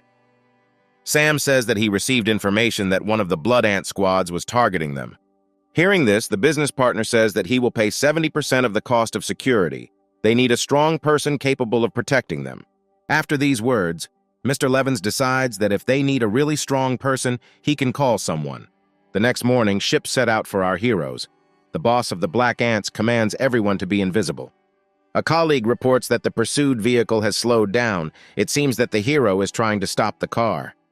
They report that a man on a flying skateboard got out of the car. It looks like he was going to inspect it. The attackers assume that the car is broken down. The boss commands that they begin to surround the target. You need to prepare to attack. He gets out of the ship and asks Christopher if he needs help with the car. The young man asks if his interlocutor understands repairs. He cheerfully replies that of course he can help with this, but in his head he is already rejoicing. Everything turned out to be simpler than a steamed turnip.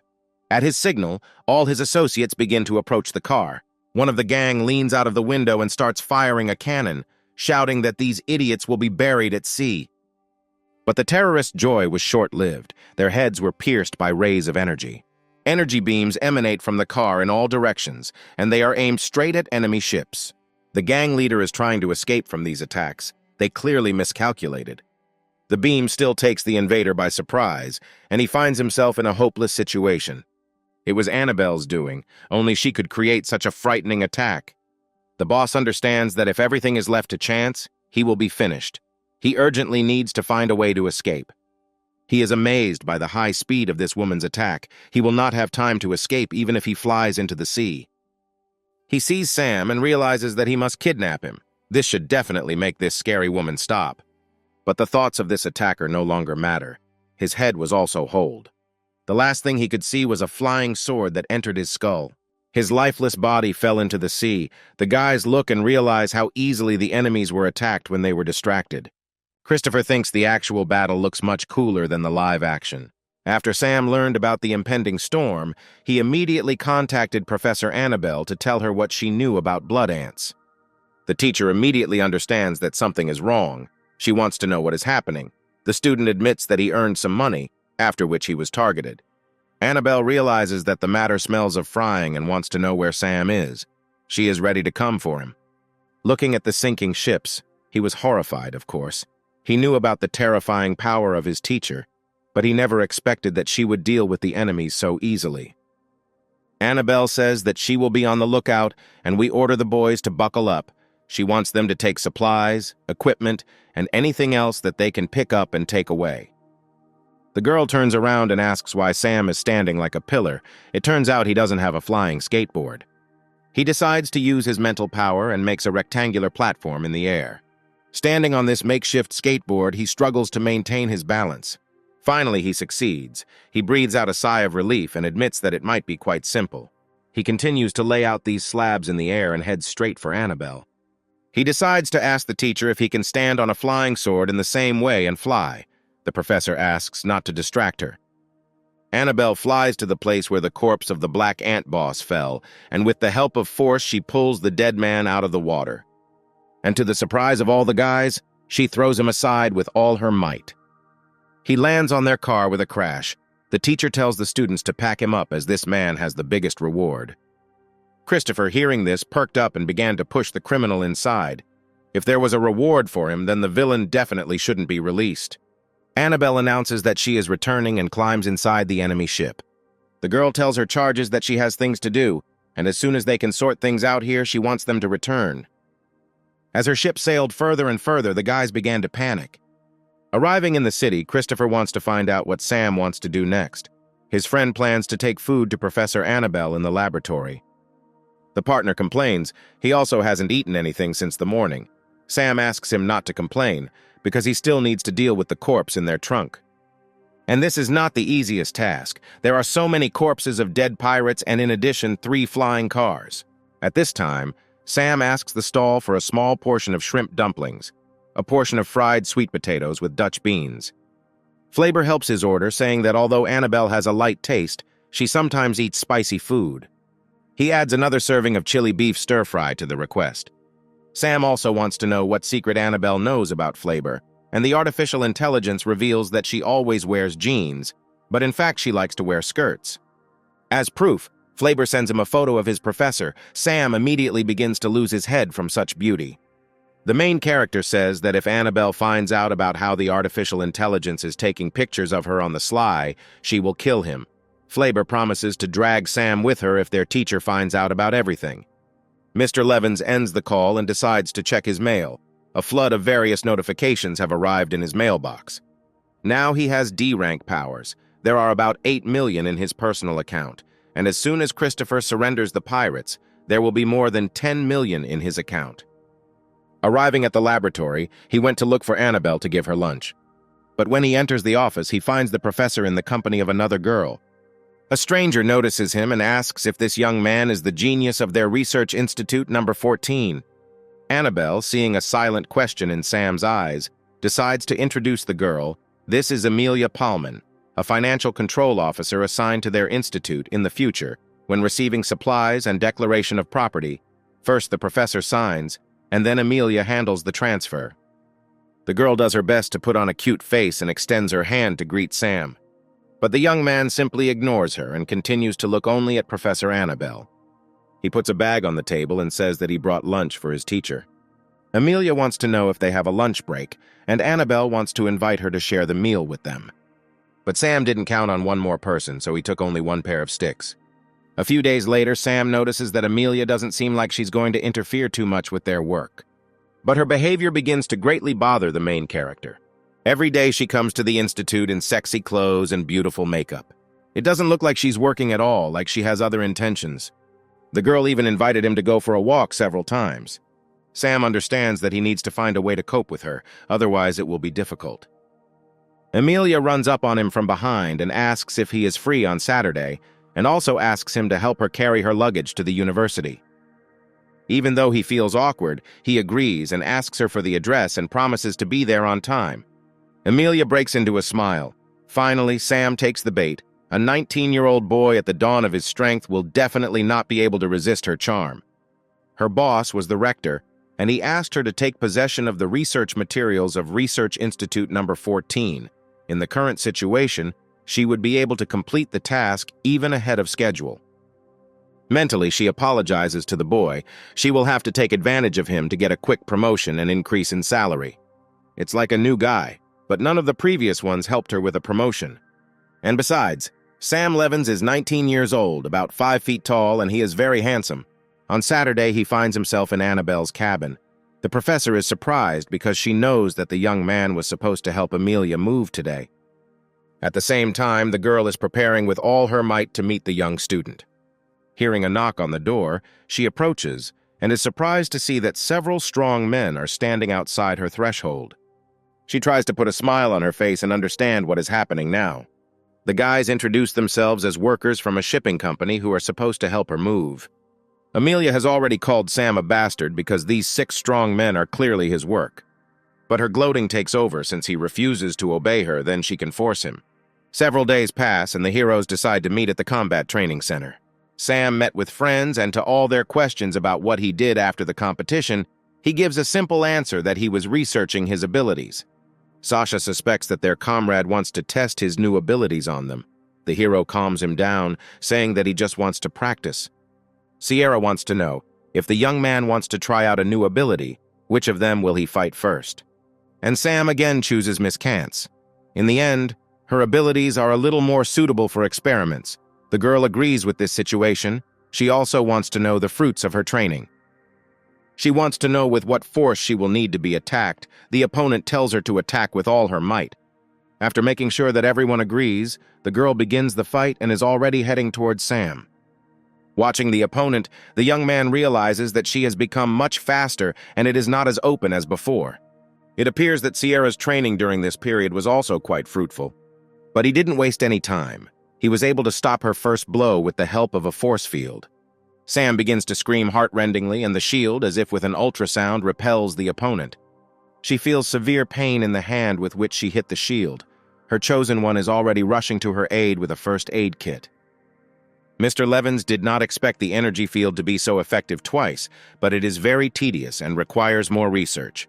Sierra admits that she did not expect that he had already learned the force field, because even among the second-year students there are not more than 10 people capable of this.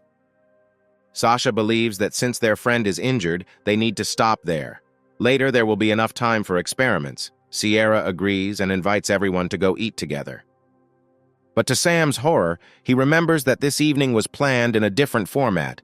Annabelle warned that Christopher had invited them to dinner, and since this place was far away, she offered to pick him up by car at 18:30. The main character checks his watch and realizes with horror that it is already 6:30. Running away, he shouts to his comrades that he already has an appointment for today, and he will definitely treat them next time. Sasha wanted to stop him, but notices that a slightly embarrassed and wounded Sierra remained next to him. He immediately thinks that it was his friend who created such a good opportunity for him to be alone. Sam ran out into the street, and with a bit of hope wanted to think that they were still waiting for him, and they were not in vain. Behind him, Annabelle's car was already preparing to land. Landing nearby, she orders him in a stern tone to get into the car. Other students passing by also see this.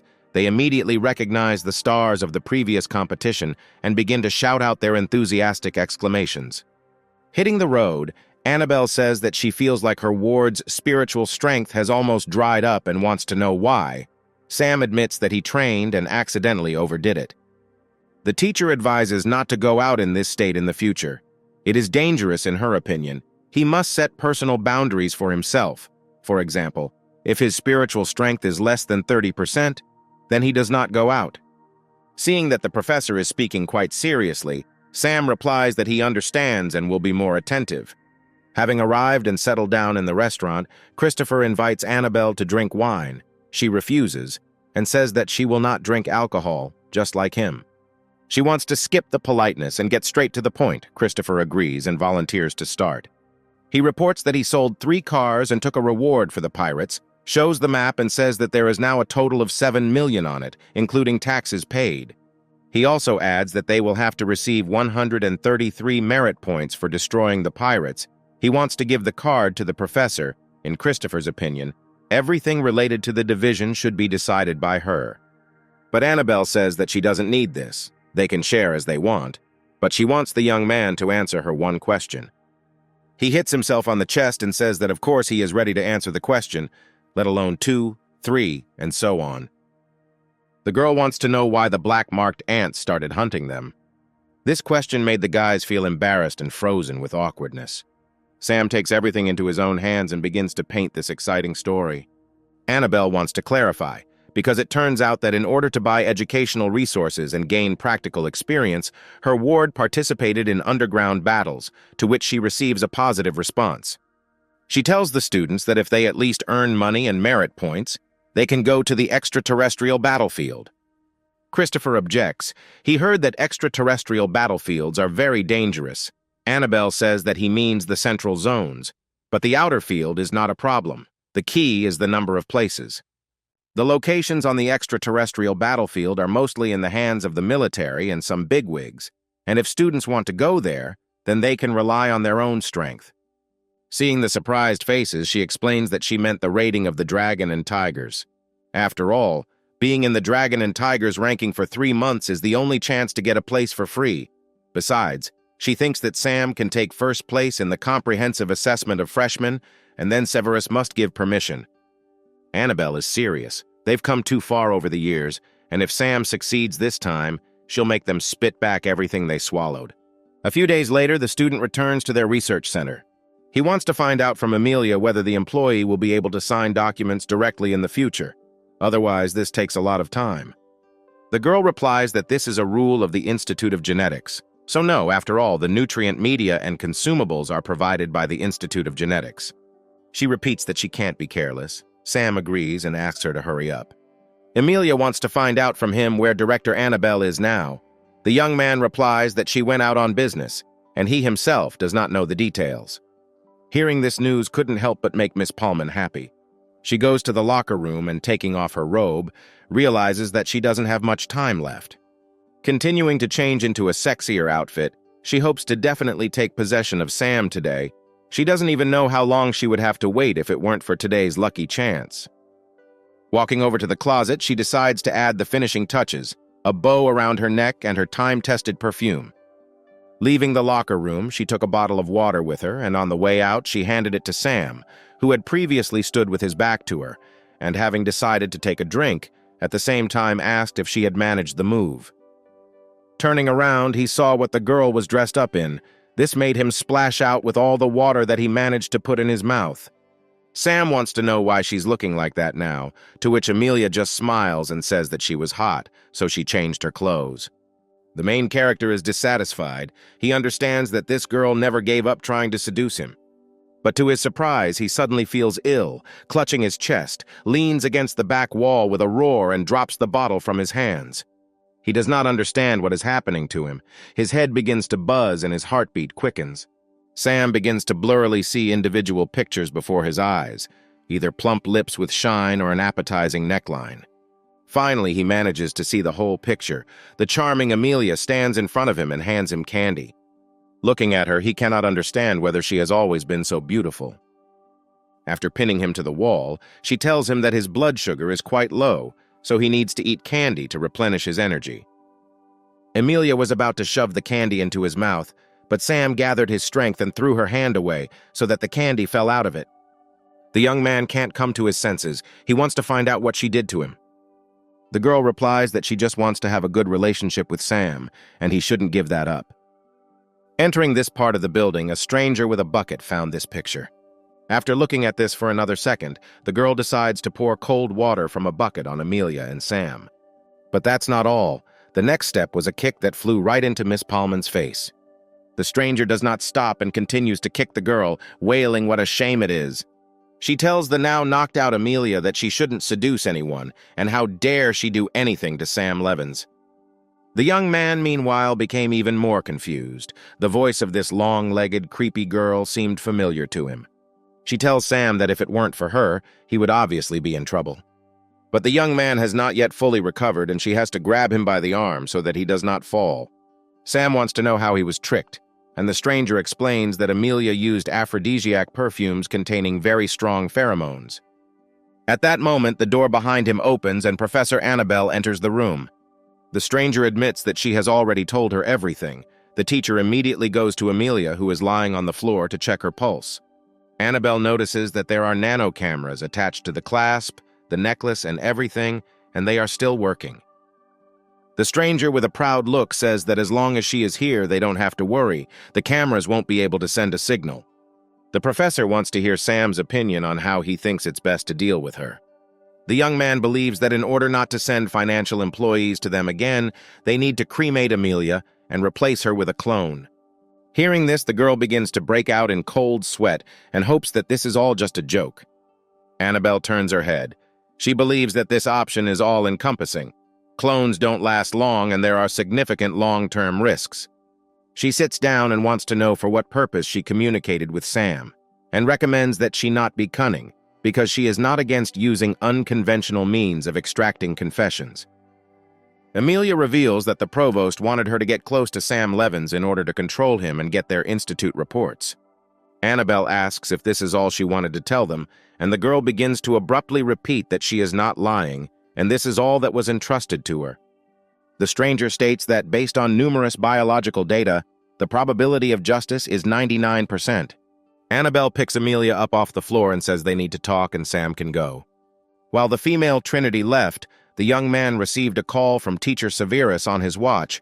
He wants the hero to come to his office because he wants to announce something to him. Arriving at the teacher's office, he wants to know why he was called.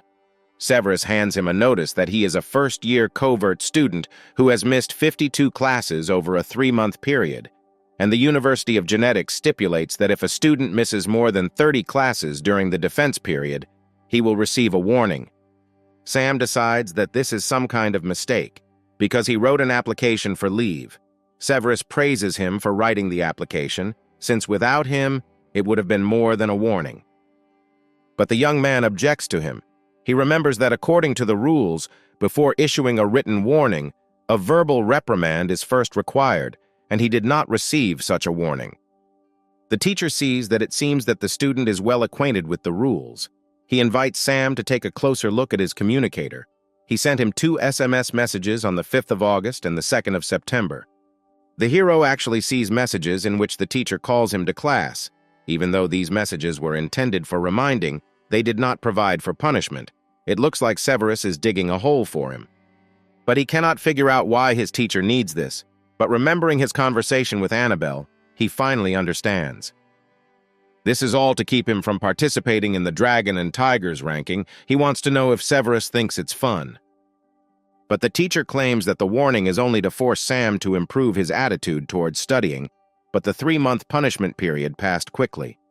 The young man says that the teacher is right and 3 months have passed very quickly, but he wants to add something else to him. Slamming his palm on the table, he explains to Severus that he is very stingy, especially when someone picks his pocket and steals things under his nose. The teacher says he should calm down, because they didn't take anything from him. But Sam knows that once the warning is issued, he will be deducted a bottle of E-rank capsules every month. Leaving the office, he tells the teacher that they themselves wanted all this. Sam's last words were that Severus would regret it, but the teacher just laughed. For him, it was a childish threat. Walking down the corridor, the young man reflects 2 months ago, during the battle with Dan Schneid, the teacher gave him unique low-rank training methods for an exceptional type. He planned all this for this moment. If this is so, then the entire flow is controlled by the transcendental. This is an internal competition between erudition and the transcendental. He stops at the large window to watch people training outside, and it gives him an idea. In that case, then everything should be fine as long as it uses some external matching methods. Coming out into the street, the students immediately notice Sam and begin to whisper about the already famous flying swordsman. Someone shouts out and immediately wants to invite him, burst out, some just to ask for advice, and others just to look at the flying sword. Sam says that there are a lot of them and they will absorb all his spiritual power. He cannot defeat them all at once. In the crowd, he is offered to choose his opponent himself. The young man likes this idea, but he offers to choose several opponents. Hearing this, the crowd begins to shout even louder so that the student notices them. The first thing his gaze falls on is the guy in the hat, and he chooses him. The stranger is incredibly happy about this. Sam is trying to select several contenders. He hopes that they will not disappoint him, because it is not often that someone gets the opportunity to fight him. The main character believes that he needs to choose 3 more, otherwise he will not feel any pressure. At this time, a teacher comes to the site. He wants to know what is happening here, and one of the opponents reports everything to him. Having learned that Sam will be 1 against 4, the teacher begins to worry a little. One of the students suggests that the teacher call Professor Severus, since there are quite a lot of people. The student is reminded that they need to be more careful and better inform the associate dean. The student announces that a training battle of 1 against 4 will now begin. They start and all 4 of them start to surround Sam. They decide to attack him according to the set plan. Someone begins to use earthen spikes, and the abilities of lightning and fire come into play. Sam protects himself from these blows with his strong mental shield. Having repelled enemy attacks, he responds to them with his silver balls.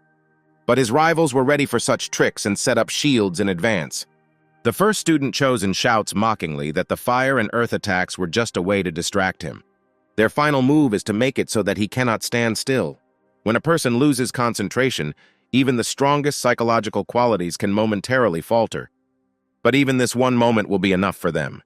While the ground under Sam's feet gives him no rest, his opponents decide to attack at the same time. The leader commands that they all concentrate and take advantage of Sam's lack of support. They must not let him gather. When all the attacking forces met, a large explosion occurred and clouds of smoke rose into the air.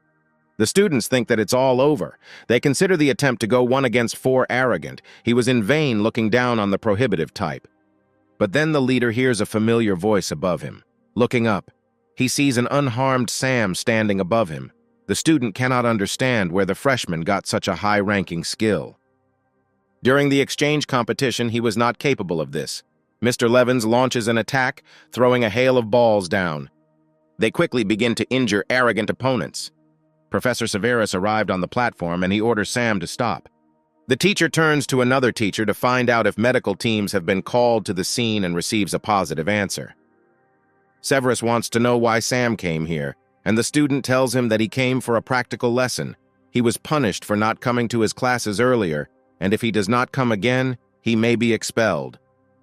All students, having learned that the famous student was given warnings, begin to actively whisper to each other. Medical personnel have already arrived at the site and began examining the wounded. They report that all 4 received fractures of the femur, and it will take them about 15 days to recover. Severus begins to boil with anger. What 15 days tomorrow the rating of the Dragon and Tigers will open, he understands that Sam did all this on purpose. Mr. Levins analyzes that now 4 freshmen from the Beyond type will now not be able to participate, and this is just the beginning. Now he's going to have fun 1 against 6. He wants to know if anyone has the courage to do it. The students begin to back down, seeing as 4 of their group were sent to the hospital by Sam. Severus orders everyone to disperse, replenish their energy, and prepare for tomorrow's Dragon vs. Tiger first-year ranking battle. Sam scoffs and asks the teacher what's the matter. He asked him to come to class, and now he doesn't allow students to fight with him. Why then was he given a punishment? The teacher tries to explain that he issued a warning to save his life and asks not to create problems for him, to which Sam considers this shameless. Why only Severus can create problems for him, but he cannot in return. The young man comes as close to him as possible and reminds him that if anyone takes his things, they will have to spit everything out, and promises that they will continue after tomorrow's Dragon and Tigers ratings. Severus decides to go to Mike Mitchell, another deputy dean, and tell the story that happened to Sam in the first years. Mike is interested in how many students will be in the top 100 of the Dragons and Tigers rankings. The teacher suggests that 20 people will be in the top 100, and only 1 student named Ian Richter will be in the top 10. The deputy wants to know if this is enough to take first place in the evaluation, to which Severus replies that it will be enough. And the only thing the teacher is worried about is the extraterrestrial quota. Mike believes that the extraterrestrial quota is not a cause for concern. After all, in the 4 years since he led the exceptional type, this type has always been number 1. If they win this year too, it will already be 5 wins in a row. After listening to the speech, Severus bows to him and promises that they will definitely take first place in the evaluation points this year.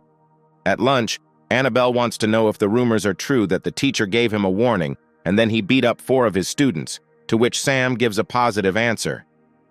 It would also not hurt her to know if he still wants to take revenge on Severus North. The young man also agrees, because the teacher constantly bothered him, so now he will bother him in return.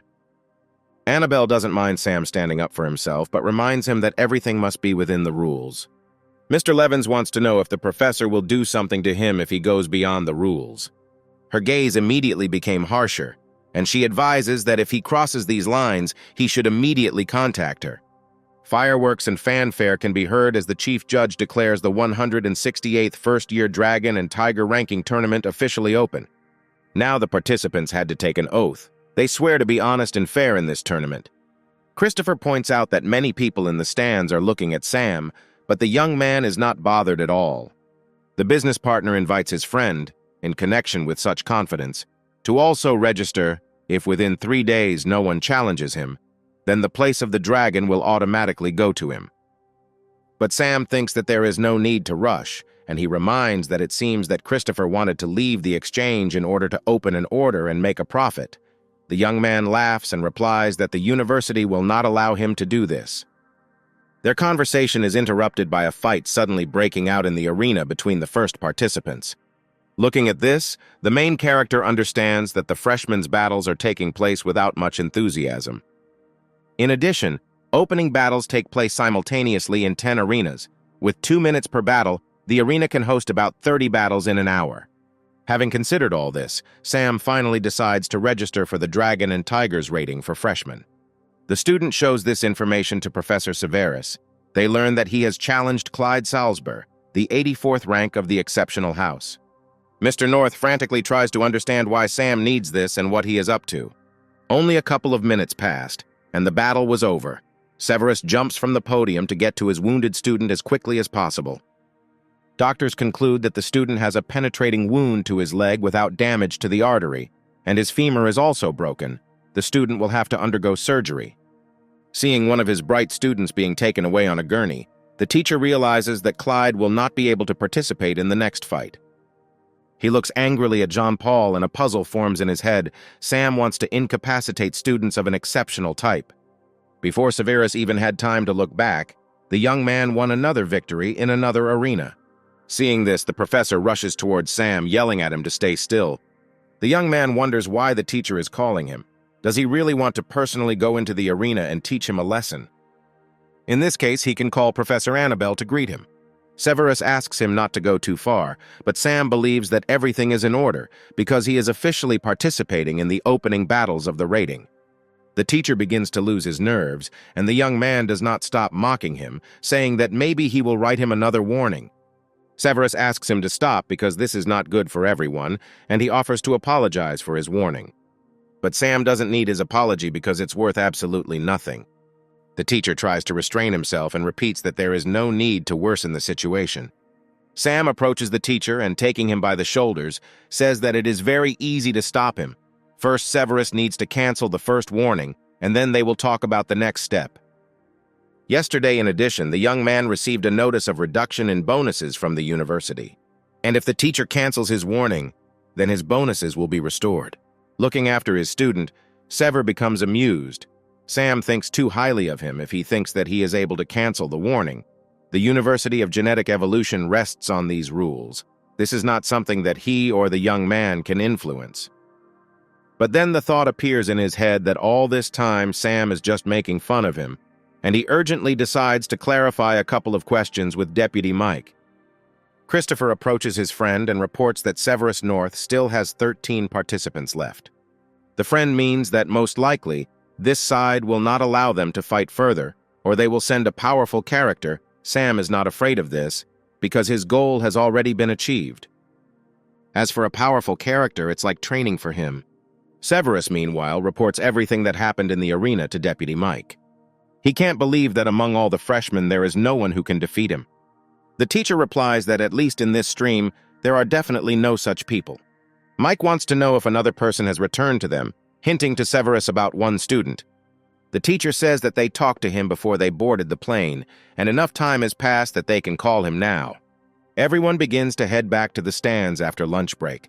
Christopher wants to know if Sam will participate after lunch. The young man replies that he will enter the arena if only someone of the exceptional type takes a place in the rankings. The young man also observes that Professor Severus has returned to the stands in a fairly calm state. The student tells the teacher that Sam Levins still has not left. Severus asks not to worry, as he has a countermeasure. Christopher approaches his friend and reports that when he went to get food delivered, he heard that someone said that Bernard was back. But to his surprise, Sam has no idea who this person is now talking about. The comrade says that Bernard is a second-year dragon and a special student of Severus North. And besides, this student is currently ranked 91st in the main ranking of the Dragon and Tigers. Sam does not feel any better about this information. Christopher continues. Not only was this ranking made when he was transferred into his second year, after which he went abroad for training and did not participate in the ranking tournament. For the young man, everything becomes obvious. If he returned in time for the tournament, then he was targeting Sam. The second-year students also decided not to miss today's spectacle. One of them even said that this year's first-year students were no good. They noticed that Sam Levins hasn't come out yet, and besides, there is no competition for the first-year dragon this year. The guys discussed that they heard gossip about how he quarreled with the teacher. Killian tells them to stop discussing unconfirmed information, which will only make the situation worse. Finally, Sam's name appears on the scoreboard, and the sophomores wonder where in the rankings he has challenged. To everyone's surprise, Bernard entered the arena. They realize that it seems that Teacher Severus spent a lot of money to invite him here. The whole company has an alarming question whether a freshman will really challenge him. Their questions fall away when Bernard and Sam find themselves face-to-face in the arena. But all the viewers are already in anticipation. People will clearly be able to see an interesting show. Everyone watching the live broadcast of the ratings also glued their eyes to the screens when they saw Bernard. Having learned that the flying swordsman has challenged him, everyone wants to see it live and rushes to the arena. The judges, having learned that there are no complaints on both sides, ask the participants to take their positions and prepare for the fight, which will take place in 3 minutes. Sam notes that there are suddenly a lot of new viewers. Bernard turns to his opponent and says that he does not care for what reasons he is challenging the overall ranking of the Dragon and Tigers. He has one last piece of advice for the young man. As soon as the battle begins, he asks him not to think about life and death. Sam understands that this warning is not a provocation at all. It seems the guy is also a demon of war. The young man pretends to be calm, and stretching thanks him and says that he is confident in himself. Bernard believes that, judging by his words, his return trip will not be in vain. Sam wants to say a few more words to the enemy, but he interrupts him and tells him that it is useless to influence him with chatter. But to the enemy's surprise, the words were not intended for him at all. Mr. Levins turns and addresses Teacher Severus, saying that he has a few words for him before the fight begins. He says loud and clear that he's going to take first place in the first-year rankings, and then Severus has to kneel before Professor Annabelle in the erudition department. While the crowd shares Sam's opinion and begins to wish him luck, Severus's students' nerves are already starting to give in. He can no longer watch it and wants to leave. But the teacher stops him and says that no one will take a single step until Bernard defeats the upstart. The student still wants to leave, and then Mr. North slaps him in the face, saying that now he should not think about personal success or failure. Now the interests of the entire exceptional type are important. Sam watches the whole scene from the arena while he awaits the fight. He turns to Bernard, saying that the stands are also noisy and asking if he is going to use Severus North's petty tricks. The enemy replies that petty tricks are useless on extraterrestrial battlefields. The judge orders him to get ready, but for some reason he is stopped by Jean-Paul. Jean, he says that the first of them is a second-year dragon, and the second wants to be a first-year dragon, and no matter which of them is irreversibly injured, it will be a loss for their university. Therefore, the rector decided in this battle, Severus and Annabelle, instructors of both sides, acted as judges for targeted assistance. After this information was announced, student representatives immediately arrived at the arena. They quickly stand behind their students in full combat readiness. In this fight, it is important that both sides adhere to the rules, and the fight finally announces the start of the fight. Immediately, a silver ball was already flying at Bernard, which he managed to dodge. The opponent notes that Sam started their fight quite quickly, but he is not lagging behind and wants to reduce the distance. Mr. Levins watches his movements carefully and begins to jump away from him as far as possible. Sam tries to dissuade the enemy, saying that he clearly looks down on him if he is not going to use his skills. Bernard decides to show him some of his abilities, and right before his eyes, his katana turns red and lightning begins to spark around him. Sam feels both tense and elated, having never fought against a thunder type. The audience also begins to see gigantic rumbles of red thunder and rocks flying in all directions. Both opponents have been fighting for half an hour. This is truly an incredible match. Everyone is wondering who will defeat them. At this moment, the situation is not going well for Sam Levins. Lightning strives to overtake the freshman, who himself caused this anger of Bernard. This is already starting to irritate him, and he decides to put a shield between them. But the second-year dragon's lightning cannot be contained by the first-year's shield. The defense shatters into pieces, and the shockwave throws Sam away. He manages to slow down and stay in the arena. The hero understands that the enemy has both strength and speed. His flying sword and silver balls do not have an advantage here. Old man Severus really made a good fuss by inviting such a rival. Bernard sees that his opponent is just sitting in the arena. He decides to ask if he will attack him. Just blind evasion, in his opinion, cannot be worthy of the title of first-year dragon. But since his opponent does not attack, he decides to end this battle. Sam shouts that defeating him will not be so easy and purposefully begins to send energy into the arena floor. Bernard suggests that he wants to use the energy of his lightning to recreate the silver thread. He admits that it is a good idea, but it will not stop him. Of course, Sam didn't think it would stop him, but one moment might be enough. The threads begin to bind the entire body of the enemy, and he himself begins to sparkle with anger. The sophomore screams at the top of his lungs as the threads begin to choke him. With flames and lightning spreading throughout his body, he doesn't want to be underestimated. He manages to extricate himself from his opponent's trap, and excited, he is already flying towards Sam to finish him off. He hits the floor with his katana, and a wave comes out of it, from which the enemy tries to escape. But Bernard quickly throws an electrified cobblestone after him, which hits Sam. The young man falls to the floor and immediately tries to get back up. But there is already a blade at his neck. Bernard offers him a choice: surrender or die. He is a little upset at Sam because he expected a good fight. But Mr. Levins bows his head and asks him not to worry because the match has just begun. The opponent is interested in what will be stronger, the upstart's throat or his mouth. He was about to cut off his head, but Sam stopped the blade, calmly taking it with his hand. Since Bernard also uses a sword, Sam thinks he must have heard about the Vajra energy field. Although Mr. Levins does not yet have the ability to protect his entire body, he is still capable of protecting a small part. The enemy did not expect such a technique from a beginner, because this is a secret method of protecting the body that is practiced by only a few people in the whole world. He begins to watch with apprehension as his opponent rises. He hears the young man asking if he is satisfied. Bernard bursts out laughing loudly. He is really very pleased with such an opponent. He asks to see how powerful his force field is as he prepares to deliver his final blow. Sam is ready for this challenge and already has his balls ready. They rush to meet each other, realizing that now their battle will end. Again, nothing is visible in the arena because of the smoke and lightning. Even the participants themselves do not understand what is happening around them. They find themselves standing with their backs to each other. Bernard notes that he did not expect that his silver pills and flying sword, which Sam is so proud of, would turn out to be just feints. His opponent replies that there are no rules that would prohibit using defensive skills for attack. Finally, Bernard says that he defeated him in this competition. Annabelle approaches Sam and wants to know if he is okay. The young man is normal except that his spiritual strength is almost zero. The professor takes his hand and lifts it up, telling him to greet the cheering audience. The crowd chants his name and shouts that a freshman was able to defeat the dragon of a second year. A day later, Sam finds himself in a hospital bed. Marie and Lily come to visit him. While he eats a big chicken leg, Marie tells him to enjoy his meal, but Lily says that a first-year dragon should have good manners.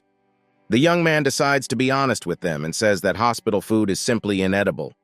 Marie asks what rating he thinks they won. Sam suggests that Lily came in 85th and Marie came in 95th. The girls are unhappy in his opinion.